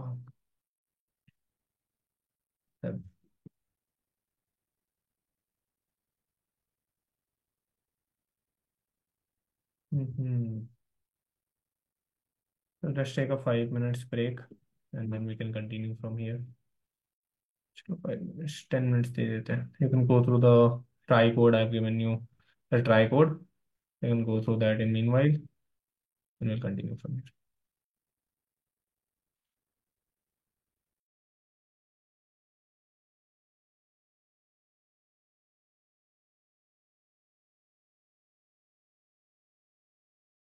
So, hello everyone.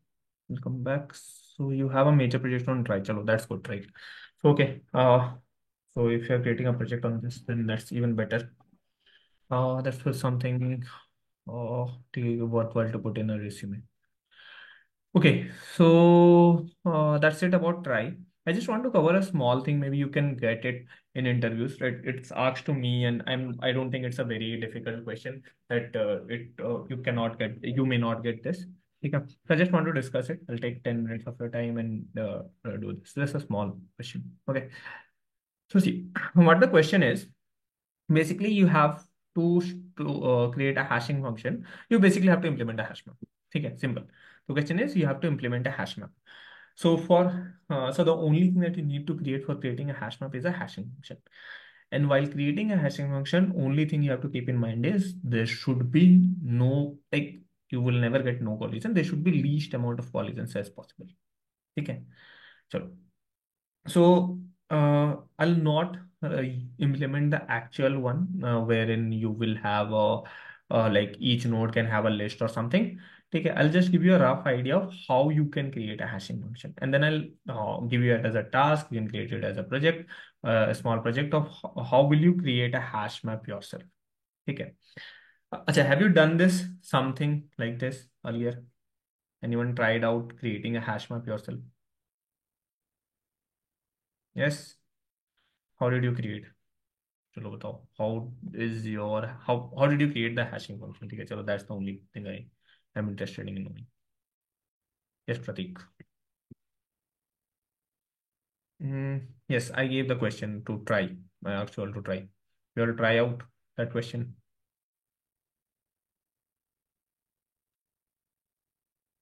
No.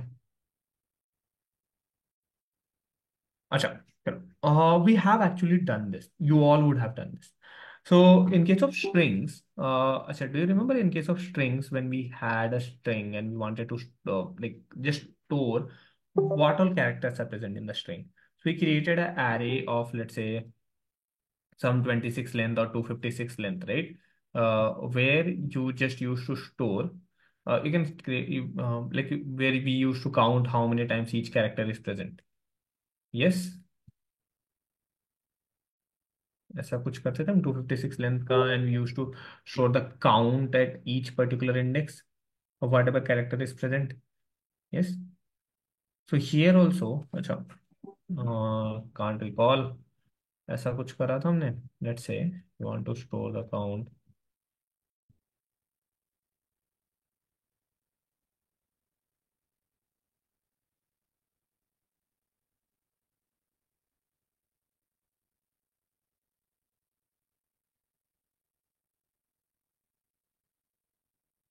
Yes. So this is at each index you just store what is the count of that character. Yeah. So this is similar to a hashing logic, right? What is the hashing logic that we have? The index is nothing but the ASCII value of the character that it is representing. Right. So you can think it like our hashing function. We don't have a hashing function. So our hashing logic is very simple. The ASCII value of the character that we want to store is basically the index of in the array. As simple as that. जो भी उस character का ASCII value वो हमारा index है array में. ठीक है. So our array index has to be number. That is the only problem, right? Your like our array index has to be a number.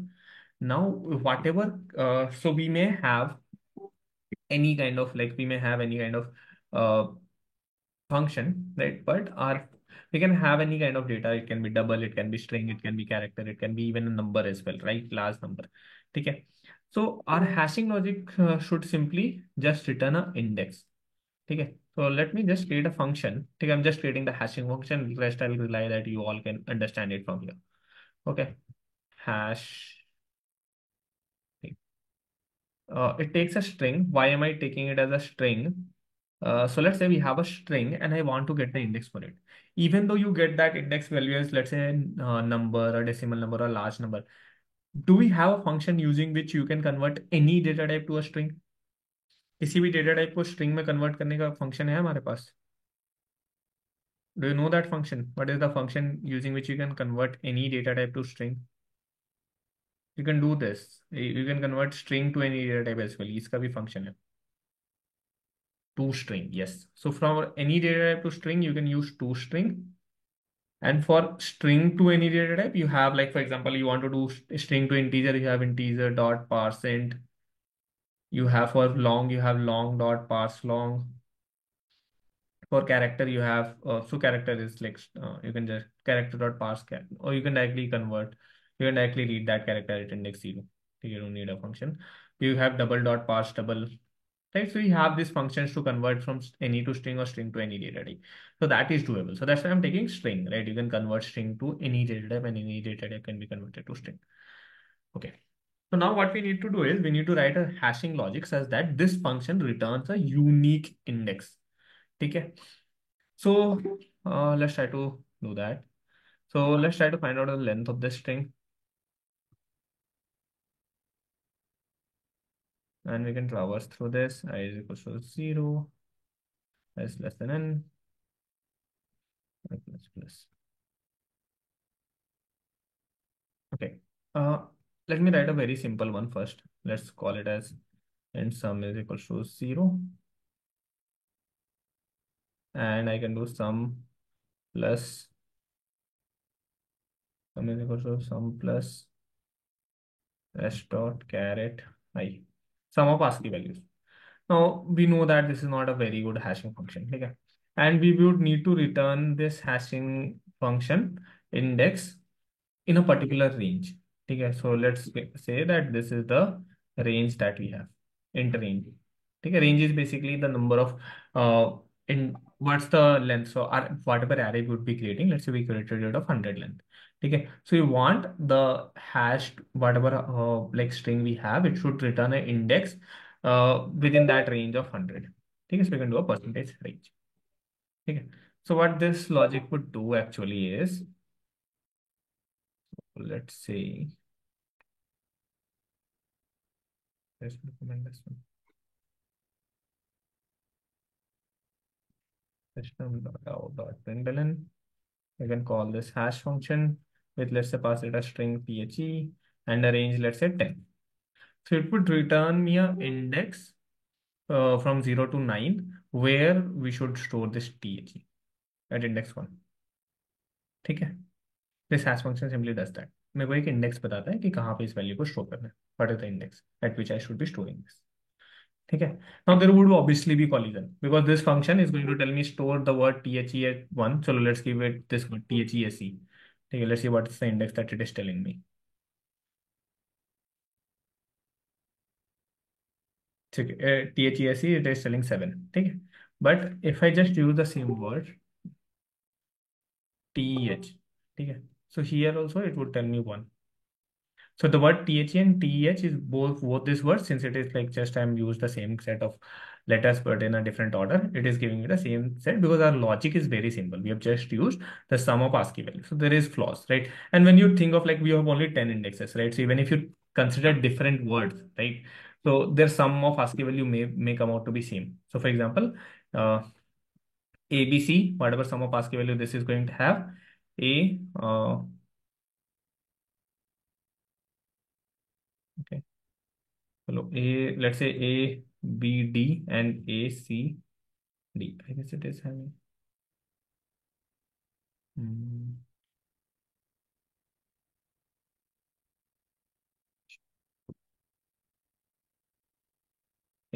I guess this is also having the same ASCII value, sum of ASCII value.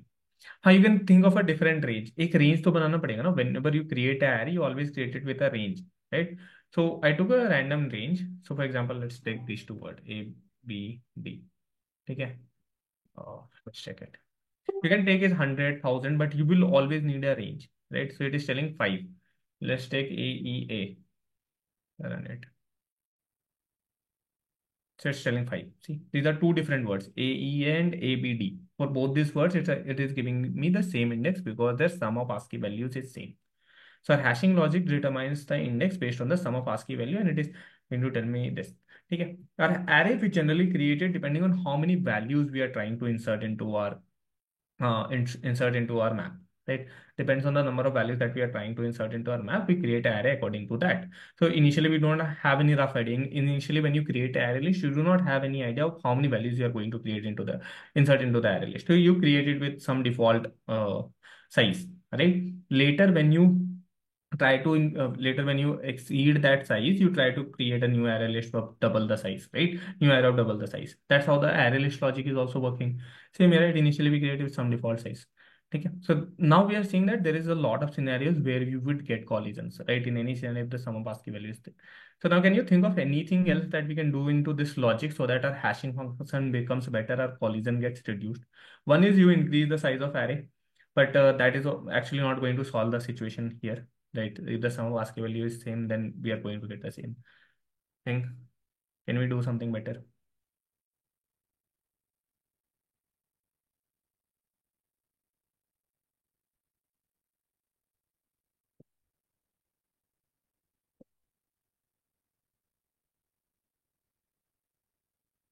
कुछ भी idea नहीं लग रहा, not any idea, no any idea, no idea. At the binary values of ASCII, hmm, it would be the same number, right? अगर binary value भी add करेंगे तो. So you can add something like a random set of numbers to this, ठीक है? And then do some multiplication on this result that we were getting. Let's say do it multiply by 3 or something. Okay, let's run it. It may even exceed the numeric range. So for this, I'm getting it as 5 AEA. Let's try to get for ABD.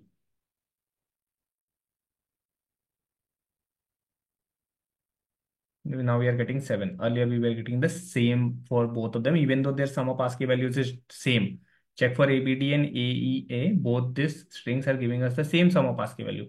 I've just tried to randomize it a little by adding some number, right? Adding some random number, multiplying it, right? Just trying to complicate this mathematical operation that I have so that I get a different number for every scenario. Now, even if you perform this operation on the uh, alphabets which result in the same sum. So let's say, let's show it on A, B, C, and then I'll try to jumble it. Here the sum of ASCII value is same, right? So for ABC, I'm getting it as 4. Okay, let's check for ACB and run it. We are getting 0. So see, now we are getting a different set of index for each ASCII value. Okay, so this is how we created a hashing function. You can try to randomize it a little bit more, like add some multiplication, some division, some subtraction, right? Some more logic to it, so it will give you more random numbers. Okay, more it becomes more randomized, and the collision gets reduced. And the second way is you just increase the size of this, so your collisions will reduce further. Okay, we have to randomize it as much as possible, and you have to increase the size of this array. These are the two things that you can do to reduce the number of collisions. Okay, understood. थोड़ा सा idea लगा, what some idea.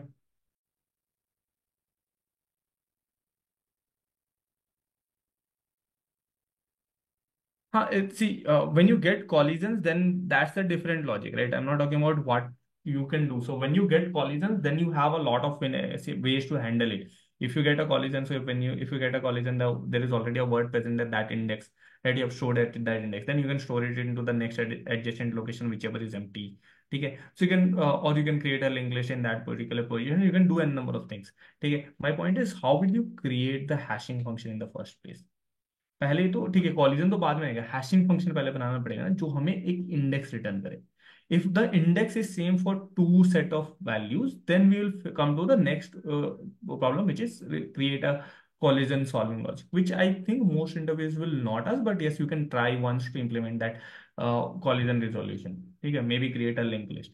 So how your uh, this structure is going to look like. So let's say I have created, initially my structure is this. My map looks something like this. New string. Let's call it as 100 length. Okay, this is how my map looks like.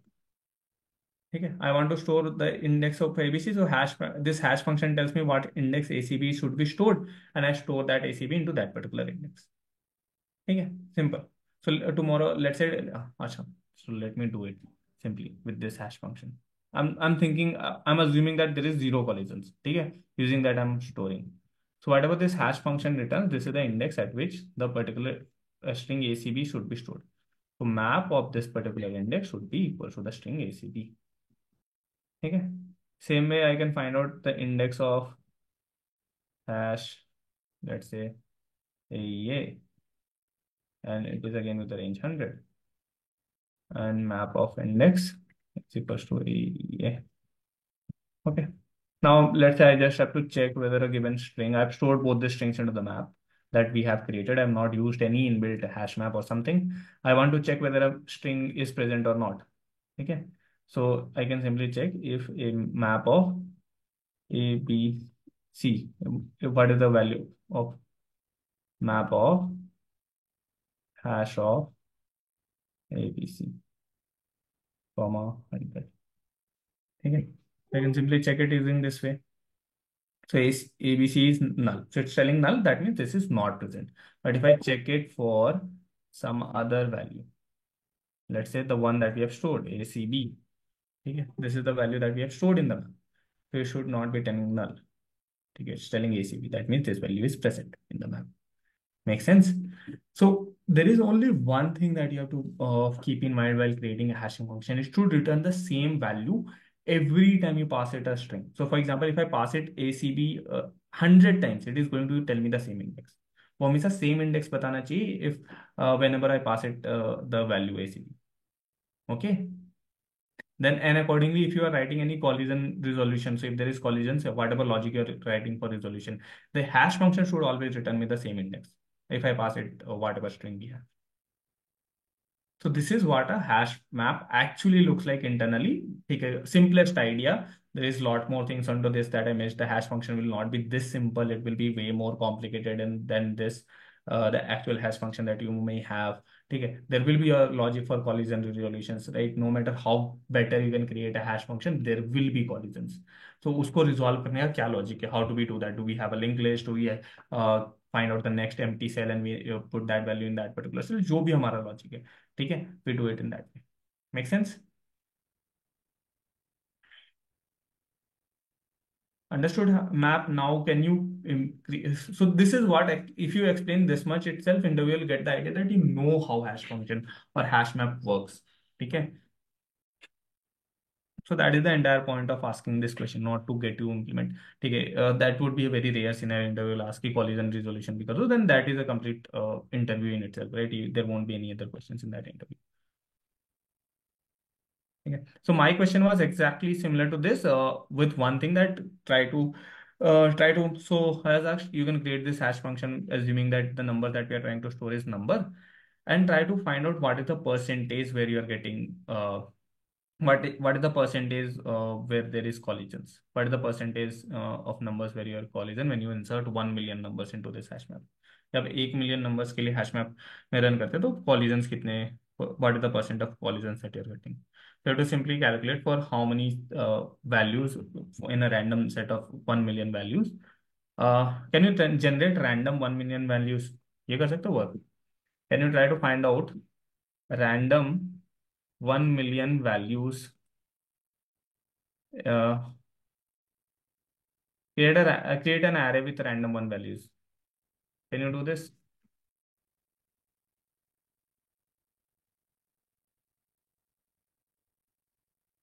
एक function है math dot random.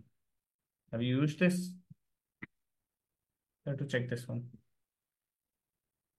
So using this, you can create a random 1 million values. So you just have to validate how many of these values are this. So okay, so if you have not used this, I can give you some idea. This is helpful actually. The interviewers expect that the function आना चाहिए.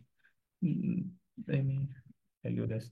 So math.random is basically a function which gives you like a random value between 0 and 1. Okay. If we call this function, it's going to tell you a random number between 0 and 1. Okay. Now, it is always going to give you a random number between 0 and 1, including 0 and 1. Okay. Now, how can I get so let's say my question is to get a random number between in a particular range. Okay. So, or let's say I want to get a random number of 3 digits. So I can simply do it, multiply by 1000. Okay. And convert it into integer.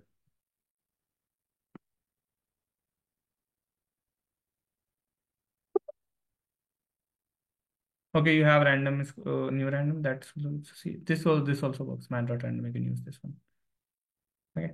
So now it is going to, what it is doing, it is giving me a random number between 0 to 1. Okay, I just multiply it by 1000, so I get like 100 something point or 200 something point, three digit number point something. Okay, I convert it into integer, so I always get a random 3-digit number. Okay. Similarly, you can get a random 4-digit number, random 7-digit number, random 5-digit number.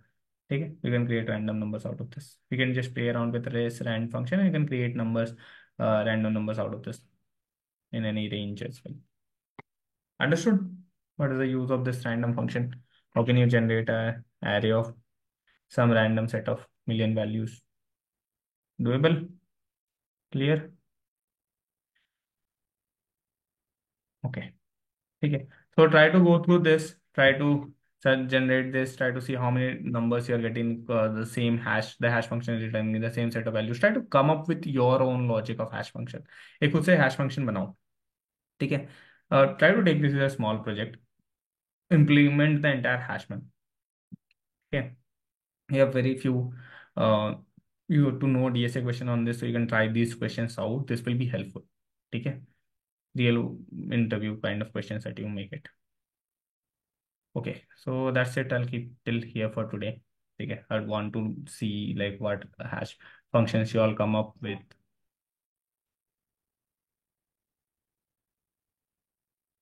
Like I've shared the notes link in the chat. Okay, did you get some time to solve this SQL assignments? इसको solve करा है? Or do you want another day to solve this? So there is some notes that's over here. So this is added, all the class notes that's here. Okay, so the class note that I shared for SQL, I guess it is added over here. So do you need a day to solve this, or did you try out and you have doubts? Tell me. If you don't have doubts, then I will need to solve all. But if you need a day, that's all okay. You can take another day to try out, solve this, and then we can discuss it in tomorrow's session. Maybe discuss it and then start operating systems. Need a day? ठीक है, चलो, take a day. Try to solve this and then we'll discuss this and we'll start with operating systems. Okay. So I have 2 more things to cover: operating systems and networking. 4 or 5 more classes, 5-6 classes will be done. Okay, for this. Okay, see, I know there is no 0 to no DSA on this module and you're occupied with your projects a little, but I still expect you all to practice DSA every day. Okay, so it's very easy to forget whatever things you learned in the last 4 months, and you, trust me, you don't want to forget them. You don't want to forget arrays, 2-pointers, sliding windows, trees, linked list, stack, use, like 2D arrays, recursion, everything that you learned. Okay, you don't want to forget any one of those things. Okay, so you should keep on practicing your DSA. Yesterday I told you, right? Go to the gym section. Don't select topics. Okay, you have done ample amount of questions on each topics. Okay, so trust yourself and just select the topics that you know. Okay, so for example, whatever topics you know, just don't select one topic. Try to select multiple topics. Okay, let's say not JavaScript, let's say linked lists. Okay, we know try, so now you can select try as well. You can practice 1 or 2 questions on try. You can do 2D arrays. Okay, conditional sorting. Try to select as many concepts you have learned and then try to solve random questions. That will help you a lot, because in interview you will have no idea what data structure to use or what concept a particular question is asked from. Okay, so until unless you practice questions randomly, you will not be able to get that idea yourself. By seeing the question, you have to figure out the data structure. Till now, you know the data structure and you have to implement it in the question. You have to somehow figure out how to use this into the question. But now you have to look into the question and figure out the data. So that's completely different thing altogether. Okay. Don't we have system design classes? I think we have 1 or 2 system design classes. We have that. And then system design is a very vast topic. We'll start from here and it will keep on continuing till all of your dev modules. Okay, because there is a lot of concept on system design that even though I explain it superficially, you will not be able to understand until unless you implement them yourself in code. Okay, so it will keep on continuing on your dev modules as well. So it's a very lengthy thing, right? As the name sounds, system design, right? You So we will be using OOPS, we'll be using databases, we'll be using concept of operating system, networking, all the things that you learn on the dev modules, right? Everything together to create a software. So it's basically what a design of a software is going to look like. Okay. So yes, we'll start with that, but it will keep on continuing for the next couple of modules as well. Okay, so I think that's it for today. Any other questions, any other doubts that you have? No? Okay. So that's it for today. Thank you, everyone. See you all again tomorrow. Bye bye. Okay. Hi guys, welcome back to another session. In this session, we are going to finally start with the coding part of our major project, that is student result management system. Okay, we are going to start finally with the with the building of our project, with designing it and with coding it out simultaneously. So we will keep both the things parallelly. We'll first design it and then we will code it out according to the business logic that we want on that particular JFrame or on that particular page, whatever you can call it. Okay, so this is the plan so far. So I guess we are good to start. Okay, let's come to our NetBeans. The IDE which we are using for this particular project is NetBeans, and of course, I'll request. It's my humble request to everyone that use NetBeans only, since we are doing it on this particular IDE. So it will be easy for you to debug the issue which you are facing according. Matlab, if you are using the same IDE, otherwise you may face some IDE specific issues while building this project, since it is entirely based upon the UI. Okay, it is majorly the role of GUI to build this project. Okay, so again, I would request to use a NetBeans only. If you are using any specific ID from so long, that's okay. But yes, consider it as a new learning. Consider it as a learning of a new IDE also. Okay, it is nothing out of the world, or it is not so tough to learn something new, and it should be. This approach should always be with us for our whole life. That we should always welcome anything which we are getting for the very first time. Okay, we should learn new things. That should be our motto in the life. Okay, so yeah, I hope you got my point. Let's click on the new project. Let's choose Java with Ant for this. Java with Ant, we have these three options: Maven, Gradle, Ant. These are all the features. These are all the softwares provided by Apache NetBeans. Okay, Apache, sorry. And we can use Java with Ant because it is a build automation tool. It helps us to automate the project building process. So eventually, it is going to help us here in this particular thing. And I'll click on next. I'll name my project as student. Uh, I'll rather simply write result management portal. Okay, seems like a simple name. We'll click on finish. Also, I'll tell you one of the key feature of using Java with Ant. What I can do is I can right click on this libraries from here, and I can directly add a jar folder here. Okay, so that is one of the major advantage of using Java with Ant. It helps us to directly add the dependencies through the jar file. Okay, so eventually it is a good thing to be there with us. Okay, so I'll delete that class which is already created. I'll right click on this package, I'll go to new, and I'll click on this JFrame form. Of course, we discussed that we want a JFrame. Okay, I'll name this JFrame as index. Of course, the naming conventions are going to also help us that what particular JFrame we are talking about. Okay, of course, we have discussed that we are using JFrame to build our project. Here we are going to do the designing and all those things. How we are going to do that? See, in the right, I have a palette opened up. This palette opens up only in the case of JFrames.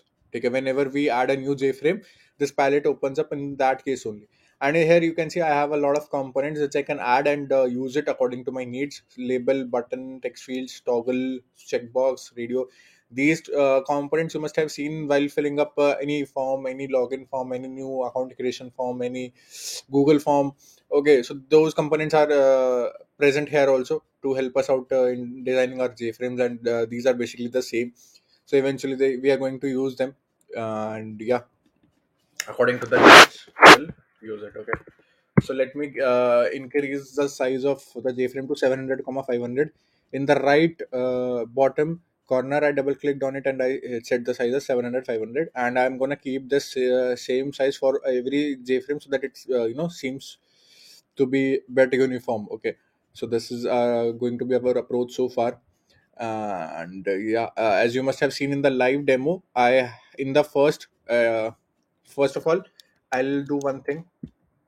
I'll right click on this. I'll go to set layout and I'll do this layout as absolute layout. Okay.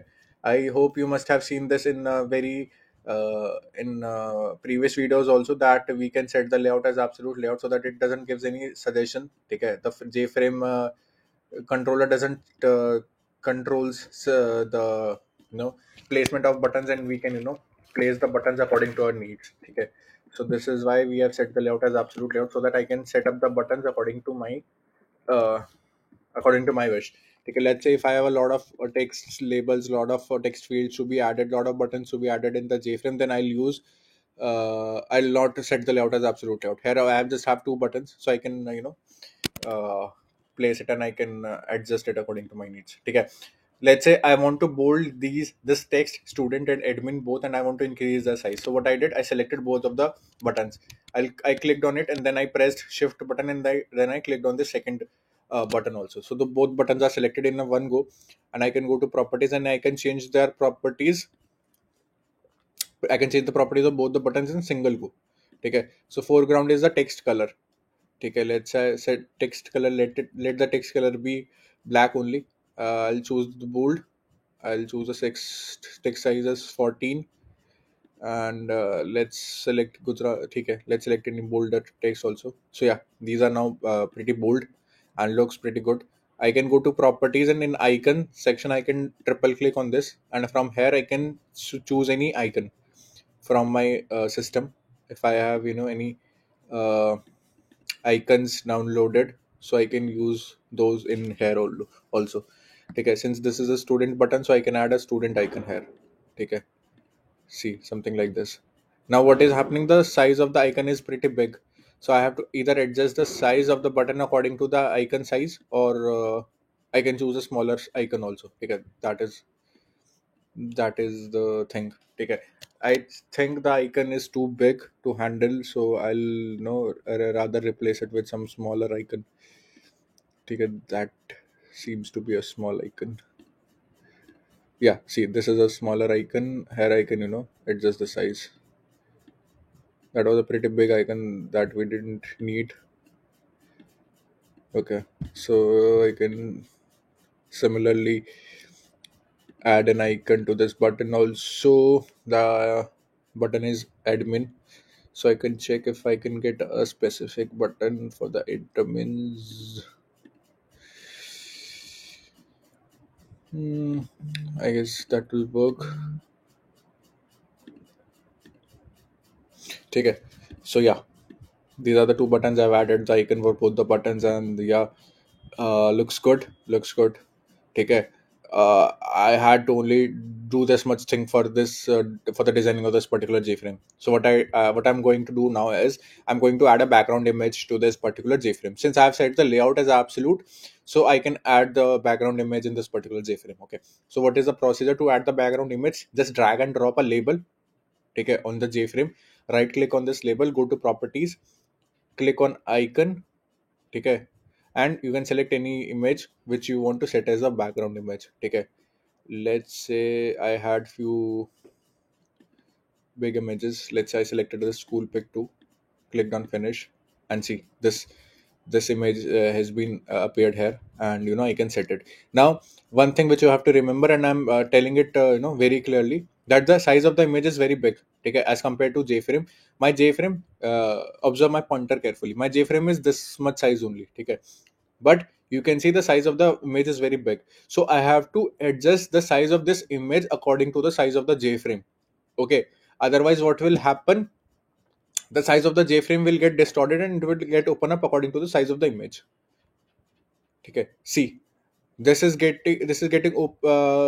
is becoming so huge. Why? Because the size, it is getting opened up according to the size of the image, but we don't want that. We don't want our JFrame to be distorted. Okay, so I have to adjust the size of this image according to the size of my JFrame.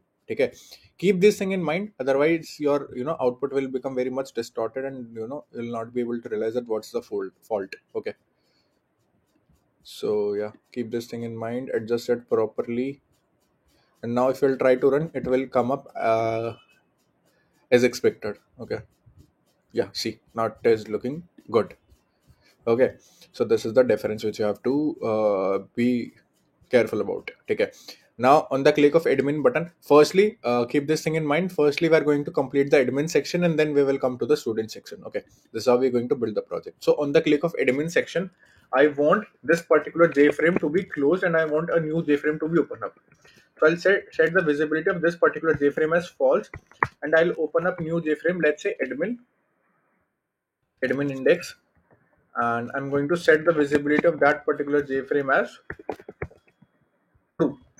Okay, so this is how it works. Now what I've done here, I want this index.java to be off. I want its visibility to be gone. I don't want it to be in front of me. Okay, on the click of this admin button, I want this particular JFrame to be closed, and I want to open up a new JFrame.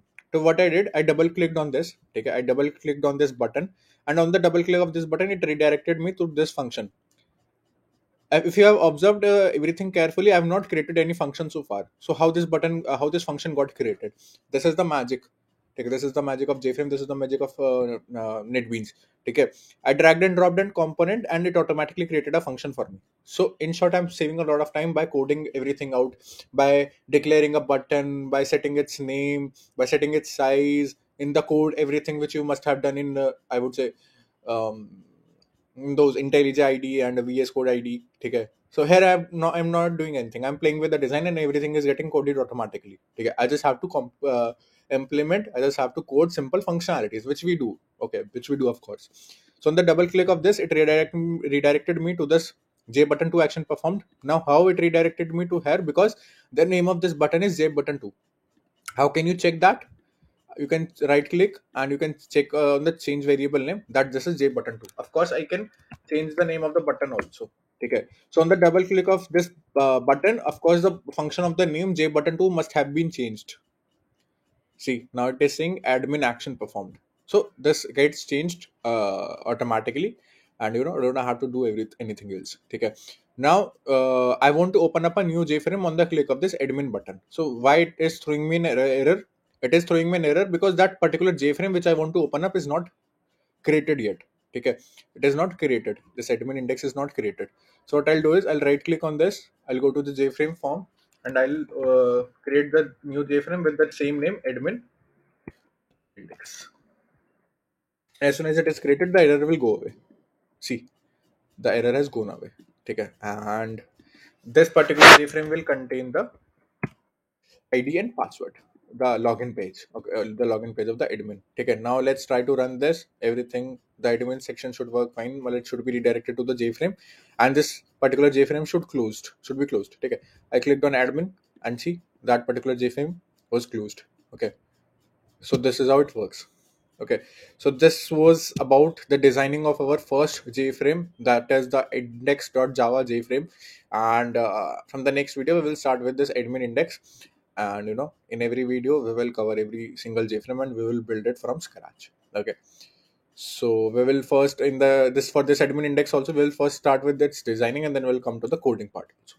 Okay, so yeah, that's it about this particular video. I hope you enjoyed it, and I'll see you in the next session. We'll start with the admin index, and we'll complete the admin section first, and then we'll come to the student section. Okay, so yes, thank you so much for watching this video. I'll see you in the next session. Till then, goodbye. Hi guys, welcome back to another session. In this session, we are going to start building our admin index JFrame form, wherein we left in the last session. So we're going to start from there only. That is basically going to be our login page. So yeah, this is the motive of this particular session. So I believe let's start. Uh, this is where we left. We just made this new JFrame form, and we just resized it according to our standard size, which we are taking for this whole project. Rest everything is same as per the last session. So I'm just quickly going to set the layout as absolute layout for this also, as since I don't want any kind of suggestions from swing about the components placement, since I have only few components to be placed here. So yeah, since this is just a login page, so I just have two components to be which should be present here, that is username and password. Okay, so these are the two basic components that are going to be here. And of course, I'm gonna give a text field to enter the username and the password.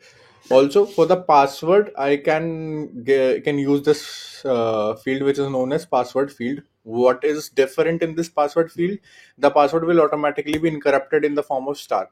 The user will not be able to see, or someone else will not be able to see what has been entered in the password field. Right. So indeed, this is a good thing. This somehow ensures the security, and yeah, this is the expected functionality whenever we are entering the password, that the other person should not be able to see the password, right? So this is going to be a very useful thing to be used, and this is something which is predefined. So we are we don't have any like we don't have any pressure to just uh, define it by our own. Okay, I don't know why it is not getting selected when I'm trying to select both the components, but okay, okay for now. Let's quickly change it manually for both the fields. Okay, username. Yeah, this is our labels and text fields look like. Just quickly giving two buttons. First should be the login button, and the second button should be the back button. Okay, login and the back button. Okay, two buttons selected both. Now here I can change it. I'm just making them bold, nothing much. And quickly gonna add the icons in both the buttons. Okay, icon login. For the back, I'm gonna add this close. This will do the justice. Okay, so yeah, added two buttons, added two icons for the both the buttons, and I guess designing is this much for this particular JFrame. So I'm gonna quickly add the background image too. Okay, so I'll go to icon. I'll select any image randomly, not this one. This folder, probably I can select this one. Okay. One thing which you have to keep in mind, the image should be in contrast with the text, right? Like the image should go with the color of the text. Otherwise, you may have to change the image, or you may have to change the color of the text which is there in your JFrame, right? Otherwise, it will not be suitable. Okay, so this is just a quick suggestion. Make sure that it is compatible.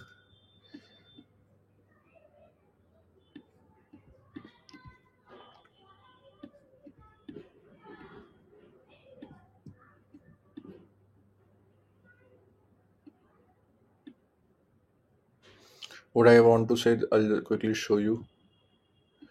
This username and password got a little bit hidden in the background color, because it is not going with the contrast of the background image color. So this is something which you have to make sure that while choosing the background image, it should go with the contrast of the text which is there already present in the JFrame. Okay, so user will enter something inside this text field. The name of this text field is jtextfield1. I'm changing it to username, and user will enter something inside this password text field, and the name of this password text field is password. Okay, so these are the two text fields in which user will enter something, and we have to check that whether the thing which has been entered by the user is as per the expected credentials or not. So what I'm going to do is I'm going to quickly store whatever has been entered by the user. Well, how can I do that? I'll make a string type variable, and I will get that text. How I can get that? I'll first mention the name of the text field from where I want to get the text. This is the username text field. So what I want to store whatever has been entered in username text field. So what I did username dot get text. So it will get the text whatever has been entered inside the username text field. Okay, and that is something which is stored as string. If we get something from the front end, from the frame, it is of string type, so it should be stored in a string variable type. And if we are giving something, if we are putting some value on the front end, if we are putting some value on the frame, that should always be of the string type. Okay, so this is something which we have to make sure. Okay, similarly I'll store the password also.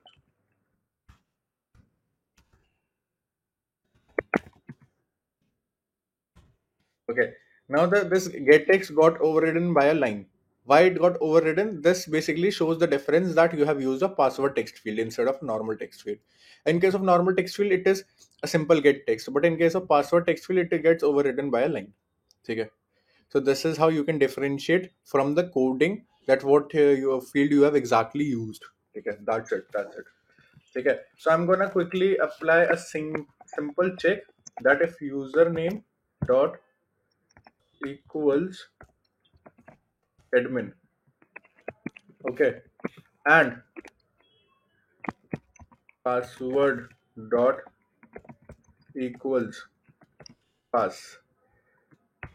So what I am trying to do here is, if the value which has been stored in username variable, if it is equals to admin, and the value which has been stored in password variable, if it is equals to pass, then I'll redirect user to new JFrame. Okay, new admin index. Let's say the name of the new JFrame is admin index dot set visible as true, and I'll set the visibility of the current JFrame as false.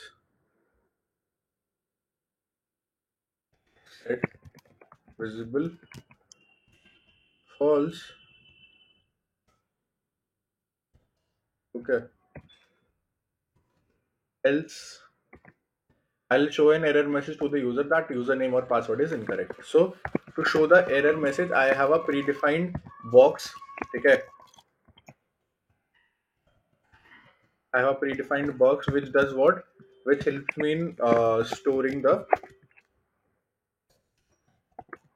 error message without doing anything. I just have to use it simply. Okay. Let me write it and then I'll explain you what I'm trying to say. Okay. I'll add the import of this. This basically is a different package. Okay, J option pane, it is under swing. Okay, so let's iterate it quickly. I just stored both the values which has been entered by the user, gave a simple check that the username value should be equals to username admin, and the password value should be equals to pass. If it is the case, then I'll redirect user to the next JFrame. Okay, and I'm gonna quickly create a JFrame which is going to be admin index. Sorry, it should be admin home. I have to change it in the code also. It should be admin home. Okay, now it is not showing any kind of error. Let me change the size quickly. Okay, so yeah, I gave a simple check that the username should be equals to admin and password should be equals to pass. So if it is the case, I'm setting the visibility of the current JFrame as false, and I'm opening up a new JFrame which is admin home. That means I allowed user to log in. Okay. Else if it is not the case, then I'll show an error message. So to show an error message, I use this package J option pane, and it has a lot of options: show information dialog, show message dialog, show error dialog, all those things. Okay. So I just simply used a message dialog and I set the parent component as null. What is the logic of setting the? It takes two parameters basically. What should be the parent component, and what is the message which you want to display? Of course, I'm setting up the parent component as null because I don't want this box to come up inside any particular component. I just want this component to be present in the middle of my screen. So to show it in the middle of the screen, I have to set the parent component as null. Okay. And generally we do that in every J option pane. You will see the parent component set as null. You know? So this is like a general practice which we do. Okay.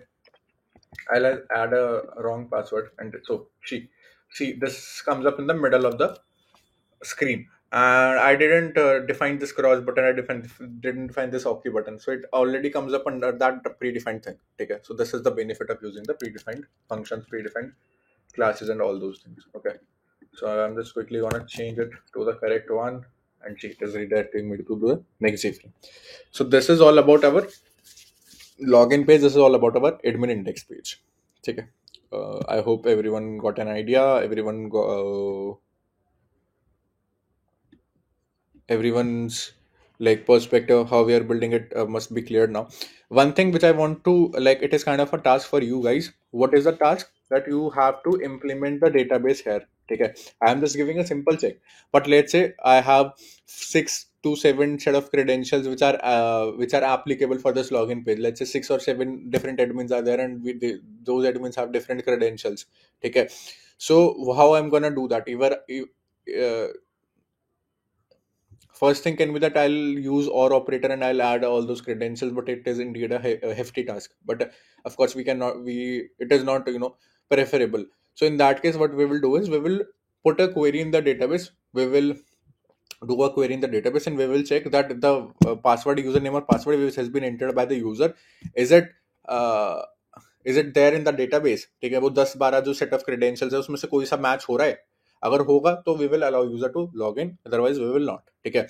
Now you don't know about database, so of course in the project we will from the next session we will discuss a lot of things about database. So after completing the project, you will have a good exposure of how to deal with the database. ठीक है. Once you will have that, then you can implement this thing here. Okay, I'm just leaving it for up to you guys, because I just want you to practice the SQL thing by your own also. So indeed it will be a good practice for you, and rest I'm gonna teach you everything. Don't worry on that. Okay. So yeah, that's it about this session. I hope everyone got an idea of how we build this, and everyone's perspective is clear as of now. Let's meet in the next session. We will start with the admin home, and from there we'll start integrating database into our project. Okay. Hi guys, welcome back to another session. In this session, we are going to start with the building of our new JFrame, that is admin home. And indeed, it is a very important JFrame so far, because we are going to integrate our MySQL. We are going to integrate our database here, in which we are going to push the data inside the database. Okay. So yes, this is going to be very interesting, very important video so far in this particular major project series. So be alert and listen carefully of whatever I'm explaining and whatever I'm teaching it. Okay. So yeah, let's start without any further views. So you must have seen in the demo of this particular session that there were 4 options. There were 4 options: add student, add result, registered students, and all students result. Okay. And there was a panel on the left hand side, and there were 4 buttons, and on the click of those any of the button, the right hand side portion used to change, and the left hand side portion used to get changed only for the buttons. Okay. Only the background color of the button was getting changed. Rest, the form on the right hand side was getting updated according to the whatever button we click. Okay. So why I'm explaining this to you? Because we are going to focus on the design part first, and then we are going to code it out. Okay. So since I told you that there is a portion on the left hand side which is going to be same. Okay. So what I did, I decided to put a panel on the left hand side. Why a panel? Because I can use copy paste this panel on all the JFrames, so I don't have to design it again and again. First thing. Second thing, this indeed divided my JFrame into 2 parts. First part is this panel which I added, and second part is this whole leftover frame. Take a whole leftover area which is left after adding the panel here. Okay. So now the page is segregated into 2 parts, so it is bit easy now to change the portion on the right hand side or left hand side according to our needs. Okay. So this is the plan. Okay, so let me quickly design this panel first, and you can see I have not set the layout as absolute, so indeed it is giving me a lot of options. Add new student. Okay. Okay, add new student. First button. Second button will be something like add result. Okay. Add result. Sorry. Add re. Not this one. Add result. Okay.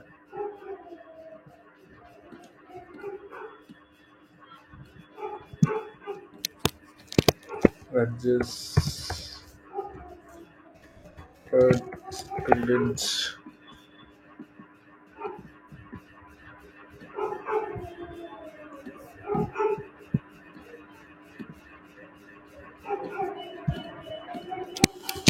All students result. Okay. And we are going to have a synthetic button that will say log out. Okay, so this is the design. Okay, this is the plan for the design of this particular panel. Let me quickly select all the four buttons so that I can implement a generic property. And I don't know why this comes up. I'm not able to set the things here. Don't know the exact scenario. Now it should work. Let me select the logout button also. So I can indeed change the properties of all the five buttons in a go. I'll make them bold. Okay, looks better. And currently this add new student button is selected, so I'm gonna quickly change the background color of this as red, or you can choose any of the button according to your desire.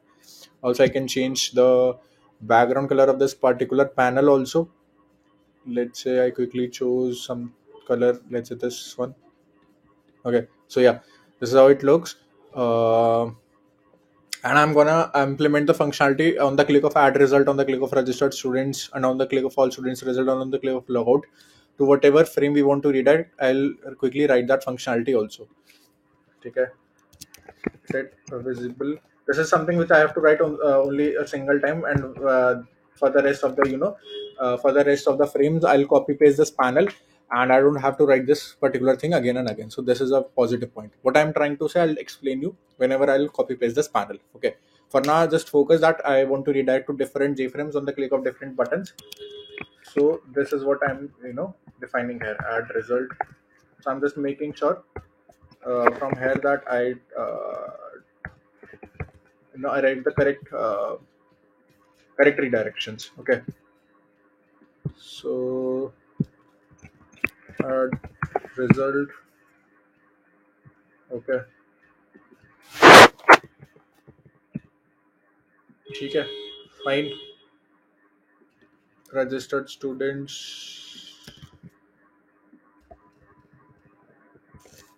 Registered students. Okay, so quickly going to make the JFrame also.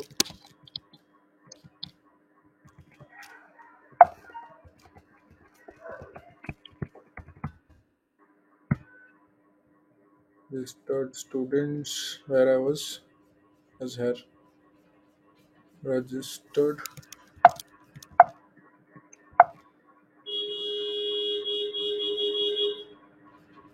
I guess I did some mistake in the spelling or what? Why it is not getting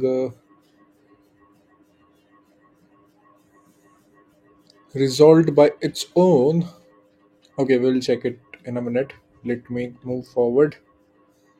Okay.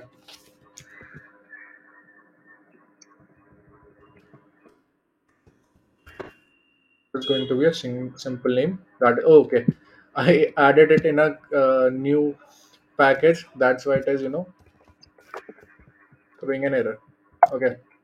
What I'll do is I'll cut it from here and I'll paste it here so that it comes up in the same package, and now the error will fade away. Okay. I was checking the mistakes in the spelling, which is the most likely error which anyone can make. So yeah, and for the logout, of course, we are going to redirect it to the. We are at admin home. I'm going to redirect user to the admin index. Okay, so admin index. Yes. So I have set the proper redirections for on the click of all these 1, 2, 3, 4 buttons, and on the click of add new student also I'm adding the redirection. Let's say I accidentally clicked on add new student, so I should be redirected to the same JFrame. So I'm not letting any anything any unexpected flow to happen. I'm just covering every case. Okay. So this is the proper redirection and proper you know setup of this particular frame. Now I'm just going to design the I'm going to start with designing this particular right hand side portion of add new student frame. Okay.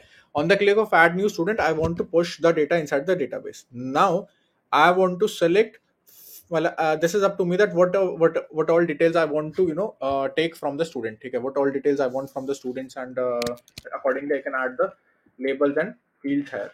Okay, so I'm going to first let user allow what is the course. Okay, I'm going to give a combo box. Now combo box is the drop down box basically, and here I'm going to give few options. On the right click, I can go here and I can select what all items I want to show in that drop down. Let's say I selected BTech, MTech, BBA, and probably MBA also. Okay, so these all four options will appear whenever I'll click on that course drop down. Okay, second label can be, see, it is giving a lot of suggestions, right? This is what happens sometimes, that if you don't select the absolute layout, this alignment gets distorted properly and you're not able to set the things up according to your need. And I don't know, it is happening again and again. Let me try some another position.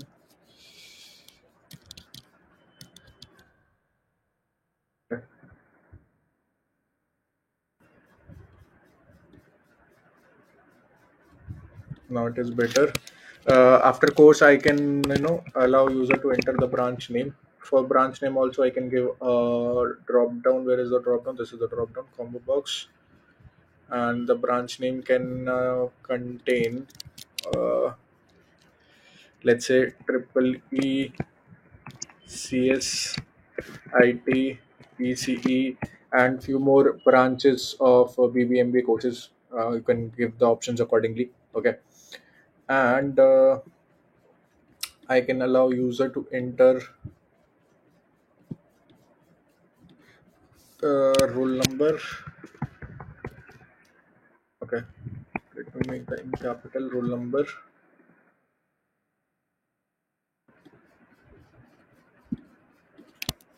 name,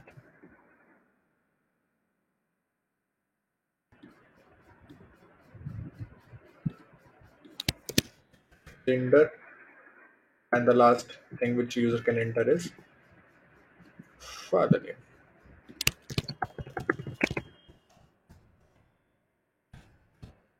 Okay, father name. Okay, so these 1, 2, 3, 4, 5, 6 options, six things I'm going to take from the user and I'm going to push it inside the database. Okay, so I have to make sure that all the things get pushed properly, and yeah, I'm going to create the table to store this data, which I'm going to get here, and I'm have to push it inside the database. So there should be a table which should hold this data, whatever I'm pushing inside the database. Okay, so I have to make sure a lot of things.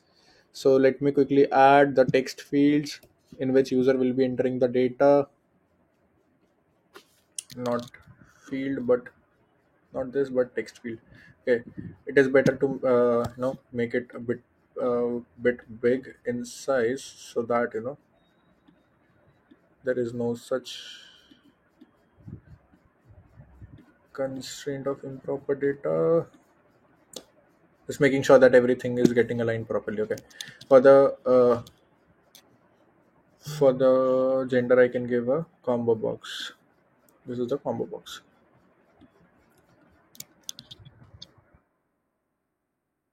Designing part is a bit time taking, but yes, it is also one of the thing which matters a lot. Okay, so yeah, we should give it enough time. Male, female, and probably others also. Okay, and then for the now, I'm gonna give this a text field here. Hmm. Yes.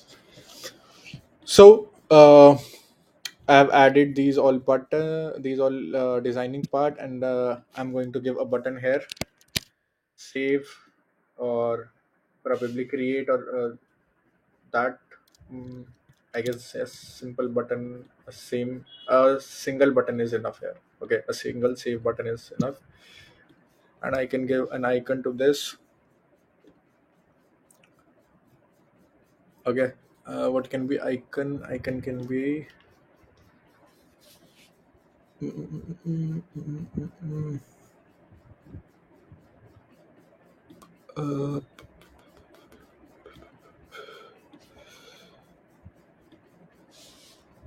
Probably this one. Just randomly added an icon. Okay, yeah. So this is how it looks, and on the click of save button, I'm going to push the data inside the database. Now here on the click of the save button, I'm going to write everything related to the database, because on the click of save only I have to trigger the database action. Okay, before triggering all the database action, let's set up our database. Let's set up our database in DB. In SQL, what happens that in SQL, what happens, we have a database, and inside that database we have a lot of tables, and those tables basically hold the data. Okay, so first thing, we have to create a database, and inside that database we will create tables according to our needs. Okay, so I'm going to create a database for this project, which can be named as create database. This is the command, create database, and I have to give the name of my database. Let's say SRMS. Okay, so it says query okay, one row affected. That means the SRMS is already successfully created. Now after creating a database, I have to specify that what database I want to use. Okay, because in SQL there can be multiple database. Okay, now let's say I want to create a table inside any specific database. So in what database I have to create the table, before to make sure that thing, I have to use this command, use, and the name of the database which I want to use. Okay, so after specifying use SRMS, the name of my database, it says database changed. That means it has selected SRMS database. So whatever table I will create now will be created inside the SRMS database. So this is what I want. Okay, so I'll quickly write the command to create the table. Create table student. For entering the data of the student of this particular frame, I am creating a table named as student. Okay, simple. Okay, and now I'm going to specify all the columns which are present inside this particular which should be present inside this particular student table. Okay, and I'm going to give it that how much character values it can hold. Let's say varchar 15, and also roll number is something which I want. It should be unique and it should not be null. So I'm going to define roll number as primary key. Okay, so this is how we create the columns. I give the key name of the column, the maximum value which it can hold, or will it be a primary key. If I'll not mention primary key in upcoming columns, of course that will be considered as a normal column, and of course I can give primary key to one of the columns inside the table. Okay, so rest I'm going to give the name of all the columns which will be there in this table. Let's say course, next varchar, and 15 values it can store. Okay, after course I can give branch name, the next column name, branch name. Okay, varchar 15, roll number is already there. Okay, roll number, course, branch name, gender, father name, varchar. Let's say name, for name I stored 20, gender, varchar. It is getting through combo box. So yes, it will store like, let's say 15 character values. Okay, and gender, and then father name varchar 20. Okay, so this is the command to create a table, and it says query okay, 0 row affected. That means this table is successfully created. Now how can I check that what is the structure of that table? I can use DESC student, and this gives me the structure of the table. It has 1 2 3 4 5 6 columns. This is the primary key. That means it can store non-null values. Null, for null it is saying no, that means it cannot store null values. Rest it can store these columns can store null values. Okay, and of course we have not pushed anything inside the table yet, so select star from student is the command to check what all data is present inside the table. So it is returning me empty set. That means the table is empty yet, because we have not pushed anything inside the table. So we have created everything related to the database. Now let's come to our coding part, that how we are going to push the data inside the database. First thing first, of course, I want to store that data. I want to store all those values which has been entered by the user here. Okay, whatever has been entered by the user, I have to store that. Okay, so I'll first create 6 string variables to store the data inside the variable, and through which I'll push the data inside the database. Okay, using these values I'll push the data inside the database. Now I wanted to make you realize one thing, that this jcombo box 1, the variable name is jcombo box 1. Okay, now this jcombo box, I have to get the selected item, whatever has been selected inside this particular combo box. I have to select, I have to store that. Okay, so I'll use get selected item returns the current selected item. So whatever value I'll select from the drop down, it will give me that value. Now it says incompatible types, object cannot be converted to string. That means this jcombo box 1 is returning me object type of data. So of course I can typecast it into string to make it compatible in a string variable. Okay, so this is how I just made the compatibility. String branch name. Okay, branch name equals to of course this one, string jcombo box 2 dot get selected item, assuming that this is the jcombo box 2, and then I'm going to write string role equals to whatever is the name of that text field. It should be jtext field 1. Yeah, it is jtext field 1. jtext field 1 dot get text. You have to make sure that you are storing the values in correct variables. Okay, the correct text fields and the correct combo box ones you are giving to the correct variables. Okay, this is something which you have to make sure, because if anything mismatches, then you will face a lot of difficulty in debugging that what is the actual problem, and indeed it will waste a lot of time. So it's better to recheck. Even if you have a single doubt, just recheck it quickly, because it hardly takes a second. Yeah, I know it will be jcombo box 3, but still I'm checking, and I know this will be j text field 3. Okay, so but it is better to check every time. Gender equals to, let me do the typecasting first. 3 dot get selected item, string father name equals to jtext field, it is jtext field 3, so I'll quickly change this to jtext field 3 dot get text.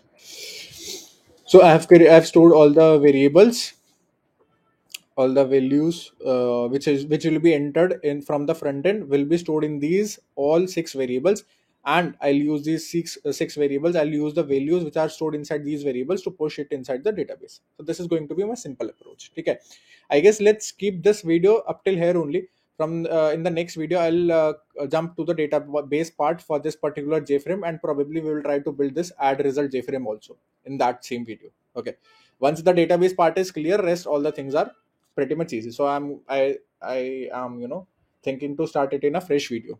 Okay, so yeah, that's it. The designing took some time, but yes, it is very important. Whenever you run the project should be visually attractive, and that's what it makes it makes like that is something which makes our project better, and which makes our project interesting. Okay, so yeah, we have to give some time in the UI specific parts also. Okay, so okay, let's keep this video up till here only. I'll see you in the next session. We'll start from the database part, and yeah, that's it. Thank you so much. Bye bye. Hi guys, welcome back to another session. So let's start with our database part for this particular JFrame admin home, and let's complete it. And probably we will move to the next JFrame, that is the add results JFrame. Okay. So first of all, I hope everyone has an idea about this try catch block. If not, I'm just quickly giving an explanation. Try catch block. This is also known as exception handling. Okay, you must have heard of it up till now. If not, I'm just quickly explaining this. If you need, further insights, you can quickly read an article or something. But I guess that's not needed. Okay, what happens? There is a try catch block. This is the syntax: try catch exception. It takes an object as a parameter and it has something here. Okay, what happens? Let's say I know that while writing this line of code, I know that this line of code may get failed due to some connection problem, due to some unexpected situation like this. These 4 line of codes may run into some unexpected situation, or due to which my execution will fail. Let's say while executing a line of code, there is some error. The execution will stop then and there, and the whole project will crash. But I don't want that. I want key whatever is the outcome of these 4 lines, my project should continue executing. It should not stop. So what I will do is I'll put these 4 lines of code inside this try block. So what it will do is my executor will try executing this 4 line of codes, and if it gets successfully executed, then if it will not come here. Let's say I got an error while executing any line of code. Okay, so this particular block will catch that error in term of an object, in this object in this exception object E, and whatever I'll write in this catch block, it will get executed and the further execution will go on without any breakage. So if I get an error uh, inside the try block, if I get an error, the execution will not stop. It will come to catch and it will execute these line of codes whatever I'll write here. If there is no error in executing this statements in try block, it will not come inside this catch block. So a simple explanation of what try catch block means, and same we are going to implement here. If you will not use try catch block, it will give you an error. Okay, because we are trying to connect with the database, and connection with database may get interrupted at any moment. It can get interrupted at any moment. It may get failed at any moment. So in order to avoid the crash while in order to avoid the crash of your software, of your program, always use try catch block in those cases. Okay, so how connection starts with the database? Firstly, we call the driver class of the database. Okay, we call the driver class of the database and we tell it that we want to create an instance with you. So this is the name of the driver class of the cj.jdbc.driver. Okay, this is the name of the driver class of the database. Okay, this is the driver class of SQL, and we call this driver class, we tell it that we want a connection with you. Okay, we want an instance with you, we want a connection with you, so we just call that driver class. Okay, I'm just quickly writing the import statement by myself, and you have to do it while creating any JFrog, while doing any SQL code. You have to do it by your own. Why? Because it may unnecessary add those import statements which is not needed. And I just imported all the packages or all the classes which are present inside this SQL package of Java. Okay, so simple thing, you can write it by your own. Okay, so nothing, we just called the driver class of the SQL saying that we want a connection with you. Okay, now I'll actually call the connection class. I'll create a object of connection class, and I will call the driver manager. This driver manager, I'll call this driver manager, and I will tell it to get connection. Okay, and I'll give the address. I'll give the proper address that to whom, where I want to build the connection. Okay, where I want to redirect. So I'll give the address like this, and this address is something which is constant. Okay, local host colon 3306 and slash the name of your database. SRMS is the name of the database which I just created here. Okay, so this is the address. Now you must be wondering that what is this? This is a fixed address. Okay, to reach the database, this much address is constant, and after this slash you have to write the name of your database to which you want to connect. Also you have to enter the username and password, okay, of your SQL.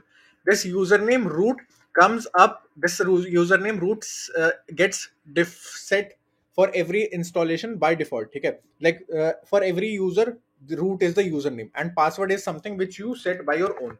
Okay, so while installing SQL, I have set the password as Shivendu123. So I have to mention that password which I entered while installing MySQL. You have to keep this thing in mind, otherwise your connection will not get successfully executed and you will get confused at why it is not getting created properly. Okay, so while installing MySQL, I entered this password Shivindu123, and same I'm doing here. Okay, so again, I'll repeat everything in a single go. Okay, now I'll call this statement class. Why I want to call this statement class? Because I know that MySQL works on the basis of commands. Okay, we write some commands, and on the basis of those commands, MySQL performs some operation. Okay, so of course I want to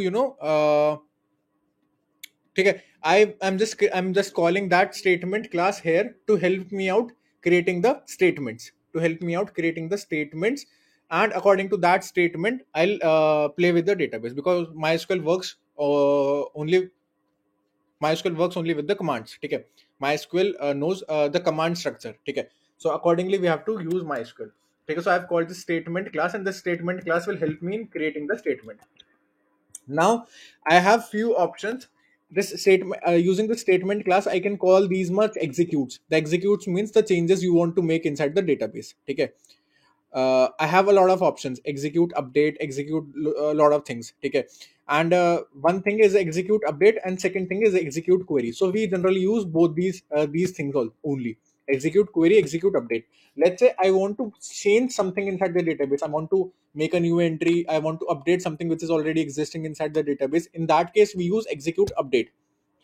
Second case can be I just want to run a query, and I just want to check what is the result of that query. I'm not making any change inside the database. Okay, this select star from student is just used for fetching the data which is present inside the table. I'm not making any changes inside the table, right? So this comes under execute query, that we are just executing a query. And inside the execute update, if I want to change something inside the table, if I want to change something inside the database, then I use this execute update, and here I'll write that command. Okay, here I'll write that command using which I want to update something inside the database. Okay, so this is a simple procedure. Okay, I'm going to write the insert command, of course, because I want to insert the data inside this student table. Okay, this is the name of this table, so I'll write insert into student. Okay, insert into student. Now I have to mention what all columns I have to insert the values. Okay, this is something which you can avoid, like if you want to push the data inside few columns only, then you can mention the column names here. Rest, if you want to push the data inside all the columns directly, then you can skip that also. Okay, you can use another type of command, but here I'm just considering that we want to push the data in a column specific way. Okay, so I'm just mentioning the column names in which I want to push the data. So roll number, course, branch name. These column names will must be same. Okay, these column names I'm taking from here. I'm writing the same column names which I declared while creating the table. Okay, name, vendor, father, name. Okay, and what all values I want to insert, that I'll place here. Okay, so inside this round bracket, I'll put the values which I want to push. Now, what is the case? Let me write something and then I'll explain you what is the case here. I have stored the values inside these variables. Okay, the role variable. I've stored the value. Now I've mentioned that I want to push the data inside these 5-6 columns. Okay. Now what is the value? What are the values which I have to push? This role value will get pushed inside this roll number column, and whatever I will mention next will get pushed inside this course. Okay, and so on and so forth. Now what is the case? I have to push the value which is stored inside this role variable. Okay, and of course, if I'll write this role as this, then it will be considered as a string, but I want to fetch the value of that variable and I want to push it. Okay, I just don't want to push the role string. I want to push the value which this role string, which this role variable holds. So in order to do that, this is the basic syntax which we use if we want to use the value of any particular variable inside a string. Okay, we are currently in double quotes. So if I want to take the value, let's say var roll number, where variable holds value 10. If I want to, there is a double quote going on, and inside this double quote I want to use the value of this var variable. So this is the syntax. ठीक है, this is the basic syntax of fetching the value, ठीक है, this is the syntax, ठीक है, this double quote plus and inside between these plus write the name of the variable, write the name of that variable. This is the syntax, and this single quote will do what? This will make this 10 as this. If I'll remove these single quotes, then it will be just 10. Of course, I have mentioned that the values will be varchar type, so there will be string type, so I am putting the single quotes also, okay, in order to make it like this, single quote and the value. Okay, so this is the thing. I hope everyone got an idea that what I'm trying to say. So in the same order, I'll mention all the values. I'll try to use different ways of pushing the data inside the database, so that you can be you can get an idea of all the possible ways of doing that. Okay, there are different structures of the command. So yeah, roll number, course, branch name,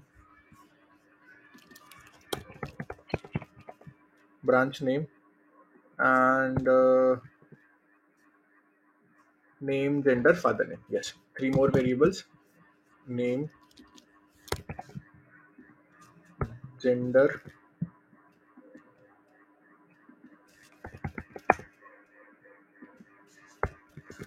father name. Okay, so I have given the name of the name of all the variables for which I want to push the data. I've given the name of the column. So the command is proper, the command is completed, and after executing this command, I'll show a box using the option pane. Now what that box will say that data added successfully. Let's say after pushing the data inside the database, I have to show something now, which can give an idea to the user, yes, that data was saved successfully. So I'm going to show a message, data saved successfully. Okay, now I have to import for this, and after doing this, I'll set this particular JFrame as false, and I'll open up a fresh new JFrame admin home. Okay, so that I can add another student again in a fresh form. Okay, set visible true. And let's say if any exception occurs, so I can I can display that exception. This e object will contain that exception, so I can convert that e exception, this e object, into string, and I can display it inside this dialog box. Okay, so this is how the code looks like of connecting with the database. Okay, now I'm just going to quickly iterate what I did. I first created an instance with the driver class of the SQL. This is the name of the driver class. This JDBC is Java Database Connectivity. Okay, I called the driver class of the MySQL. I created an instance with it.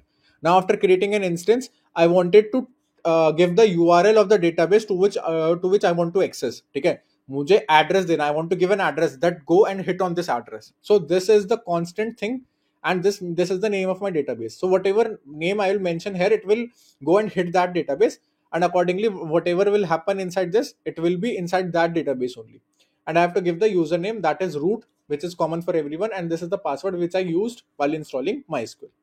Okay, I called this statement class. Why? What is the need of this statement class? Because MySQL works with the statements only. MySQL works with the commands only. Okay, MySQL doesn't work like a normal language. MySQL doesn't understand normal language. It understands commands.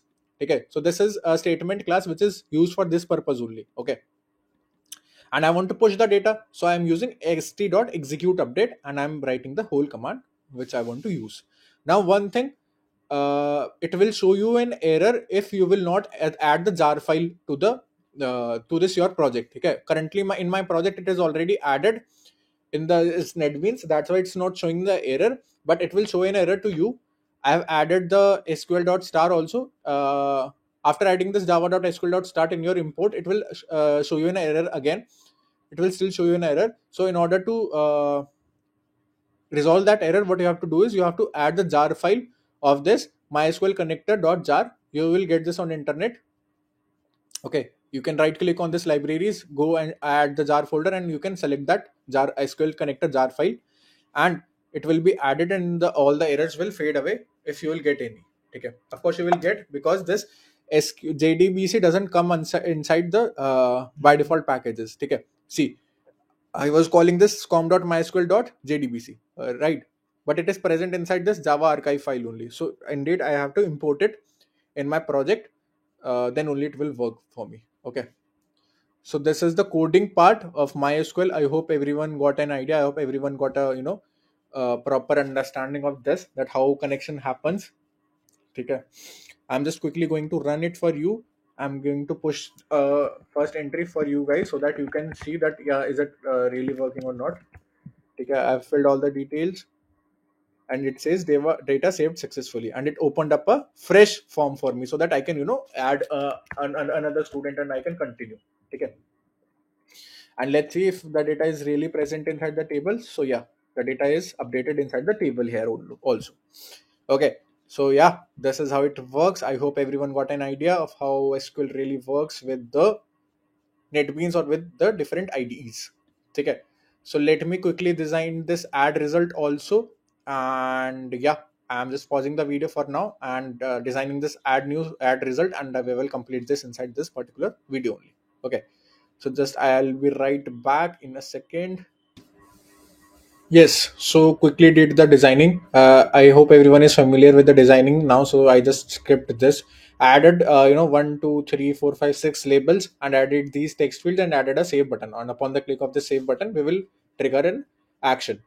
Okay. Now, I told you that I am writing these redirections of these buttons for the single time only. And when I'll copy paste this panel, what I did, I right clicked on this panel, copied it, and inside this add result I just pasted it, right clicked on it, and selected the paste button. Okay, and just pasted the panel inside this JFrame, and I added the panel here in the left corner again. Okay, and since now I am on add result button, so I'll remove this background color for this particular button, and I'll add a red background color to this particular button, so that it gives me a feeling that yes, I'm on this particular JFrame, on this particular add result button. Okay, so this is the plan. And 1, 2, 3, and I can just show you something, that I just copy pasted the panel and it copy pasted the source code also. Okay, so I've not written this code by my own, and see, every button has already it has already has the same code which we had written for the admin home panel. Okay, so I don't have to write it with anything again and again. I just wrote it for the single time and copy pasted the panel, and it automatically pasted the whole you know uh, whole code also. Okay, so this is indeed a very time saving thing. Okay, it saves a lot of time. So yeah, this is also something which is very good and saves a lot of time, saves a lot of efforts. So yeah, one thing is also appreciated for this SQL. What we will do here is we will copy paste this. For after before copy pasting, let's create a result table which will be responsible for holding the result. Okay, which will be responsible for holding the results. I have created 5 subjects and I have created this roll number. So in the same style, we're going to create the table, create table, result, create table result, roll number, varchar 15, primary key. Okay, and then I'm going to give physics, math, EM, DBMS, OS. Physics varchar 15, maths varchar, physics, maths, EM,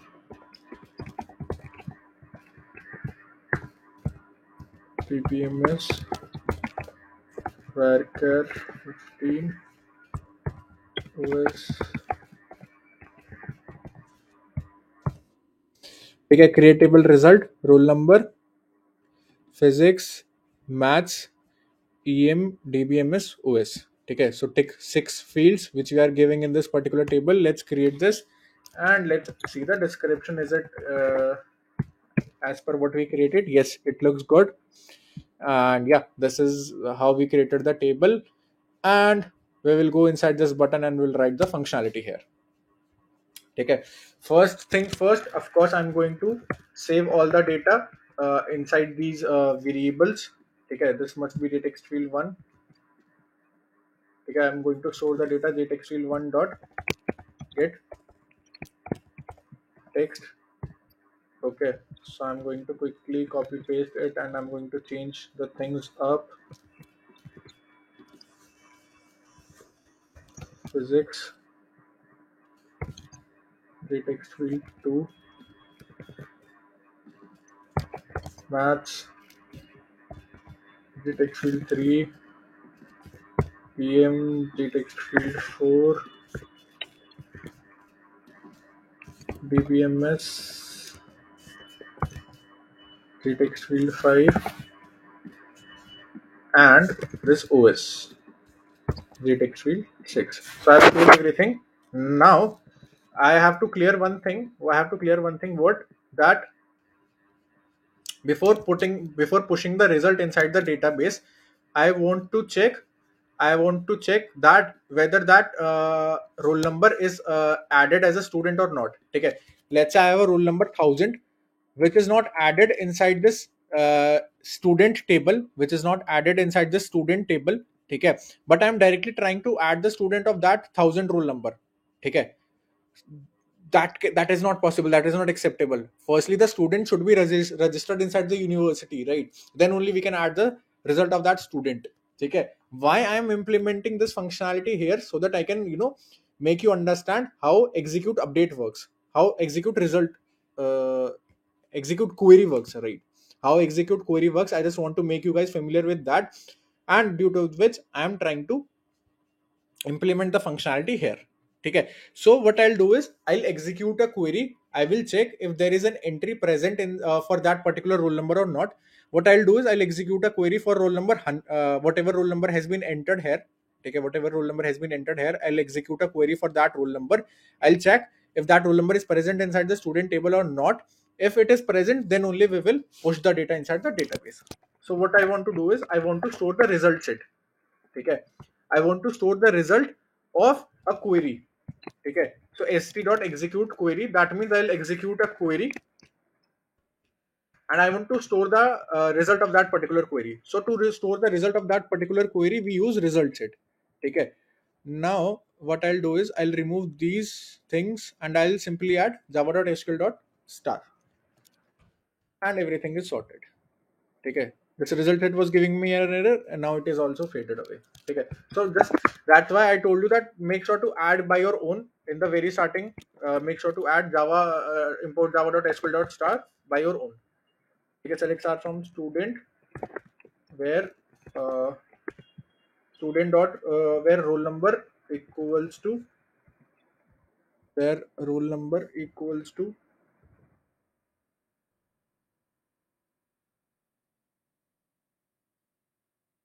this role. Okay, so what it will do is it will go inside the student table and it will check if this roll number table contains any roll number with this particular value or not, which we added inside this add result. Okay, if it contains, then we will push the data inside the database. So if rs.next, why I am doing rs.next, because let's say I executed a query and I got 5 lines as the result, 5 rows as the result. This is the rs object which contains this result, but this rs is a object which actually points to the 0th row. Okay, but nothing is present on this 0th row. The query result is actually present, is actually get started from the first row, right? From the first row. So we have to do rs points towards here and I want to check if there is any data on the first row or not. So we do rs.next to check if there is any data present inside the present after executing the query or not. Okay, if rs.next contains anything, so anything if it contains, so we will do execute update. Okay, we will do execute update inside. In that case, insert into result values, insert into result. I'll mention the column names, roll number, physics, math, em, bbms, os. Okay, and what all will be the values which it will hold? Values. Okay, values are also present inside the variables. Okay, double quotes, single quotes, double quotes, plus plus, and this role variable is one variable, and similarly we have a lot of variables which are actually holding the data. Roll number, maths, physics first, physics, maths, EM, DBMS, OS,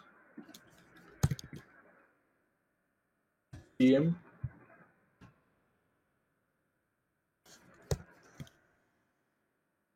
DBMS, and OS.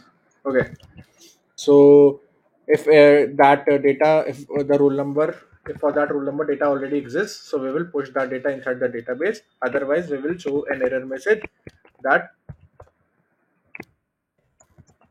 show message dialog incorrect roll number, not incorrect roll number, this roll number is not registered, right? The error message should be specific. Okay, this roll number is not registered. Simple. So we also got to know that how this execute query works. Okay, so now let's run it from the very starting. We have added the entry for this 100 roll number, so we will be able to add the result for this 100 roll number. Okay, I went to admin, entered the credentials, went to this result. Let's try with the incorrect roll number, randomly adding the marks. Okay, on the click of the save, this roll number is not registered, and I added this 100 roll number for which it should save the data. So on the save button, it actually must have saved the data, but it didn't show any message because I didn't wrote the code. Select start from result. It should store the data for the result for the 100 roll number. See, the data has been pushed, but we didn't get to know why, because we didn't write the J option pane for that. Okay, so we'll quickly write the J option pane here. Marks saved successfully, and I'll open up this fresh new JFrame. Okay, I'll open up a fresh JFrame. I'll set the visibility of this JFrame as false, and I'll open up a new JFrame. Add result dot set visible as true. Okay, so this was the difference. This was the thing which was missing. Rest everything seems fine. So yes, I hope you got to know how this database works, how this execute query, execute update works, and how we actually created the connection for both these JFrames. These are very important. So make sure to watch the video again if it seems like if you are getting some difficulty to understand both the things. So make sure to watch the recording again so that everything is clear to you. And we will do a demo run once we complete everything. So from the next video, session will start with the registered students and result.java. Okay, so I hope this video was long. I hope everything was clear. And yeah, I'll see you in the next session. Till then, goodbye. In this session, we are going to cover our registered students and result.java JFrames, with which we will complete our admin section of our project. Okay, and after completing both the frames, we will quickly do a try run for the same. Okay, so first thing first, I'm copy pasting the panels, and this is how I copy pasted. If I missed it to show you to you guys like in the previous video, so just showing it to you, and yeah, just changing the color again. In these frames, we have to just display the data in which whatever data is present inside the database. I just have to show that data in the form of a table. Okay, in form of a table. So I just dragged and dropped this table component, adjusted it according to the size, and this table component is something which is given by the string. Okay, and first thing, one thing which I want to make you guys understand, that up till now what we have done is on the click of any button we have triggered any action. Okay, on the click of any specific button we triggered some action. But as soon as we land on this registered students JFrame, I want to show the data. That means I don't want to click on any button, I don't want to click somewhere, I don't want to enter anything, I just have to show the data as soon as I land on this page. Okay, so this uh, between this particular boundary and this table there is a space. Okay, there is a space and I'll right click on that space, I'll go to event, go to component, I'll go to component shown. Okay, this should be the name of the function where you will write this code. Now what it does is it basically is responsible for the triggering the action as soon as this component is shown. Okay, I'll click on registered students, this component will be shown to the users, and as soon as this component is visible to the user, I'll trigger some action. Okay, so that's why we are writing our code here in this form component shown button, in this form component shown function. Okay, so you have to write the code in the same way. Okay, you have to write the code in the same way for you, so that you know you can I would say ki, it will work for you, otherwise the data will not be displayed. The data will not be displayed and you will eventually uh, be confused at what is the problem, since the code will be right but it will not be in the correct function. That's why it will not display the data to you guys. Okay, now we have to do a very simple thing. What we have to do is we have to select all the data. Take a select char from student and we have to show that data in the form of a table. That's it. And this data select will do select star from student. It will fetch all the data present in the student table and it will store it in the rs object. Now whatever data is present inside this rs object, I have to show it in the form of a table. So I'll go to change variable name. JTable1 is the name of this component. I'll do JTable1 dot set model. Now what this set model does, this set model sets the data model for this table to data model and registers with it for listener notification. That means it basically allows us to set the model of the data. Okay, I want to set the model of the data as table. dbutils, I am going to use a predefined function dbutils dot set dbutils dot result set to table model. Okay, what is happening here? There is a result set. Okay, we have a result set rs. I want to show that result set as a table model. Okay, I want to show that result set as a table model, and for that same thing, I have written a code. Okay, let me quickly. Okay, this dbutils comes under a connect Java archive file. See, as soon as I'll add a Java archive file, let me show you the difference. Here it is saying create class dbutils because it doesn't know what this dbutils is, because it is not present in Java as default. I have to add an external jar file. As soon as I'll add the external jar file, it will start giving me a different suggestion. Okay, let me open the jar file for you, and you can see dbutils is present. Okay, dbutils must be present in some package. Okay, let me see. See, now it is giving me a suggestion: add import for net.protinet. Okay, it was giving me a suggestion for this net.protinet.sql, and this is the dbutils class which I used. And dbutils class must contain a function result set to table model. Okay, this result set to table model basically helps me in setting the data to the table. Okay, that's what I wanted. Okay, so this is how this whole Java archive and this whole package and this whole class function things work. Okay, so I hope you got an overview also about how the things work. Okay, so this is a simple code of displaying the data as a table. Okay, displaying the data as a table model. Okay, so I hope this code is clear. I just did what I just set the model of the table JTable1. How in what model I want the data to be displayed. I want the data which is stored in the result set to be displayed in the table. Now one thing, here you can see that I have 4 columns added in the table, but of course my student table contains 6 columns. So do I need to add any extra column, or what I have to do? I don't have to do anything. Okay, that's why I use this result set to table model. This result set to table model will do everything. Whether the result set has 6 columns, so it will automatically increase the columns. It will automatic if it has 3 columns, it will automatically decrease the columns. Okay, so whatever changes it has to make, it will make it by its own, so we don't have to do anything else, right? So this is how like it is convenient. And I'll try to quickly run it for you also, and I'll add an entry, and then I'll come to.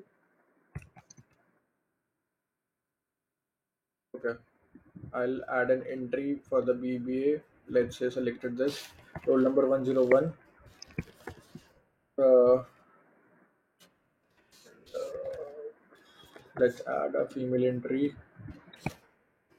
Added random female entry with 101 roll number. Data saved successfully. Let me add the marks.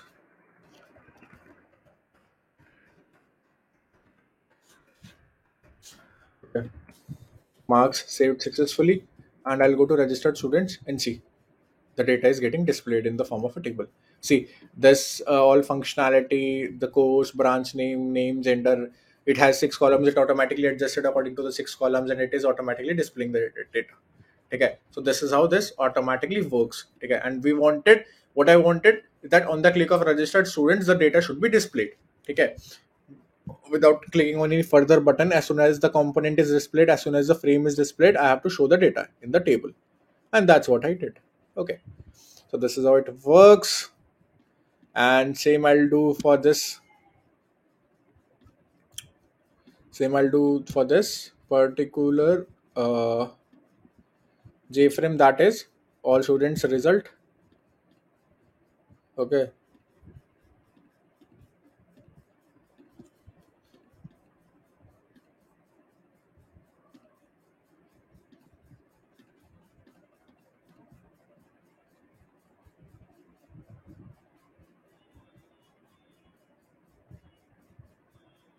let me add the table again. I'll adjust it according to the size. I'll click in the space in between. I'll go to component shown, and I'll copy paste the same code here. Just I have to change the name of the table. That's it. Name of the table here. Select star from result, and rest everything is the same. See, it automatically imported this. We just copy pasted the code and it did everything. Okay, so yeah, this is also ready. Let me go back to the index again, and let me see if the data is getting displayed of the result table. Okay, I mean,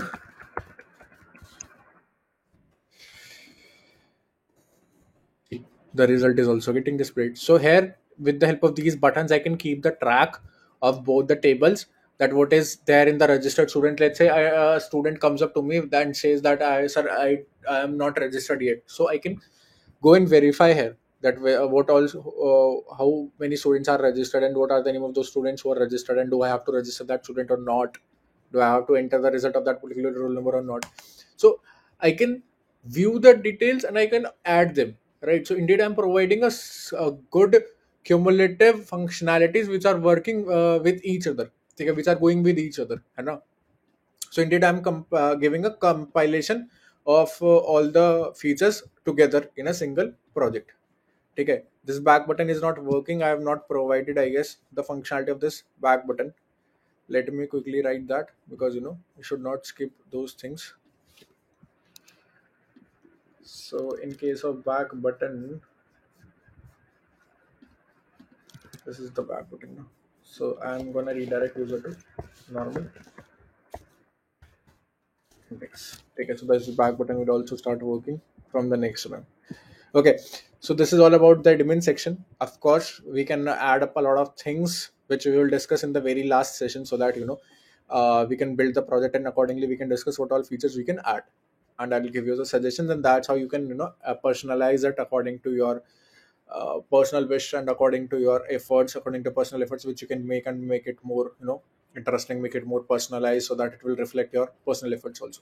Yeah, so this is all about the admin section. From the next video, we will start building our student section, and we'll complete the project probably in 2 more videos, and after that we'll discuss what all can be added to make it more improvised you know so yeah, that's it for this particular video. I hope you enjoyed building this admin section, and you enjoyed learning things around database, around designing, around uh, getting the data and putting the data and all those things.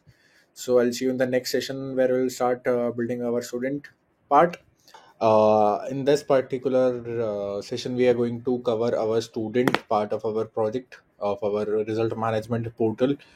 And yes, we are going to design the student part now, since we are all done with the admin section. And of course, we know that the student section starts from here. So of course, let's first ensure the correct redirection, set visible false.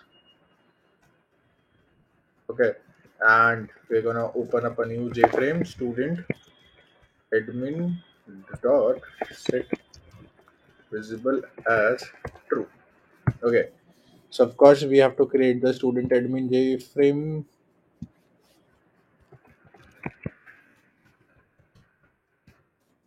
Let's create student admin, and as soon as we create the student admin, let's start designing the student admin. This is going to be a very simple JFrame, which basically takes the roll number from the student. Okay, now of course it will have a twist. We will discuss that later. First, let's focus upon designing the page. Great, looks good so far. Enter your roll number. This is going to be the label, and yes, with this label we are going to give a text field where user can enter the roll number which he or she wants to search for. Okay, I guess this is an enough big text field, and we can give two buttons also. A very obvious, you know, very obvious buttons. One can be search, and another one can be back. Okay, this is going to be the simple design, and of course, you can add icons and a lot of things here. Okay, so let's go to properties, and we can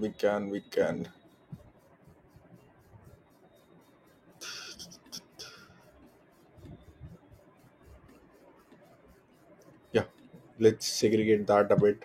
It was almost getting merged, so yeah, decided to segregate it. Nothing much. Bold. Okay, so yeah, this is going to be a very simple design. Now at the last, we're gonna add the background image. You can hop in for good background images, but yeah, you know I'm just adding up those which already have used in 1 second. Let me check.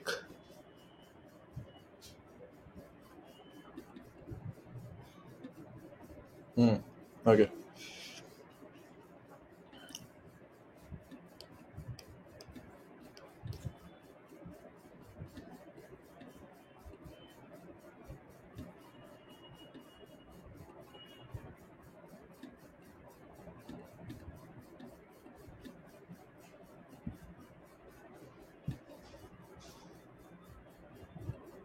Okay. Again, the problem here, as you know, just have to change the font, the contrast here.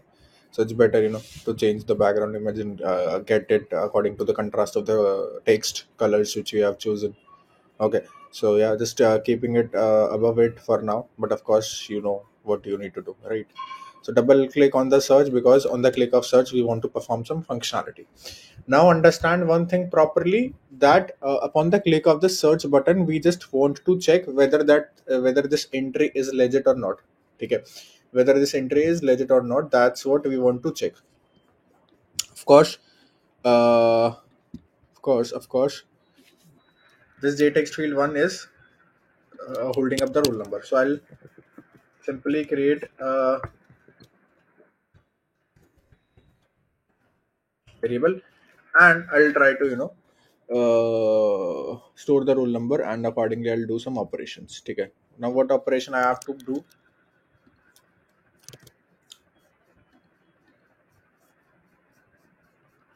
Yes, let's remove it. Now, of course, what I want to check is whether this particular roll number is present in both the tables or not. Okay. We have two conditions. We have to check. Okay, let me explain you the things. Wait a second. Yeah, we have two conditions. Upon the click of search button, I want to show the data for both student and result table. Okay. So of course I have already made a check that while entering the data in result table, it should be present in the student table. Okay. That means there cannot be any possibility that roll number result is entered for the roll number who was not registered. Okay. That means the roll numbers which are present in the result table are the ones which have data in both the tables, in the student and in the result as well. I hope you got my point. Let's say I had a roll number 100 for which I had an entry in result table, so it will be obvious that we will have this roll number 100 in the student table also, since we have already made this check. Okay. So instead of applying very concrete rigorous checks by using the join operation and all those things, I just don't have to do that. I just can check here if r is dot next. Okay, that means if that roll number exists in the result table, okay, that means it will be by default present in what it will be by default present in the student table as well. Okay. So that is going to be the case, and we're gonna do what?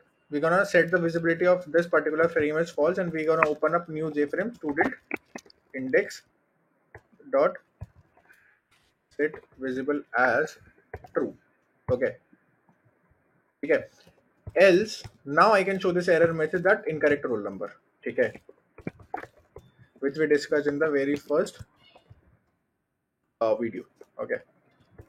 Show message. Okay. Dialog null comma incorrect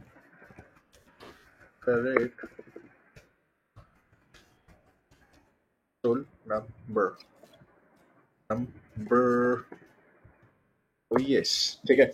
So this is the plan. This is the plan so far. Of course, we can create this new frame with name student index. Okay. Okay. Now one thing. I just wanted to make you guys realize that let's say the roll number which I'll enter is correct. Okay, I'll be redirected to this student index, okay, which will show all my data.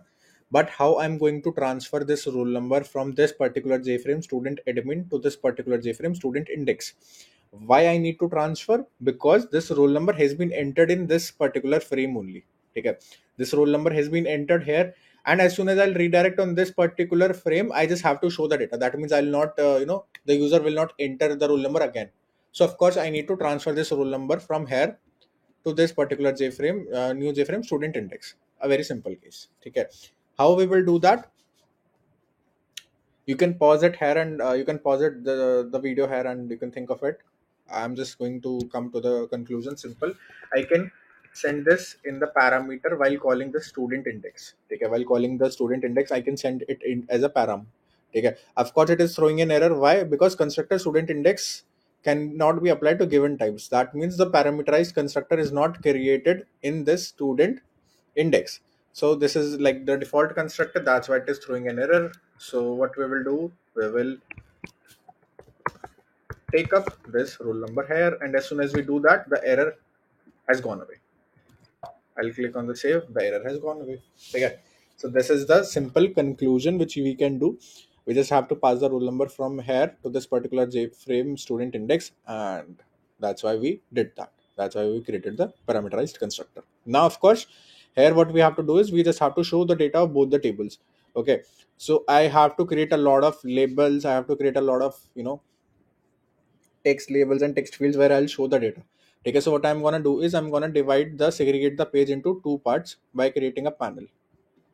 Okay, of course this is a pretty a bit big. Okay, so I just divided the frame into two parts. First is this panel, and second one is this particular frame. Okay, so my page is divided into two parts. In the above wala section, in in this green section, I'm going to show the data of the student table, and in the panel wala section, I'm going to show the data of the result table. So what we are gonna do is we're gonna display the data something like this. I'm just going to show you a quick example. Rest I'll do the designing and I'll pause the video, and you guys can do it in the same way. Course name. Take a course name.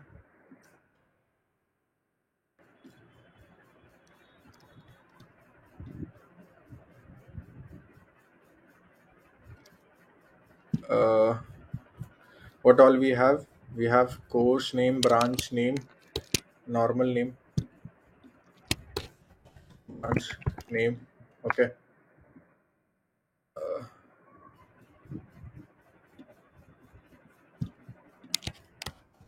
Name. Okay.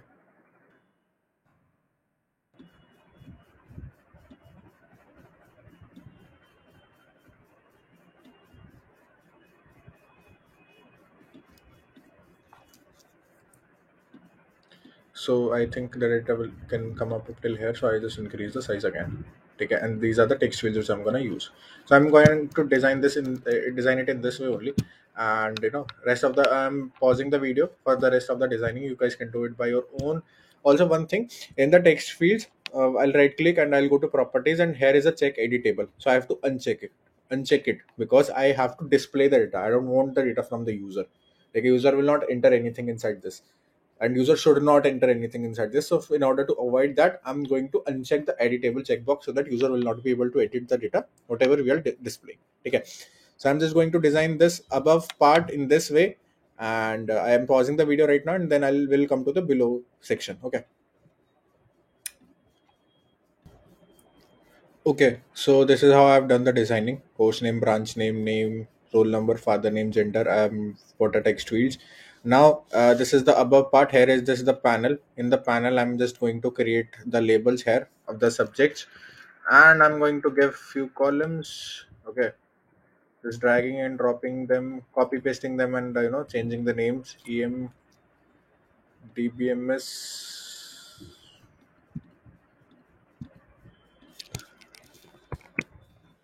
and the last one subject is OS. Okay, of course we're going to have these are the name of the subjects which we're going to have.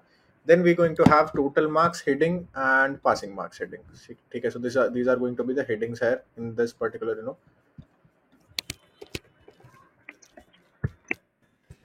You can modify this result part up to your according to you. Definitely you can modify it. There are 100. The rest you can copy paste the labels. Simple.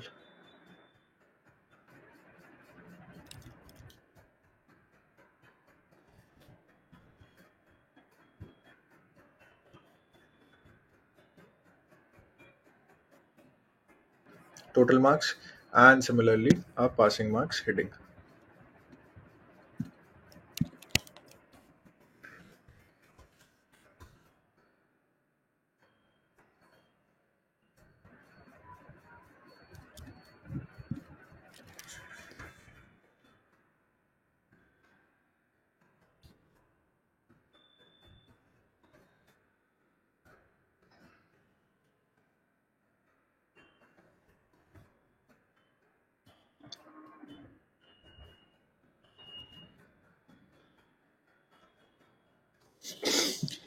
Okay, this is the passing marks wala field, and then here I'll show the marks obtained. Okay, that I'm doing, and just again pause the video and I'll come back to you again.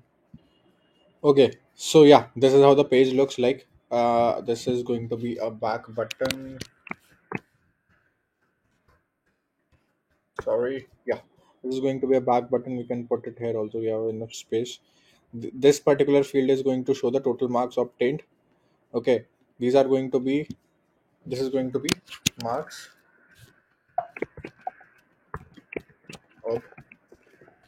obtained. So what is happening? Whatever marks we obtain, we will show the marks in these text fields, and whatever data is coming from the student table, we are going to show that data in these text fields. Okay, so this is the plan so far. How we are going to do that? Of course, we will see it right now. But yes, again, the case here is that as soon as we land on this page, we have to show the data. So we will again go to the component shown. Yeah, this form component shown, this is going to be our savior. Okay, this is going to be our savior in this case also. I'm just quickly gonna copy this. Why? Because yes, we have to do the database call here also.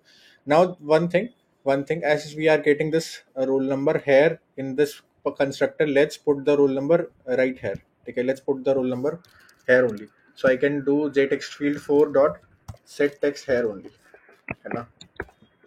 And it is coming up at strings, as strings, so no problem. See, I am setting up the roll number as soon as we land on this. So how it will look like, I'm just gonna run it for you. Let me check what are the errors.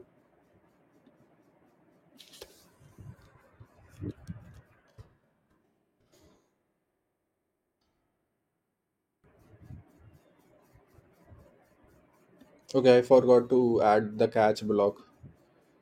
Okay, I didn't copy up the full.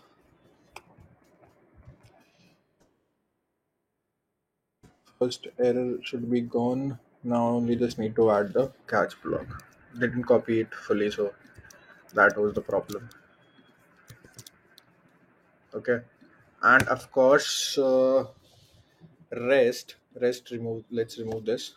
Okay, and yeah, let's try to run this now. I think there are no errors now, only the warnings. Yes, so let's run student admin. So what I have done is, I as soon as I land on this new JFrame, I will, the roll number will be set. So let's say the roll number 100 I search for, and I click on search. See, this roll number is set here. So as soon as we redirect on this page, the roll number will be set in the constructor only. So I've just added this functionality, and you can do that in the same way.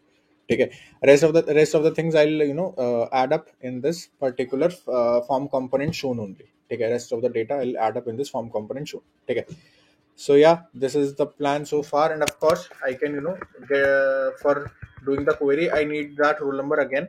So what I can do is, I can do jtext field 4 dot get text, so that I can get that roll number back, and using that roll number I will do my further computations. I need that roll number in further database things. So yeah, we're gonna do that. Now I hope everything is clear so far. And now what I have to do is, I have to combine the data of both the tables, and in both the tables, this roll number which I am getting from user should exist. Okay, so this is going to be the plan. This is how we have to, this is the requirement basically. So according to the requirement, we have to write the query. So the query can be a join command. How join works? Select star from student inner join result. Using this inner join, I combined both the tables. Okay, I combined both the tables. Now I have to specify that what data should come up to me. Okay, I have combined the tables, but how I have to filter the data? I have to filter the data on the basis of this roll number. Okay, so I am writing where student dot roll number equals to this particular roll number which we have stored in this roll number variable. Okay, roll number, yes, and result dot roll number equals to this result dot roll number, student dot roll number. I am writing the name of the columns. Okay, the name of the columns roll number here. Okay, this is the name of the column in my table also. Okay, name of the column here is roll number, and here also it is roll number. So I have written roll number here. Let's say my roll my this this the in this particular student table, the roll number, the name of the roll number column was something like this. So I would have written in the same way. Okay. So this is something which you have to take care of, that the column names should be correct. Okay. If this happens, firstly, let's see what is going to be the output of this particular command. Okay. In SQL, let's see that. Let's see that, and accordingly we'll be able to imagine the case now. Will be able to imagine it in a better way. Okay. Put semicolon and see the data is coming up in a combined way, and this is how the data looks. Okay. So yeah, this is how the data is coming to us. Now just we have to set the data to these text fields. Let's say into this jtext field 1, I have to set the course name. Now one thing to observe here, that the column course is coming in the second index. Okay. This columns are basically indexed, and they follow one based indexing. So the roll number column is one, the course column is second, and branch name column is third, and so on. So whenever I will execute this query, I will definitely get course name in the first column only, in the first index only. So using this fact, I can say I can set the row course value. Okay. So how I can set the things up? I just wanted to I can use this fact. So I can set the text. I can simply write jtext field 1 dot set text what rs. Okay. rs basically, this is basically storing rs is basically storing the value of this whole particular output is stored in rs. So using the rs, I can fetch the second column. So rs is basically an object, that's why I'm using rs dot get string. Okay. And I'm specifying the index of the column of which I want to get the data. Okay, so I did jtext field 1 dot set text. So whatever data I'm getting in the rs object at the second index, okay, I'm converting it into string and I'm setting up in jtext field 1. And what is jtext field 1 in my front end? It is course name. And what is the second column index? It is course. So yeah, the things are matching properly. Okay. In branch name, it is jtext field 2, of course, and I can just copy paste it and simply change the things up. Okay. So jtext field 2 dot set text, and branch name is coming up in the third column. This is how I have to set the data. jtext field 3, jtext field 3, and in 3 I must be giving the name. Okay. I must be giving the name 1, 2, 3, 4. Of course, in jtext field 4, I don't have to set anything because the roll number has been already set previously. Okay. So I'll directly come to jtext field 5. In jtext field 5, I have to set the father name. Okay. So 1, 2, 3, 4, 5, and 6. 6 is the father name index. Okay. jtext field 6 dot set text, and yeah, the column name is 5. Okay. And this is how we have to set the marks also. Okay. This must be jtext field 7. Okay. jtext field 7 dot set text rs dot get string, and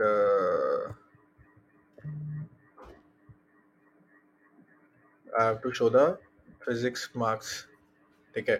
1, 2, 3, 4, 5, 6. Here the data of the student table gets over. Now 7 is again roll number which we have no use. So 8 is going to be the index which I have to start with. 8 jtext field 8 and 9 index, jtext field 9 10 index, jtext field 10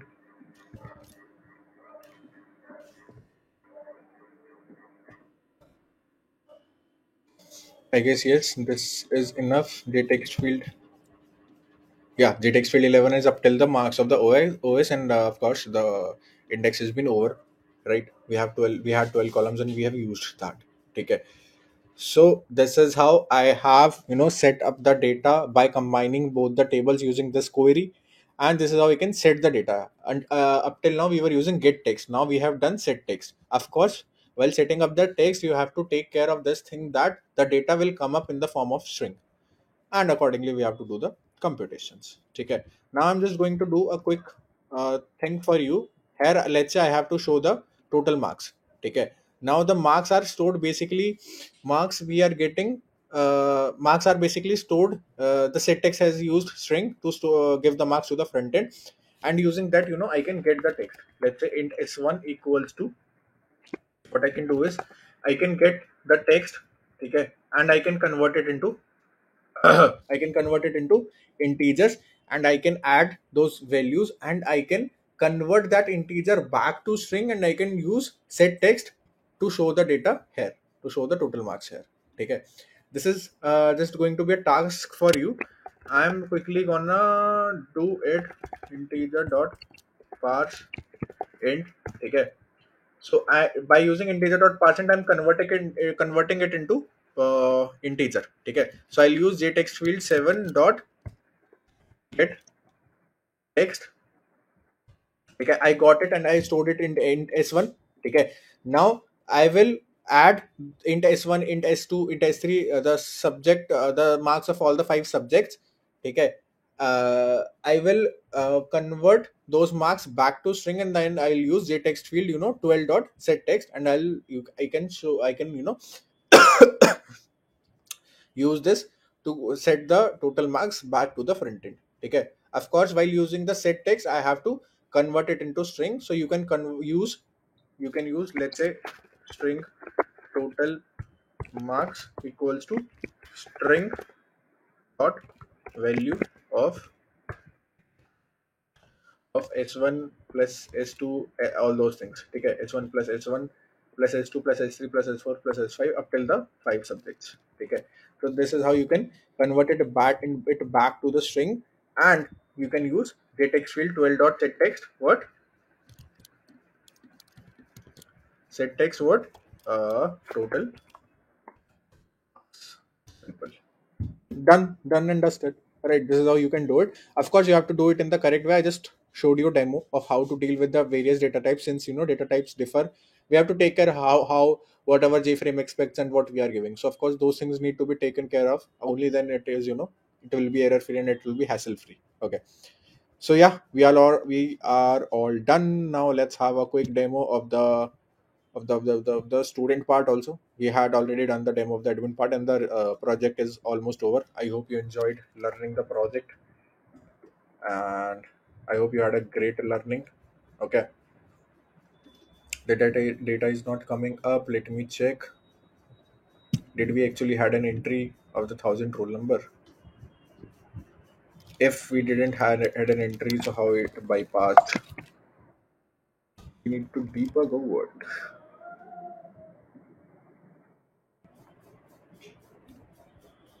Okay, we didn't have an entry for 1000 roll number, so I guess we missed something.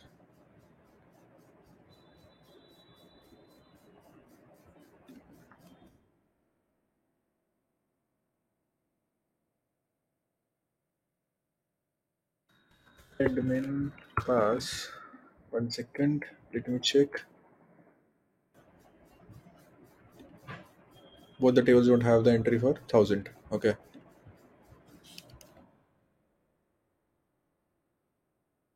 It's still redirecting. Okay. Let me check 1 second. Give me a minute. Basically, the check we applied is not working. Okay. The select chart from student result is not working. So what we can do is we can replace it with the same command which we used here. Okay. So this is basically going to check the join operation. Okay. This is basically going to check the join operation. And okay, also one thing, yes, why it is not working, select star from result, because we only did select star from result. And of course, select star from result basically returns us this. So it will definitely have an entry because it is showing us all the data. Okay, but we don't have to do that. We have to write where result dot, we have to check. We didn't write the condition actually, where result dot roll number equals to, we can use that command also, which inner join one. And of course we didn't want to use that, that's why we came to this, and we just missed to apply the condition. That's it. Other than that, it is absolutely fine. Now it says incorrect roll number, of course, and if I'll enter the correct one, it is displaying the whole data, and see the S1 is getting also displayed here. So yeah, this is how it looks. And I also added the functionality of the back button. Everything is working fine. I can go back from here. I cannot because I didn't write the functionality for the same. Of course, you guys know how to write that. Okay. So yeah, this was all about our major projects result management portal. I hope you enjoyed learning this. I hope you had a good learning of this project. Of course, a lot of things can be changed. A lot of things can be added because the project is never completed. A lot of things can be added. First of all, you can work upon this login page to make it compatible with the database. Now you know what you have to query for. Okay, you just have to check select star from result where username, let's say a table wherein you stored the data, let's say credentials. So credentials dot username equals to this, and password dot credentials dot password equals to this. So you have to check if both the columns have any entry related to this. So of course that means the credentials are legit and will allow user to log in, otherwise it will not. Okay. So this is just one of the example. You guys can put in a lot of personal efforts to make it more user friendly, and a lot of features you can guys can add. So yeah, I hope you enjoyed this major project series, and I'll see you in some another series in some another project. Thank you so much for watching. All the best. Goodbye.